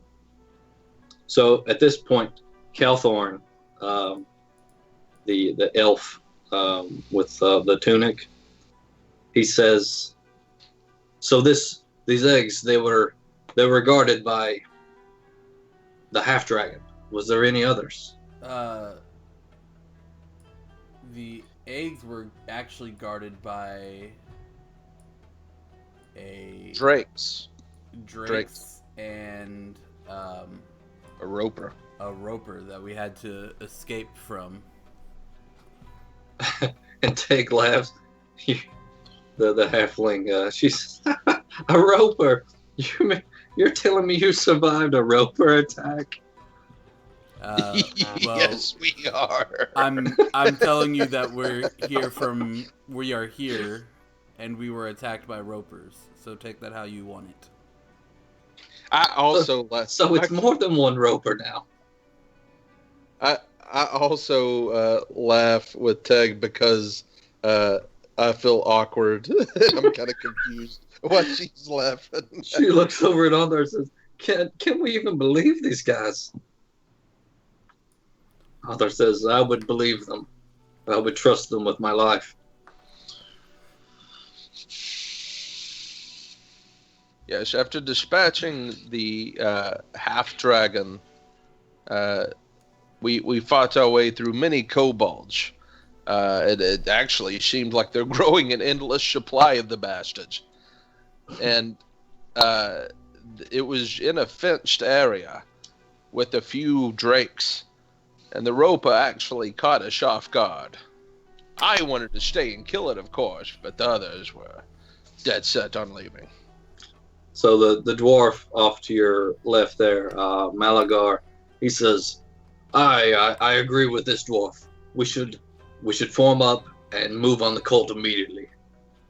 And at that, the tavern plender, the little dainty, the finely dressed man said, Whoa. Let's not get ahead of ourselves here. We don't want to get into any confrontations off of heated heads like this. We need to get more facts.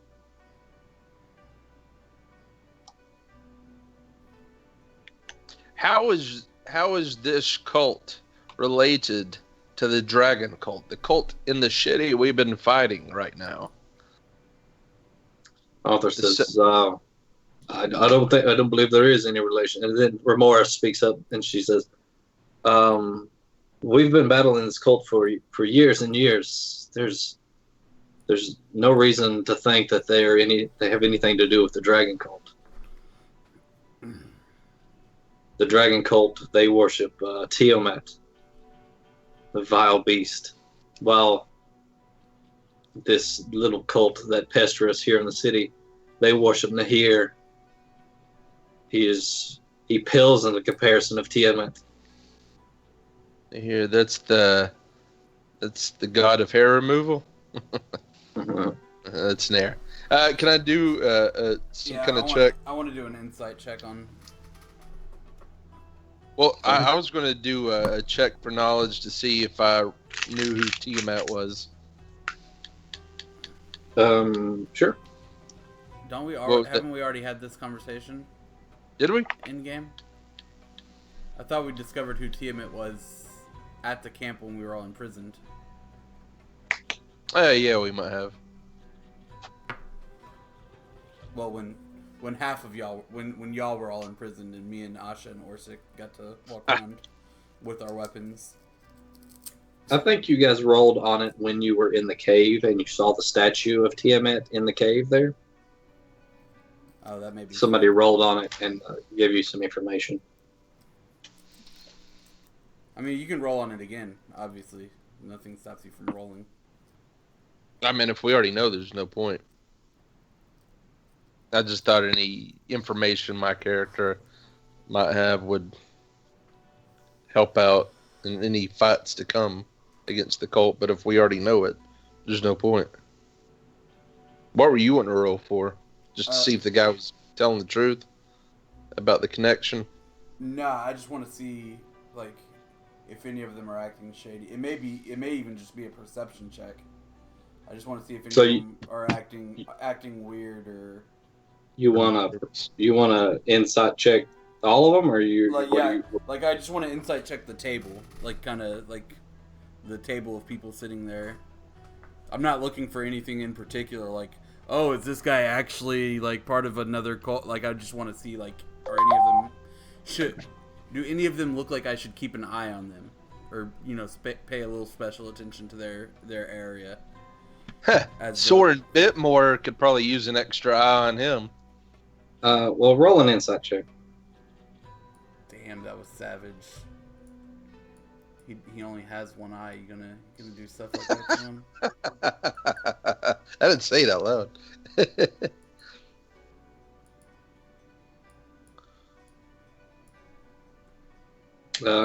Your feeling about the room is that most of the people here are generally concerned about stopping this cult from, but you feel that some of them are taking it more seriously than others. Yeah. Would the others be the halfling chick? Let's not take. Don't talk bad about Teg. I'm gonna charm the MC Hammer Pants right off of her. Yeah, I mean, you get that opinion of Teg that she's the one that was amazed we survived a Roper attack, right?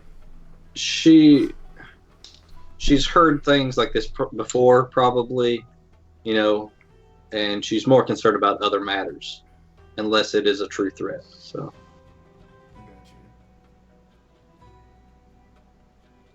So where do we go from here? All right. So as the meeting goes on, Arthur's like, well, we've discussed quite a bit before you came in here, but we've asked a lot of you so far, and we will pay you for that. And if you choose to, you can part ways with us now, or if not, we do have another mission for you. Thank you. Well, clearly this is something that needs to be discussed with our group as a whole, but oh, dude, did she just bring you a sandwich? That's awesome. Where do I find one of those? It's called a wife. I've had 2 of those, and none of them brought me sandwiches. No, that's more than a wife. That's just a great woman in general. just want to know where I find one of those. Like a. You didn't drink that. I drank some of it. Barely. I drank the rest of that beer first. He drank the 2 sips that he took when he first brought it in. Anything else for us No. right now? No, thank you. Does that taste better? I do like it better than the other. The bread has. Sorry, I got you a crappy one. What? Their minds are blown, apparently. Oh, Except for Josh, I think. Kevin was in that store and he was eating all the candy and stuff. He's like, "You probably just make all this anyways." I'm like, no.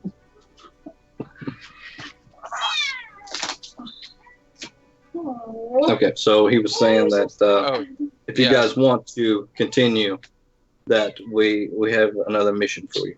yeah, and I was saying that this is something we probably need to discuss with everyone in our party, but I also think I speak for everyone when I say something of this scale will surely affect all of us if it's not stopped. Not only that, something so close to certain members of our party. This Teg speaks up and says, "I agree with you, Dwarf, but I haven't seen enough facts to prove that these guys are actually a threat, more than just a crazy little club that are trying to spawn some drakes." Look, I if I you want to assure- go at it alone, that's fine. Wait, hold on. Here's where I come in with the charm. I assure you, my beauty, we have encountered these cultists firsthand. They are a definite threat. Their army has marched across multiple towns, looting and pillaging and killing at will. Dragons breathing down fire and lightning at their behest. So there was a dragon. There Yes. Yep. Was it a black dragon, like these eggs? No. The one we came into contact with was a blue dragon. She leans back in her chair. Charlie, roll a perception or a persuasion check with advantage. Am I trying to get her back to my room? Hey, must be the money. Natural So, 20. Wait, my natural 20 is still a 19. So Shows how good my he leans charisma back is. forward and says, "Well, this could impact business. This may be worse than I thought." At that point, Heaven speaks up and says, "Hey, don't get carried away here. Like I said, we do not want to get into fights over hot heads like this. Like you were saying before, we don't have enough evidence." You don't have enough evidence of what exactly? That this is an actual threat. You don't have enough evidence. Go to Greenest and watch this. Look at the city that's been destroyed and torn to ruin. Yeah, what's Go- left of it? Go look at Leosin and the condition he was in when we found him in chains, having been captured by the cult. Like, there's not enough evidence that this is a threat, or there's not enough evidence that this is a threat to you personally. Greenest was torn apart so badly it took them nearly a week to round up all the pigs out of the street. He's like, "Sir Elf, you must understand we have to look out for our own. I do care about everybody else as well, but we have to stay close to home, and we have our own troubles, as you must be aware, as everyone else probably has their own troubles. So if this is not a huge threat, then It's only a matter of time before this army comes knocking on your doorstep, or with a horde of dragons flying overhead, burning every building down within this town." It's a threat. Just because you can't see it doesn't mean it's not on its way. And as you say that, he looks past and says, "Oh, a father of Lathander, as I am myself. What do you think of this, Sir War?" Warsick looks at him and says, "Everything my brother has said is true." Hold on. Charlie woke up over here. Sure. Mhm. That everything my brother said is true. And by the word of Lathander itself, I would stake my own talisman on it. That everything is true, and this is a threat. So we'll roll him a persuasion check. Let's roll the best. Oh, okay. Tavin leans back and says, "Well, maybe this is. I will have to speak with. I will have to speak with the high priest about this when I get back."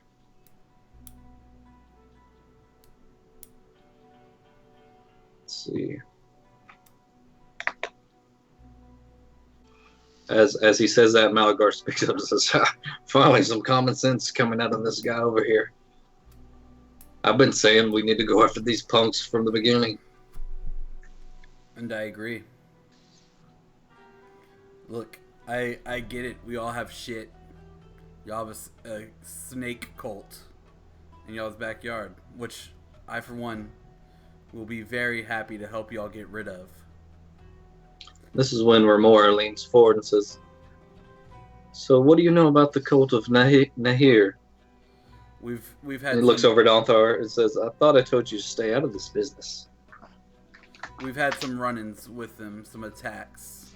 Althar's kind of shrugging his shoulders like, kind of pointing over you guys.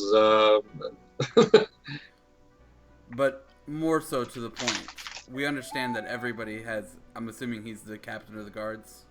Is there anything that would give that away? That's a female, but I'm assuming she's the captain of the guards. Is there anything that would give that away? no, nothing that would give it away. Other than the interaction between her and Althar? That would be the only thing. Okay. Okay. So, like I said, we all have our own shit to deal with. Everybody in our party has their own shit to deal with that we're putting on the side burner because there's something more important right now. So, go talk to whoever you need to talk to, but this has to become a priority. And Althar leans forward and says, "I didn't want to bring this up. Oh, we were talking about the cult of the dragon, but since you did bring it up, Remora, these gentlemen here found that the cult that have been working with a number of merchants in the town that are working against a number of other merchants, stealing their goods and terrorizing some of the citizens. And why it's making us look like thieves and murderers ourselves. These are the real culprits." And he pulls out a parchment and says, "Here," and hands it over to her. He says, "We stopped a raid we stopped an assault on one of the shipments coming to the city just this evening, and we found this on one of the attackers." And she opens it and looks it over. And she looks back and says, "Well, I guess this vindicates you and your friends here." What up, What- Pasha? What happened? But does it She says- vindicate them? Does it really? She says, we're in some intense shit right now. We're in a secret meeting about the cult of the dragons. She says, "I'll have my guards take care of this." Brant, is it? Yes. He seems to be behind most of this. We She would, felt we it up. would greatly appreciate that. Wait, what's being taken care of? Charlie had to pee.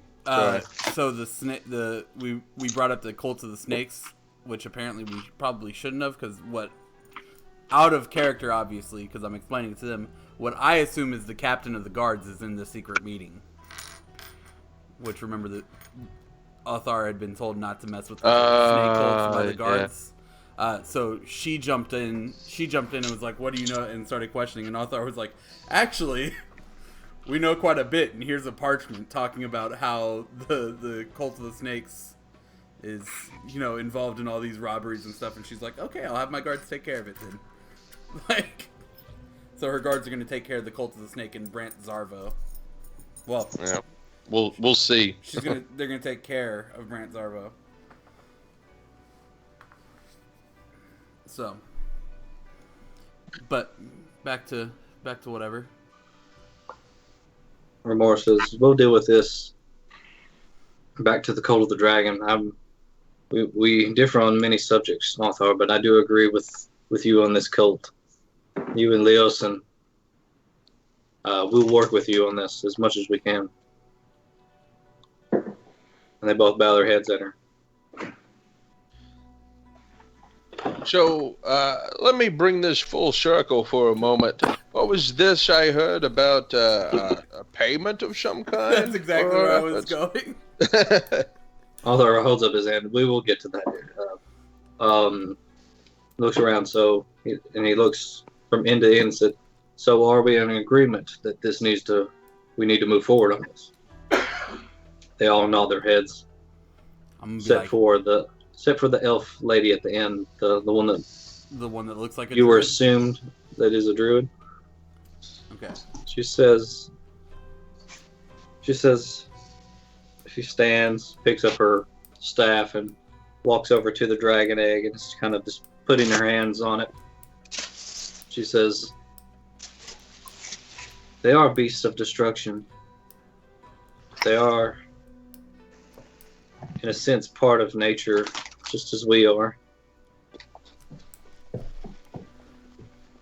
But ultimately, bringing Tiamat into this does imbalance it. She says, I guess I agree with you as well. I thought I was about to have to do some persuasion. Because you will have the Emerald Enclave's support. The what? As well.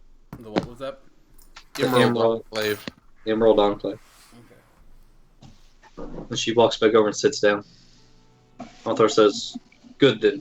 So, I know you said you had to talk with your party members to agree upon this, but they really cannot wait. We need to know now. Will you accept this next mission? Can we hear the mission? Sure. We need you to... Your next mission, should you choose to accept it.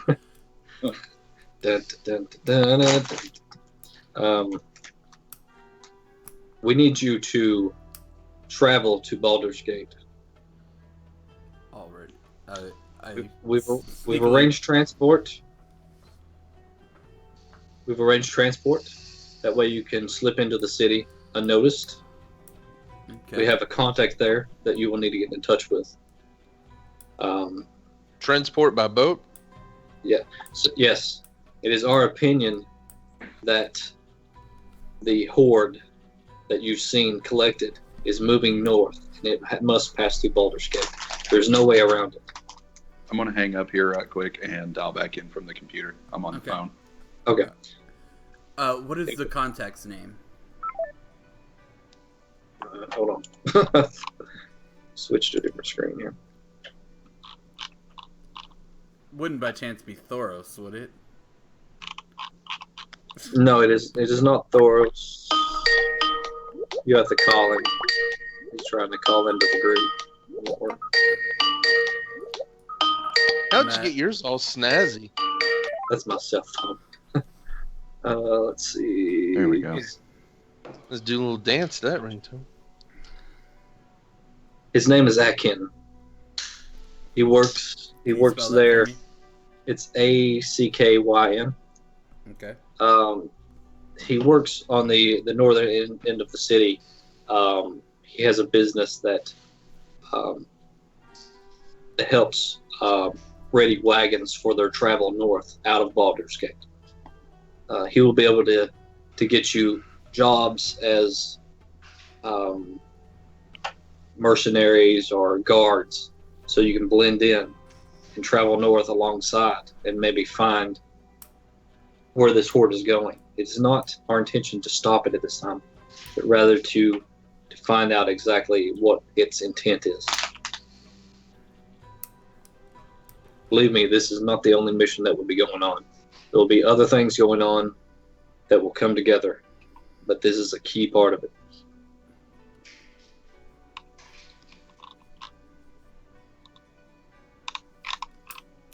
I mean, we do have to fill everybody in on what's going on, but I feel like I can comfortably say that we would be willing to do this mission. Right. In other words, the motherfuckers are on your side. You hear the dwarf off to your left. He laughs again. Motherfuckers. Where you And then he motherfuckers? stops, like he shouldn't be laughing again. And then I'm gonna look over at Tag. I'm gonna look at her, and I'm gonna look at Tavarsky, and I'm gonna back at her, and back at Tavarsky. And you cast friends on her. I'm gonna cast suggestion on her. All right, Onthor says, "All right, I think we're done here. As long as you're accepting the mission, the only thing you need to know is that your contact in Baldur's Gate and the ship that you will be traveling on is called the Stone's Throw." Stone's Throw. Yep. I really like that name. That's a really good name. Also, I made that up. Real quick, when we get to Baldur's Gate, how quickly will we be having to move north? We do have some personal things that we need to take care of inside of Baldur's Gate. Leo steps up Should not and take he says, long. "That is a good question, Sorrel. What we're thinking is that It's the horde." motherfucking half-elf. We're thinking that the horde that traveled north, that you've already beat them further north, and that they're having to travel slower. Had some reports that they're probably about 2 weeks out from Baldur's Gate. Maybe less. That should give us plenty of time. Yeah.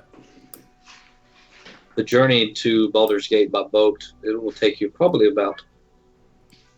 3 to 4 days. So you should have time to set up in Baldur's Gate and be prepared for their arrival. Perfect.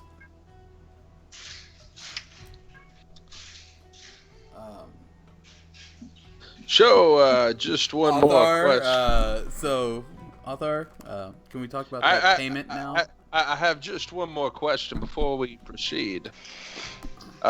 Miss Yellow Crane, are you seeing anybody right now?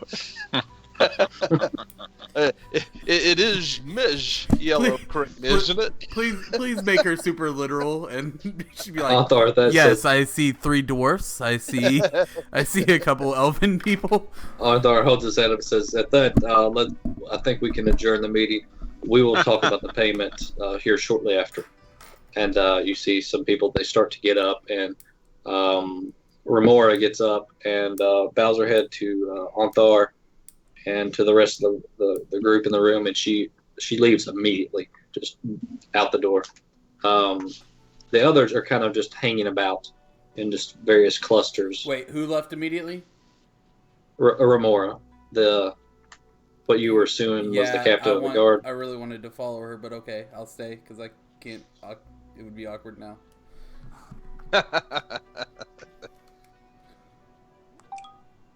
I'm saying everybody's grouping up.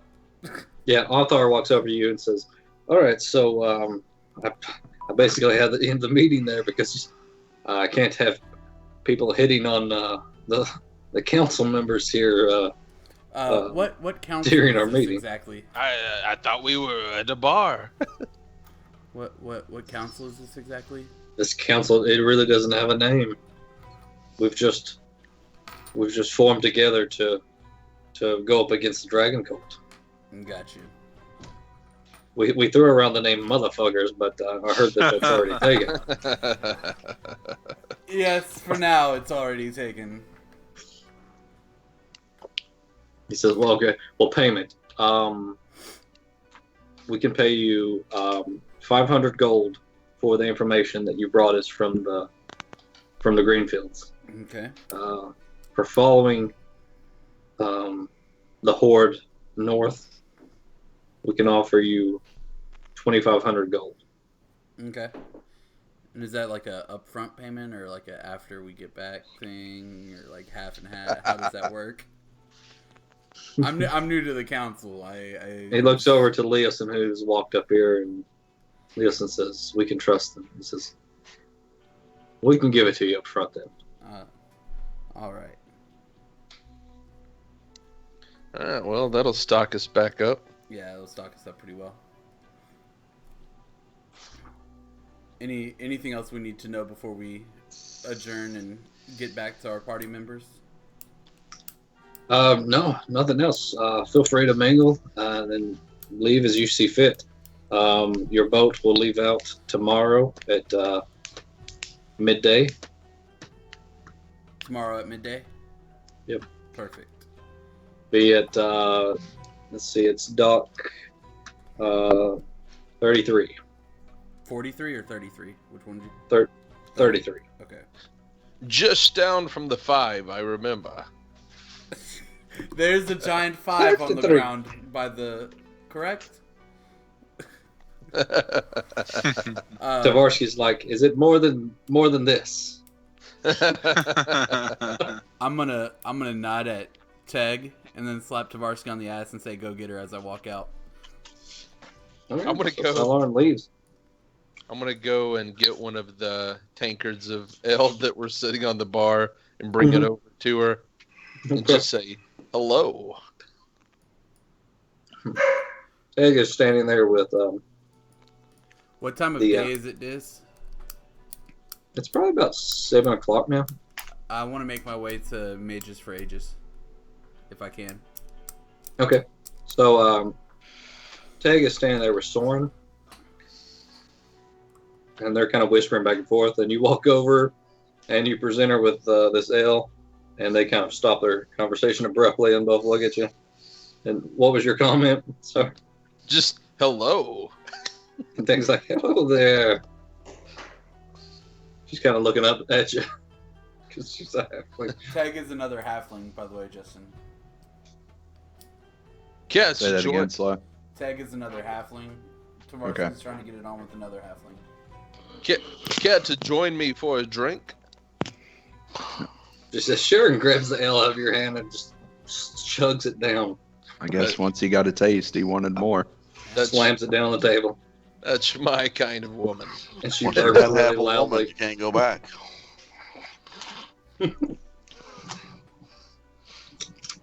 Once you go T-Rex arms, that's game over. All right.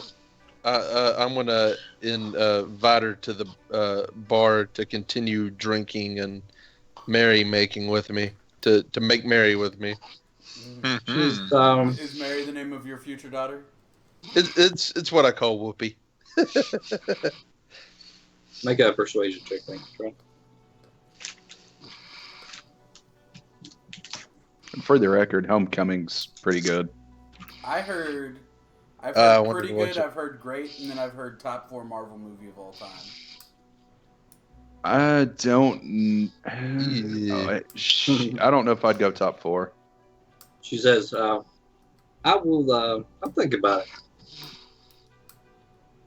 All right. I'll be out front at the bar waiting on you. Should you choose? She winks at you and says, all right, big boy. Literally, the only person in the world that can call you big boy. All right, so you go back out to the bar. Yeah. I'll wait out there for a little while.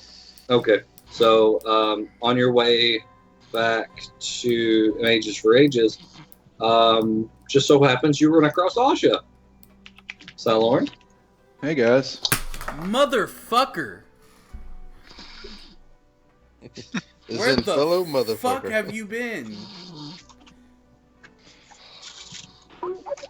Been off doing a mental health day of relaxation, and I took in a show.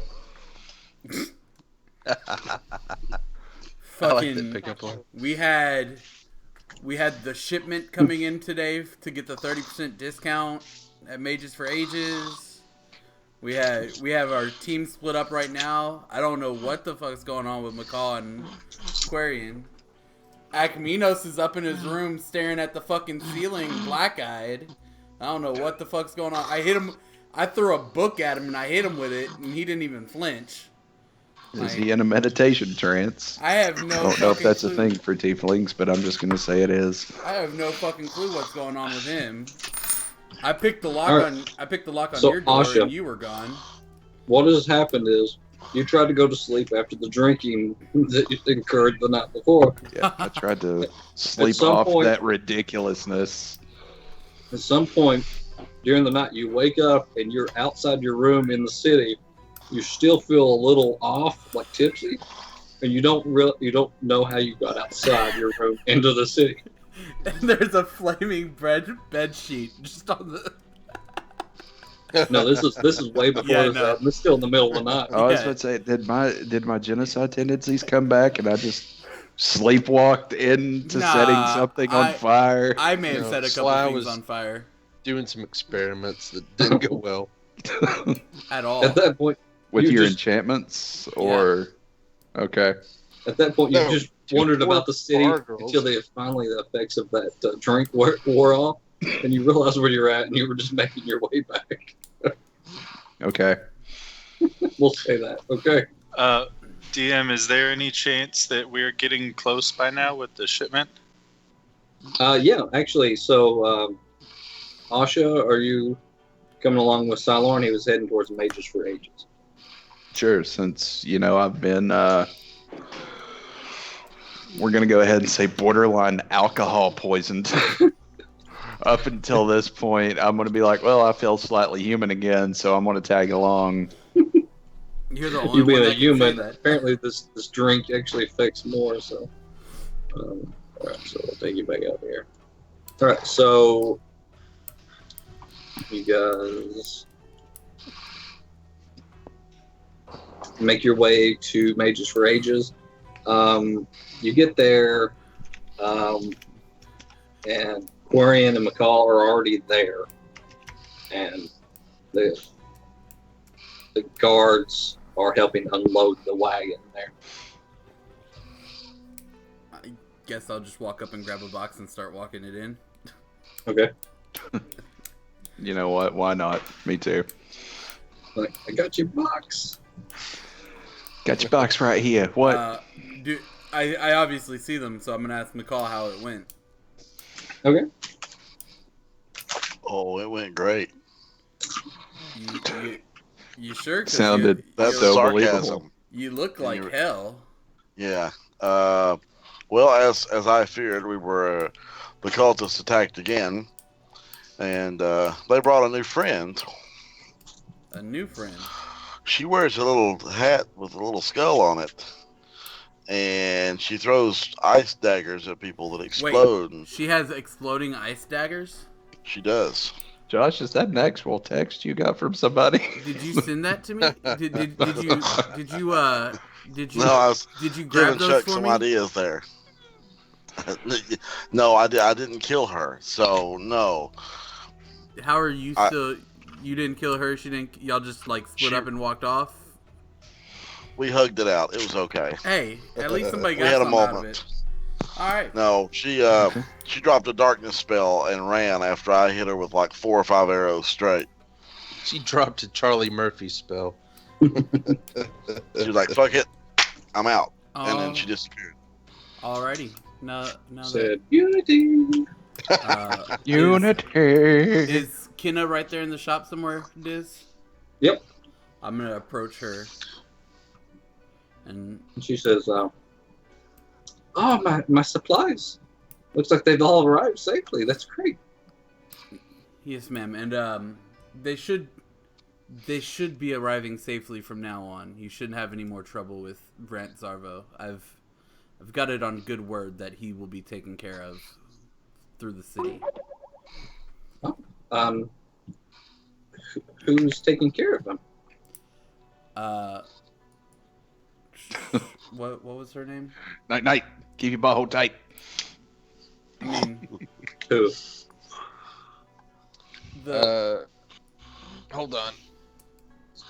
She's in your journal. It's Yeah, Remora. Remora. That's what I was. Remora Delt. We have it on good authority from some higher ups. I don't know if I want to say her name yet. That he will be taken care of by the books now that we had proof that he was doing this to you. But what I did come here for was to ask you that sword enchantment thing that we talked about. Is there any chance that can be done by midday tomorrow? We have to leave very very quickly tomorrow to go on a mission of sorts. Oh yes. Yeah, it should be done in the morning actually. Perfect. That's all I wanted to check on, was just to make sure. How is everything going with that? Great. But I am curious who is taking care of the matter with Brand? See, now I'll go ahead and tell her.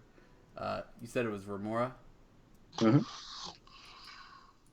I can't open my... Okay. Remora Delt. She says, Remora Delt? The High Lord's daughter? Yes. Wow. Good. Fancy, yes. Well, if she's taking care of it, then yeah, I'm sure that it's going to be resolved. So, also, on the enchantment stuff, had you given any thought to that belt yet?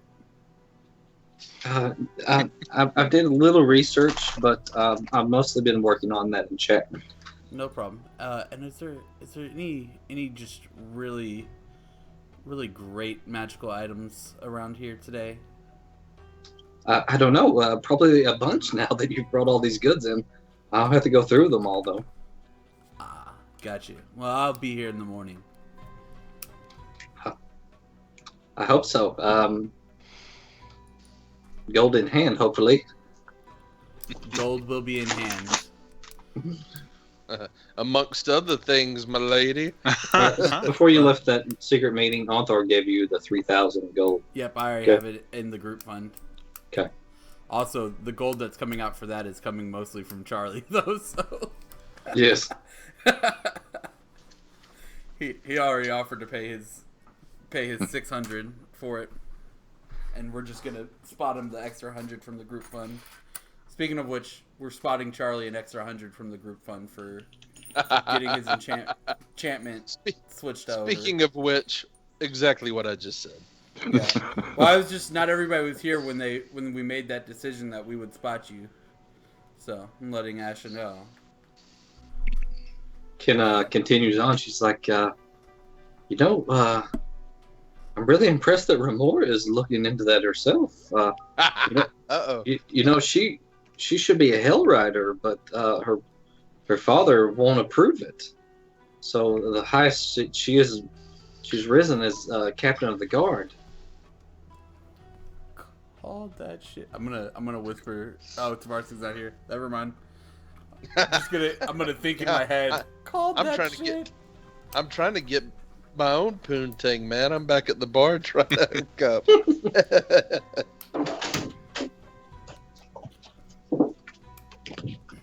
We're gonna leave a trail of half dwarves and quarter elves across the cities. Wonder what a half dwarf would look like. Yeah, I don't want to think about that. Anyway, I'm not even gonna Google that. This is medium height with the real badass goatee.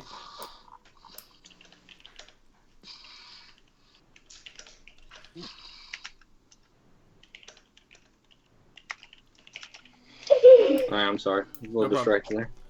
Alright. Captain of the Guards. Yes, Captain of the Guard, yeah. You seem to know quite a bit about her. Well, everybody does. I'm new to the city. I don't really know that much. I just know that she swore to help. But anyway, let me get back to helping unload the carriage, so we can let you be on with your day. Okay. Pleasure as always. Quarian is peeking through the door. What? Quarian is peeking through the door. That's Aquarian peaks everywhere. All right. So, Oh, by the That's way, how I- Justin, That's how I do. watch out. You're going to need to use your monk abilities to snag some mugs out of the air that may be flying at you whenever That's- Quarian's around. He gets That's why. attention by throwing things at them. That's why I asked if we were gonna see them on the way to the shop because I wanted to throw a mug to announce our arrival. You still It didn't probably have work out about like 2 that. mugs in your pack, by the way. I'll Wait, keep you 'em. I'll hang on to that shit. you left with mugs to use as projectiles? yes, he I stole just grabbed mugs. him. Yeah, he just walked out with them. I like your style, sir. He He's dealt 1 point of damage now to 2 different people by hitting him in the face with mugs. he brained Adam so hard he actually hung up from the call. Yeah. Yeah.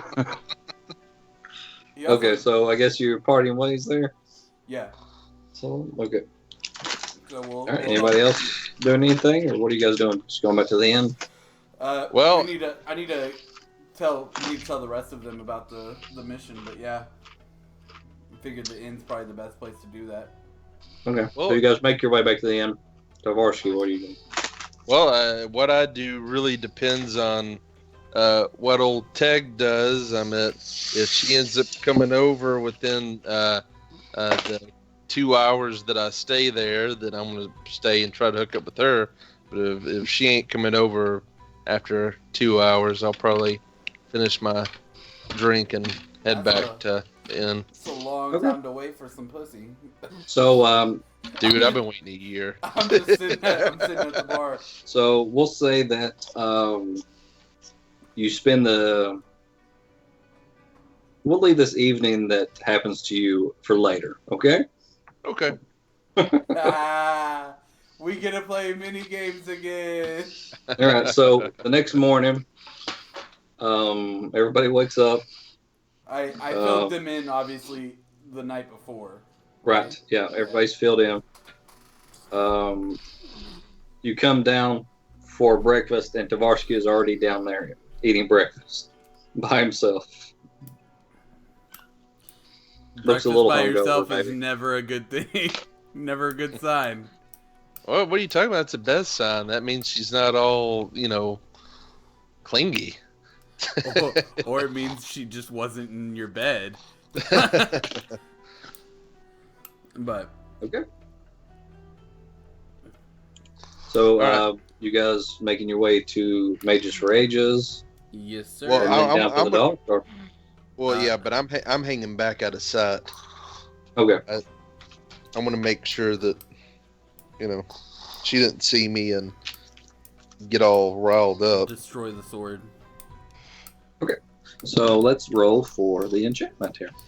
Oh, Uh-oh. come on, no whammies. All right. All right. Well, Let that's it good become right there. something completely different. All right. So I'm going to do this in a challenge mode. Oh no. Oh, yeah. That's the good one. And that's not so good.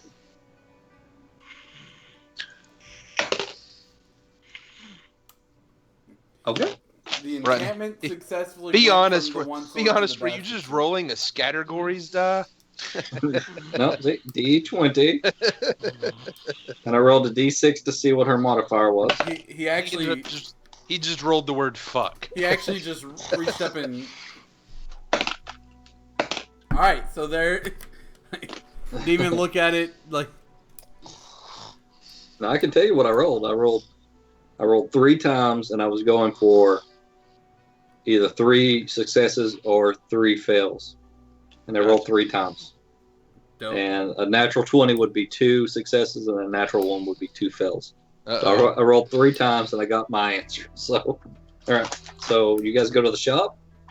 Who's going in? I am. Okay, so you go in and Kenna's at the counter there. Morning, Kenna. Good morning, Sir Elf. I take it you're here for the sword. Yes, ma'am. Okay. And she looks around a little bit. Kind of. Please bites tell her me lip. it's shrunk. It's like this long now. Just like Tavarsky. Oh, that's not nice. Hey, don't forget to bring back the old sword too. I want to keep that as a trophy.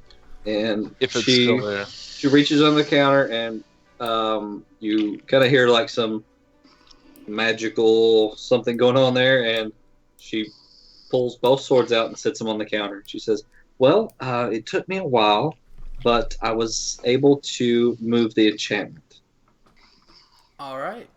Oh, that's good So news. now the master sword will be a +1, and the great sword is now Just a great sword. just a great sword, not as great sword.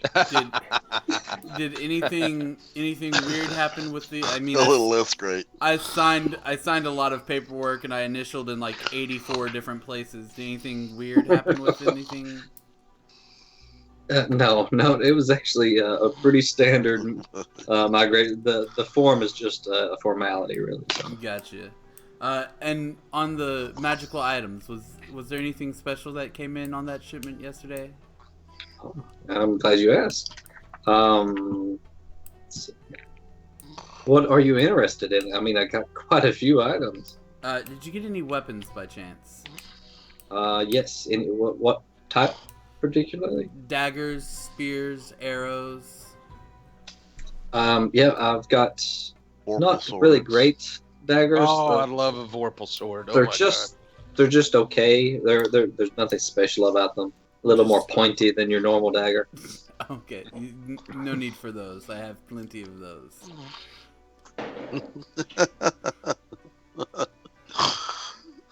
Don't forget to ask her about your belt. I've already asked her. She doesn't. She's done I some did get research, this. but- You were asking about a belt yesterday. I did. I don't have one that does the. What is it you wanted? The Things to be returning- pulled towards your crotch area. Yeah. I don't have anything like that, but I do have this belt that. And she says, "Watch this," and she throws it in the floor It in front turns of into it, a snake. I want and it. it turns into a snake. I want it. I knew exactly where you were going. And then she snaps her finger, and it goes into a belt. It's just laying on the floor. How much? Hold on, I have to figure out how much that It's is. called. If she it's says, called, "Let me show you the gator skin boots," run. It's called the accessory of Moses belt. I don't Simon. even. See, Russ knows what it is too. It's called Moses's trouser suspension. Okay, that will run you about 1,500 gold. All right, let's see what else you have. Let's Well- put that in the maybe pile. Okay. Can you pick it up off the floor for me there? Yeah, I pick it up and Now- put it on the. Now, remember that gold that we're getting paid for. That's a group fund gold. It's not a That's why. blowing all on one magic item That's gold. why I said put it in the maybe pile. What's who's wanting to buy what now? Nobody's He's buying wanting to anything buy- yet. He's wanting to buy a belt that turns into a snake. Not for 1,500 gold though. It's pretty awesome, though. Well, and we would get 30% Pretty awesome. off on top More- of that. Right? Yeah. Morden Kane's Yeah. trouser snake? What? But anyway, That's it's known in the black market. any arrows or spears or anything like that? I don't really carry many arrows or spears that often. Elvish chainmail? I have that mithril armor that you recovered from Brant. I do have that. Is there any enchantment on that, or is it just mithril armor? It's just mithril armor right now. I haven't had time to enchant it. That's not as Myself. impressive in 5e either. What kind of enchantment could you put on that? I could bolster it with resistances to certain things, or just make it overall probably make it even lighter than it is to give you more mobility. Um, there's What probably would an the- endless number of things I could do with it, really. Show her the. And I don't mean this in a dirty way because I'm about to get called out. The bag of tricks that I have. All right. If I'd like to trade this toward getting the mithril armor and getting it enchanted, what could we do there? Yeah, I could probably put. What type of enchantment would you want? Just I'd like to actually make the armor just better overall. Just more protective than it is now. More defense. Yeah, I could. She basically probably do a +1 on it. Can she do a plus? See if she could go with a medium grade enchantment with essentially a +2. I can try. I haven't did a lot of that, but I definitely can try. And what You got to type- consider too, Josh. We have to leave by boat today, so anything Right. she could do would have to be something. Well, yeah. Shit, trying to remember what I was going to ask now. I don't know. I lost it.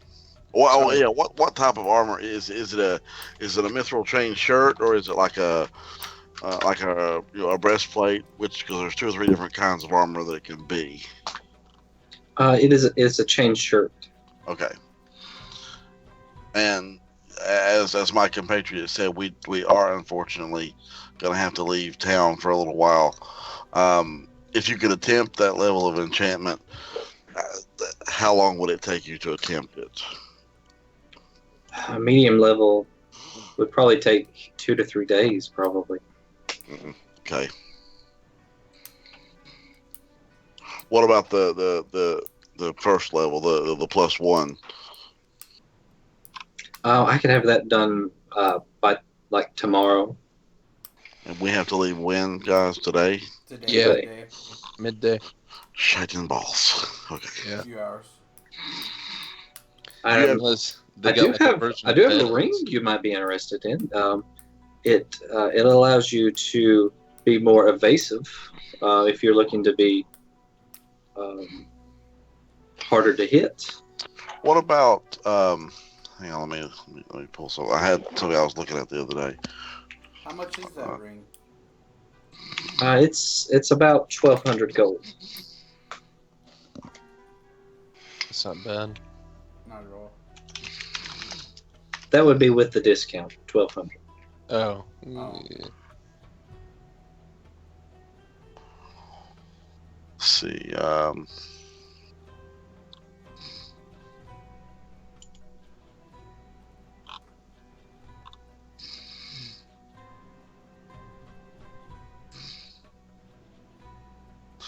I've heard of a belt that lets you hold daggers. No, I'm just kidding. A belt that grants the wearer greatly improved strength. There's various different types of those. Yeah. Do you have anything like that? No, not right off. But I do have this belt that when you throw, Sonny, you should mention that. No. it turns into a snake.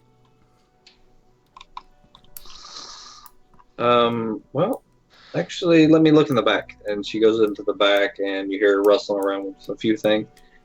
And she comes out and says, "No, I don't have a belt like that. I do have this belt here, and I don't know if you'd be. You're an elf, so I don't know if you'd be really interested. It makes you more dwarvish." Oh, a belt of dwarven kind. Hey, it's not bad. It raises up your constitution. Only drawback is you grow a beard. Yeah, I like that though. I could be an elf with a beard. Yeah,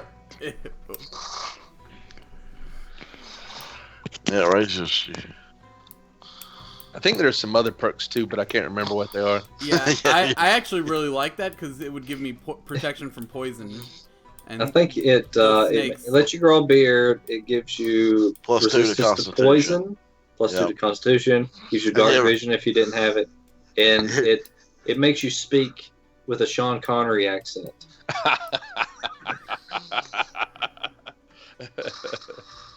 Now, you can understand Dwarven though, right? I think You that's- can speak, read, and write Dwarvish. Yeah, if you can't already. What about any type of an amulet or a ring that improves health? Yeah, let me look here. A Ringo Vitalital. a belt of antibodies. So I like a pump of continuous healing potion injection. So what are you specifically looking for? Are you Well, I looking was looking for like the amulet of health. just out of character, you know? Yeah, and like the amulet of health, something like that, or hang on. You look at the rings. There's a couple of rings that increase your constitution, or let me look. A luck blade. That'd be awesome. Yeah, that'd be fine. A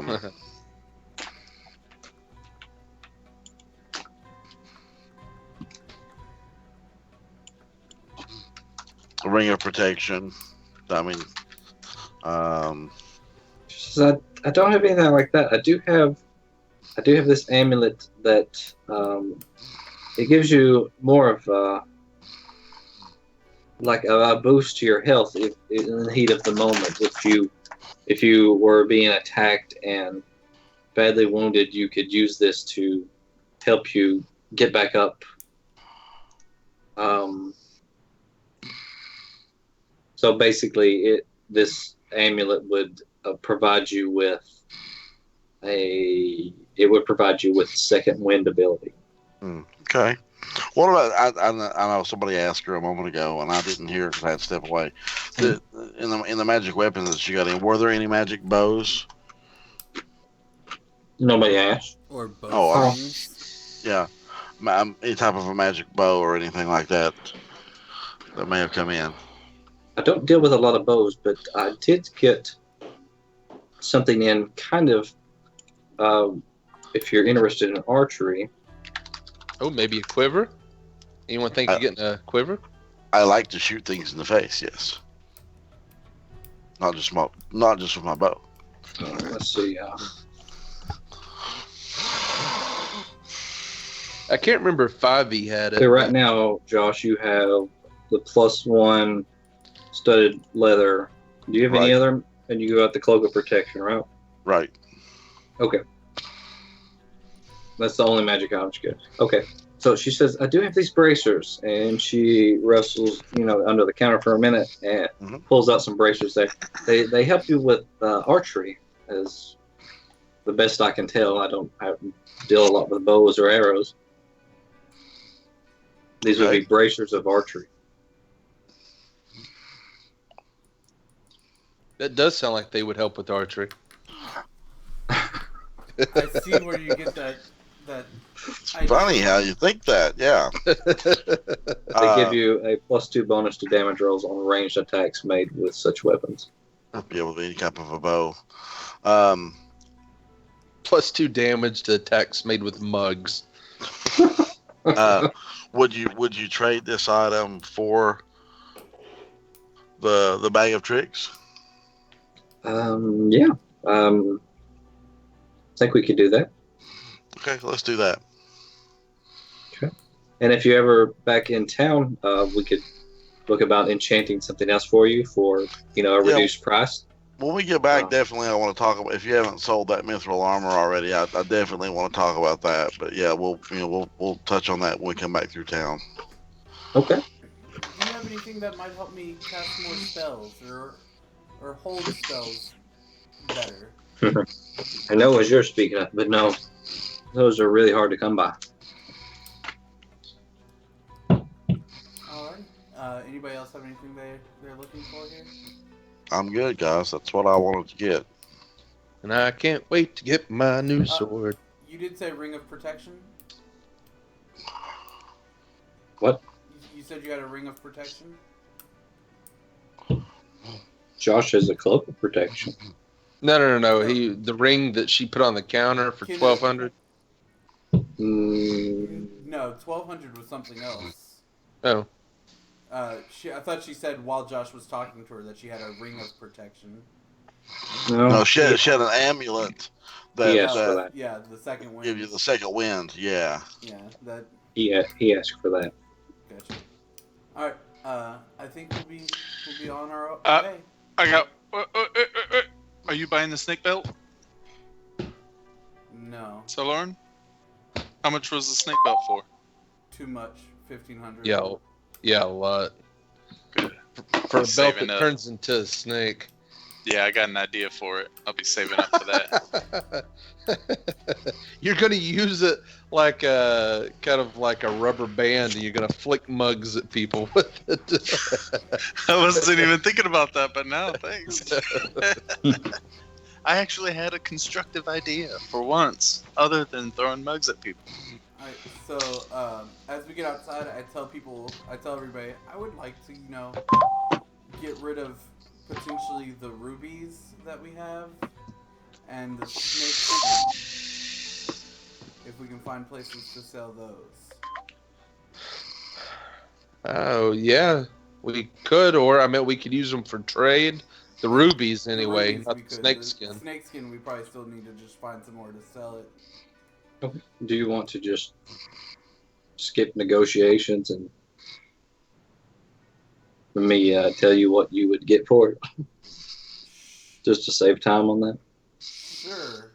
Or do you want to go through the whole rigmarole? I guess we can save time. Yeah, save time.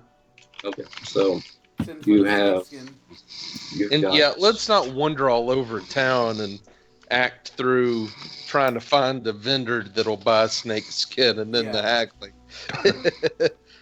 You've got a bag of rubies that's worth about 2,000 gold. Any jeweler that you would take it to is probably going to offer you probably about 1,200 for it. Yeah, we're going to save those for bartering, trading later. Okay. So the snake skin, you would take it to like an apothecary shop or a leather maker. And which would you prefer? An apothecary or somebody who works with leather on the...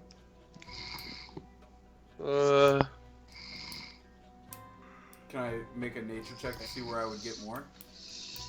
That wouldn't be nature. Or... That'd be... Figured nature would tell me like what the snakeskin could be used for. Let's say you went to both. The apothecary is going to offer you probably less than what the armor would probably offer you. Huh. Okay. The more you know. So we'll go to the armory. By the way, hey, I mean it's implied, but go ahead and say that you gave me back my swords. Yes, I give him back his swords, and I paid her the 700, obviously. Sweet. 600 is coming off of Tavarsky's, so they'll remember. So, bitch, where's my money? All right. Yeah, so I already. You guys paid. Let's see. Let me mark this. Let's see. Minus bag of tricks. Tricks. Tavarsky is +1. Yeah, that's going to add 1 to attack and damage. So that was minus 700 total. Yeah. Oh yeah, you only have the gold set up as all together, right? Yeah, right now. Okay, so through here. Okay. The armor worker would probably offer you about 400 gold for the snake skin. Oh, that's not bad. Yeah, we'll take it. Okay. So we'll say plus 100. All right. Anything else anybody would like to do in this fine city of El Toro? I say we set sail and call it a night. Yeah. Yeah. Okay. I'm down with You that. wanna meet the crew before you call it? Sure. Let's meet the. Oh my God! Hold on. Let's see this.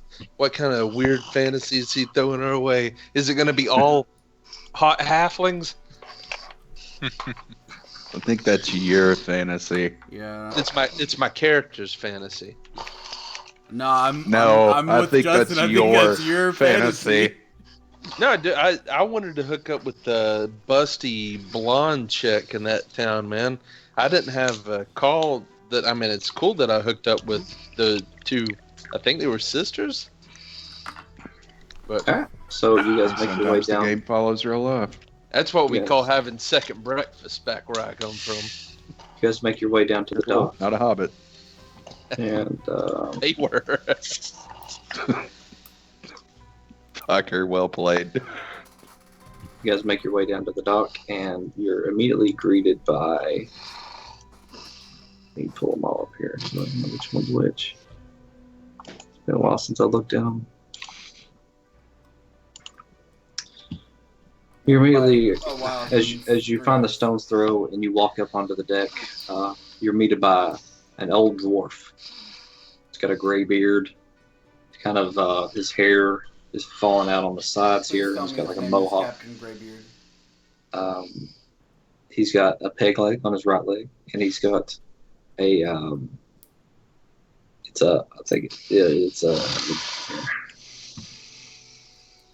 he's got this like axe that he uses as a like a kind of a crutch or a walking stick for in his left hand. He's real gruff. I like his style. He meets you, and he's just real rough the way he talks. Let's see. Let me fill my notes here.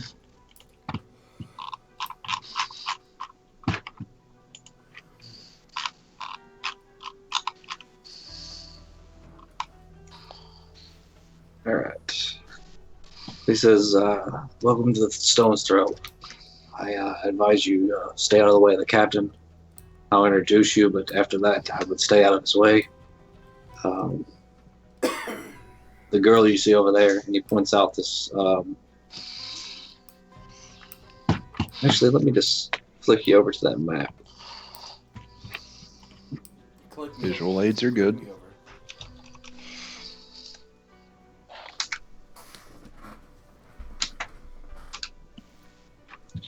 Let's see.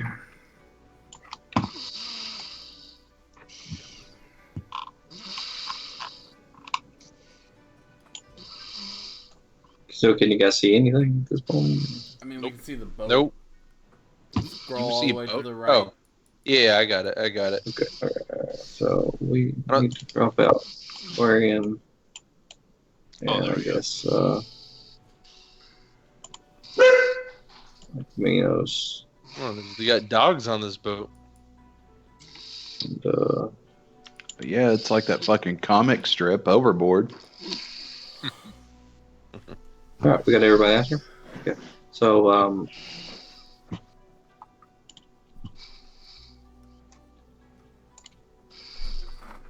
let me bring all these guys out.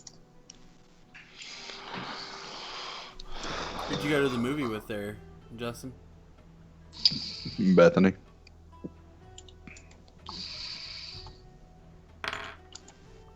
Oh my God, we're on a pirate ship.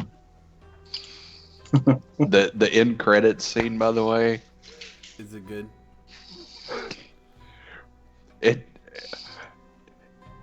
you can't help but sit there and go, well played, guys. Well played.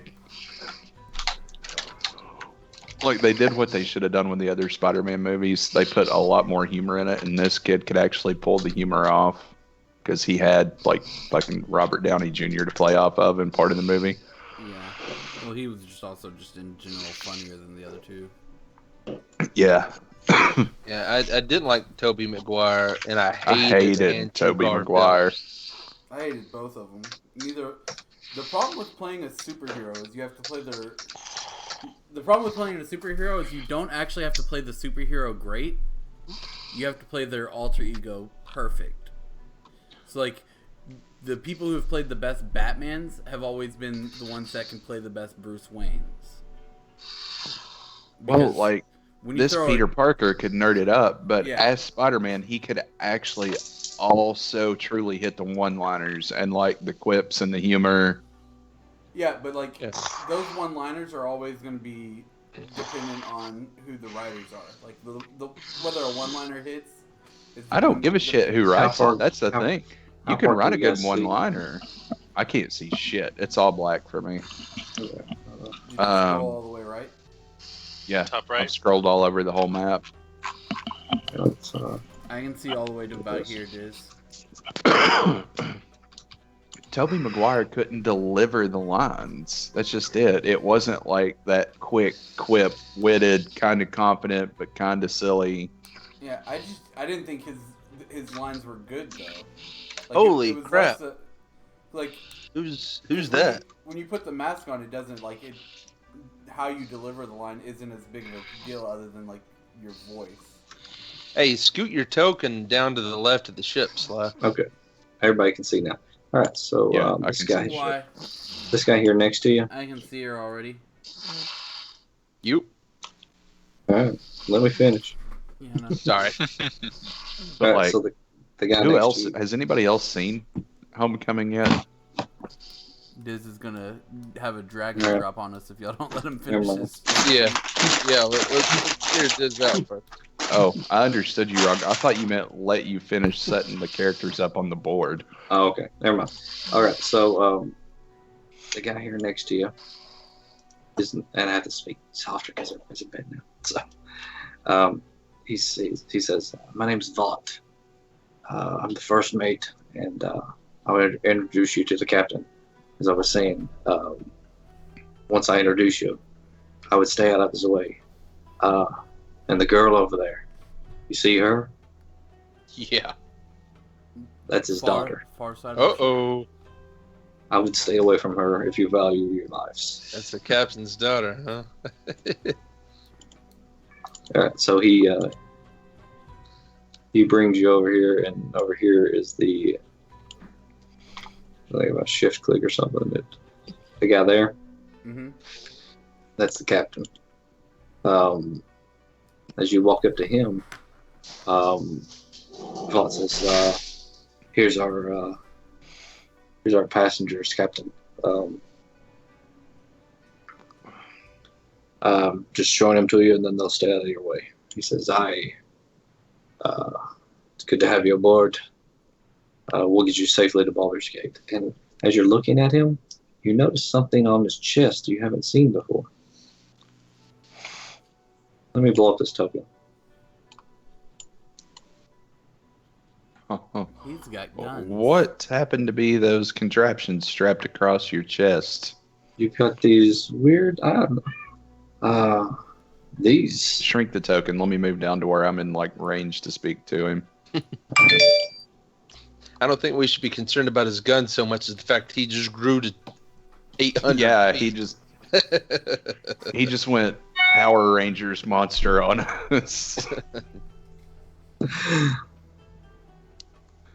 These, I wouldn't worry about these. They'll keep you safe. They're weapons? Yeah. They make a little boom, Where can and then make a little death. Where can I find one? Since we'll spend some time on this ship, could I perhaps talk to you about those weapons later on? I'm not familiar with these. I'd like to learn. I've got affairs to deal with, but as you're looking around, you notice that there are other crew members. Okay. They have these Similar. devices too. He says, "I've got other matters to deal with. The first mate here, he'll take care of you," and he walks away. First mate, sir. Yeah, what do you want? Those the weapons on your captain's chest that some of your crew has. Mhm. What are those? They're called guns. And are they powerful weapons? Yeah, as powerful as any sword that you might swing. Where might we find some of those guns? We're on a mission where we can always use more powerful weapons. And as you're talking to him, you notice there's one hanging off his belt as well. Yeah, I figured. I just didn't know. He's like, "Oh, laddie, you won't find any of these." Where tell did- him I Where tell did him you acquire I them? brought I tell him I brought my own guns, and then I kiss my biceps. That joke doesn't land in this world. No, it was my abdominals. Belly kick. Power.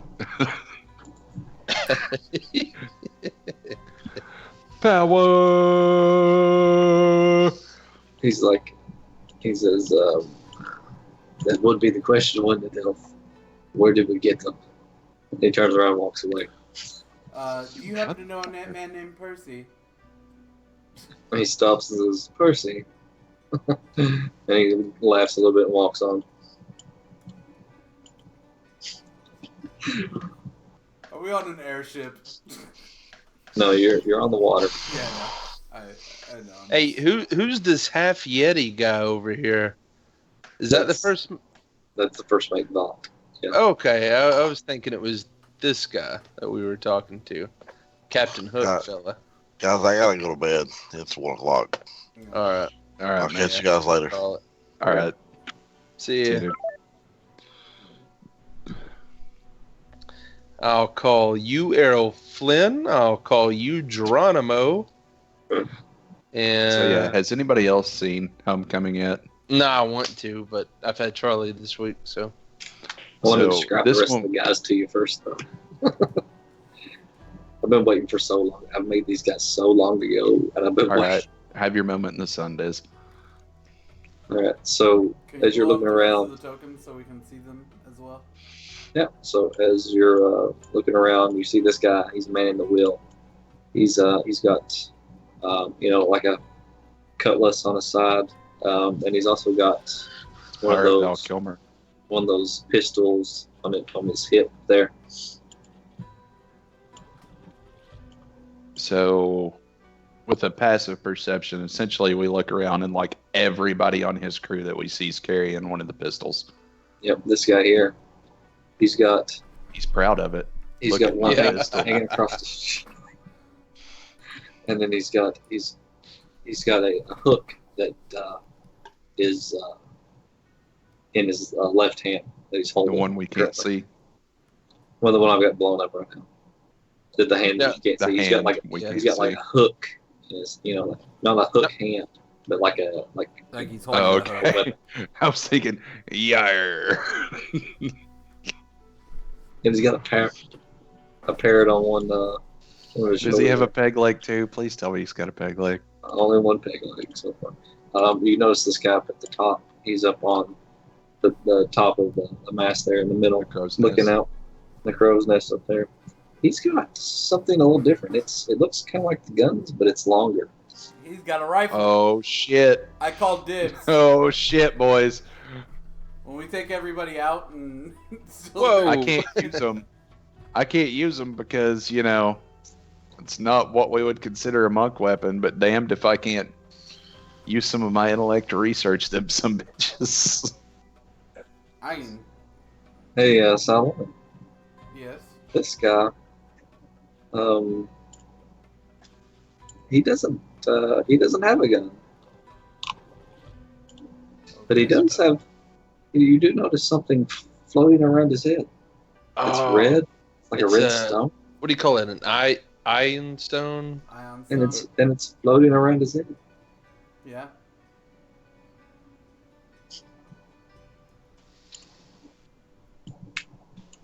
So the two at the end of the ship down here. One is the daughter of the captain. I can't remember if she is. As well outfitted as these guys are, they should have been hired to go She's on the mission. she's not carrying a gun either. She just has, you notice, a lot of daggers around her belt. Rogue. That's her name, right? Rogue, like from the X-Men. Nope. Oh. And then you notice this mousy character over here in the corner. He's kind of off to himself and kind of a little shy over in the corner. He doesn't have a gun on him either. Do we notice anything that he does have on him? Yeah, he has one dagger. Well, maybe no. There may be more on his back, but you can see the one dagger on his hip. He's the ship's bitch. He's the red shirt. So is her pirate? I'm not gonna mess with her if her pirate name is Dick Stabber. Yeah. Let's say you talk. Let's say you talk to Vaught again, and you her name is Sarah. But she goes by Dwarf Dick Stabber. Her name is Sarah Damon, and the captain is Damon. Is Darius Damon. Yeah, you almost went Wheel of Time there. There was a pirate in the Wheel of Time books named Damon Bell. And then you've got Dale Bander. He's the one in the crow's nest. Eric Wheelwright is the guy who's proud of his gun over there. I was sure he was gonna be the one at the wheel. The one at the wheel is named his name's Swain Arist. You notice he's a little flamboyant, a little proud of the way he looks. You'll have a lot of fun with the horny bastard back there. Then the guy with the stone around his head, he's got a different look about him than the rest. He's got like a belt on with like this weird looking face on it. He's got that stone flying around his head. Still an unusual character to fit in with the rest. Has more of a French accent than the others. Is France even a place in this world? Maybe.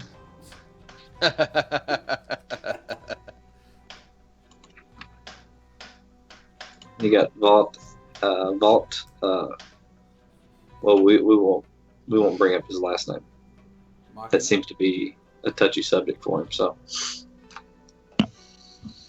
then you've got Wally. His name's Mouse.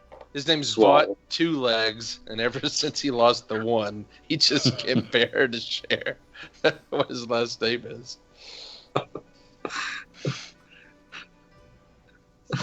Used to be Vaught Three Legs. Used to be Bot Tripod. And then the other guy, they call him Mouse, and his name's Wally Swall. Have you watched The Matrix recently? He's gonna be the first to die. But he did make the woman in the red dress. He made the woman in the red dress. Kinda hoping the guy with the ion stone is the first to die so I can gank that shit. God. Yeah, I'm thinking we better tread carefully with these people. I'm kind of agreeing with the dwarf on this one. Oh, I'm completely agreeing with the dwarf. I think we go to our rooms and we stay quiet for the 3 days. I just So if shit burns down and one of them dies, I hope it's that one. Author told you that you would get safely and secretly to Baldur's Gate. So Yeah. he didn't say by what means. So He hired a bunch of pirates to do it. It do what it do. Okay. All right. So we're going to figure out experience next week. Yep. Yep. I'll give you that now.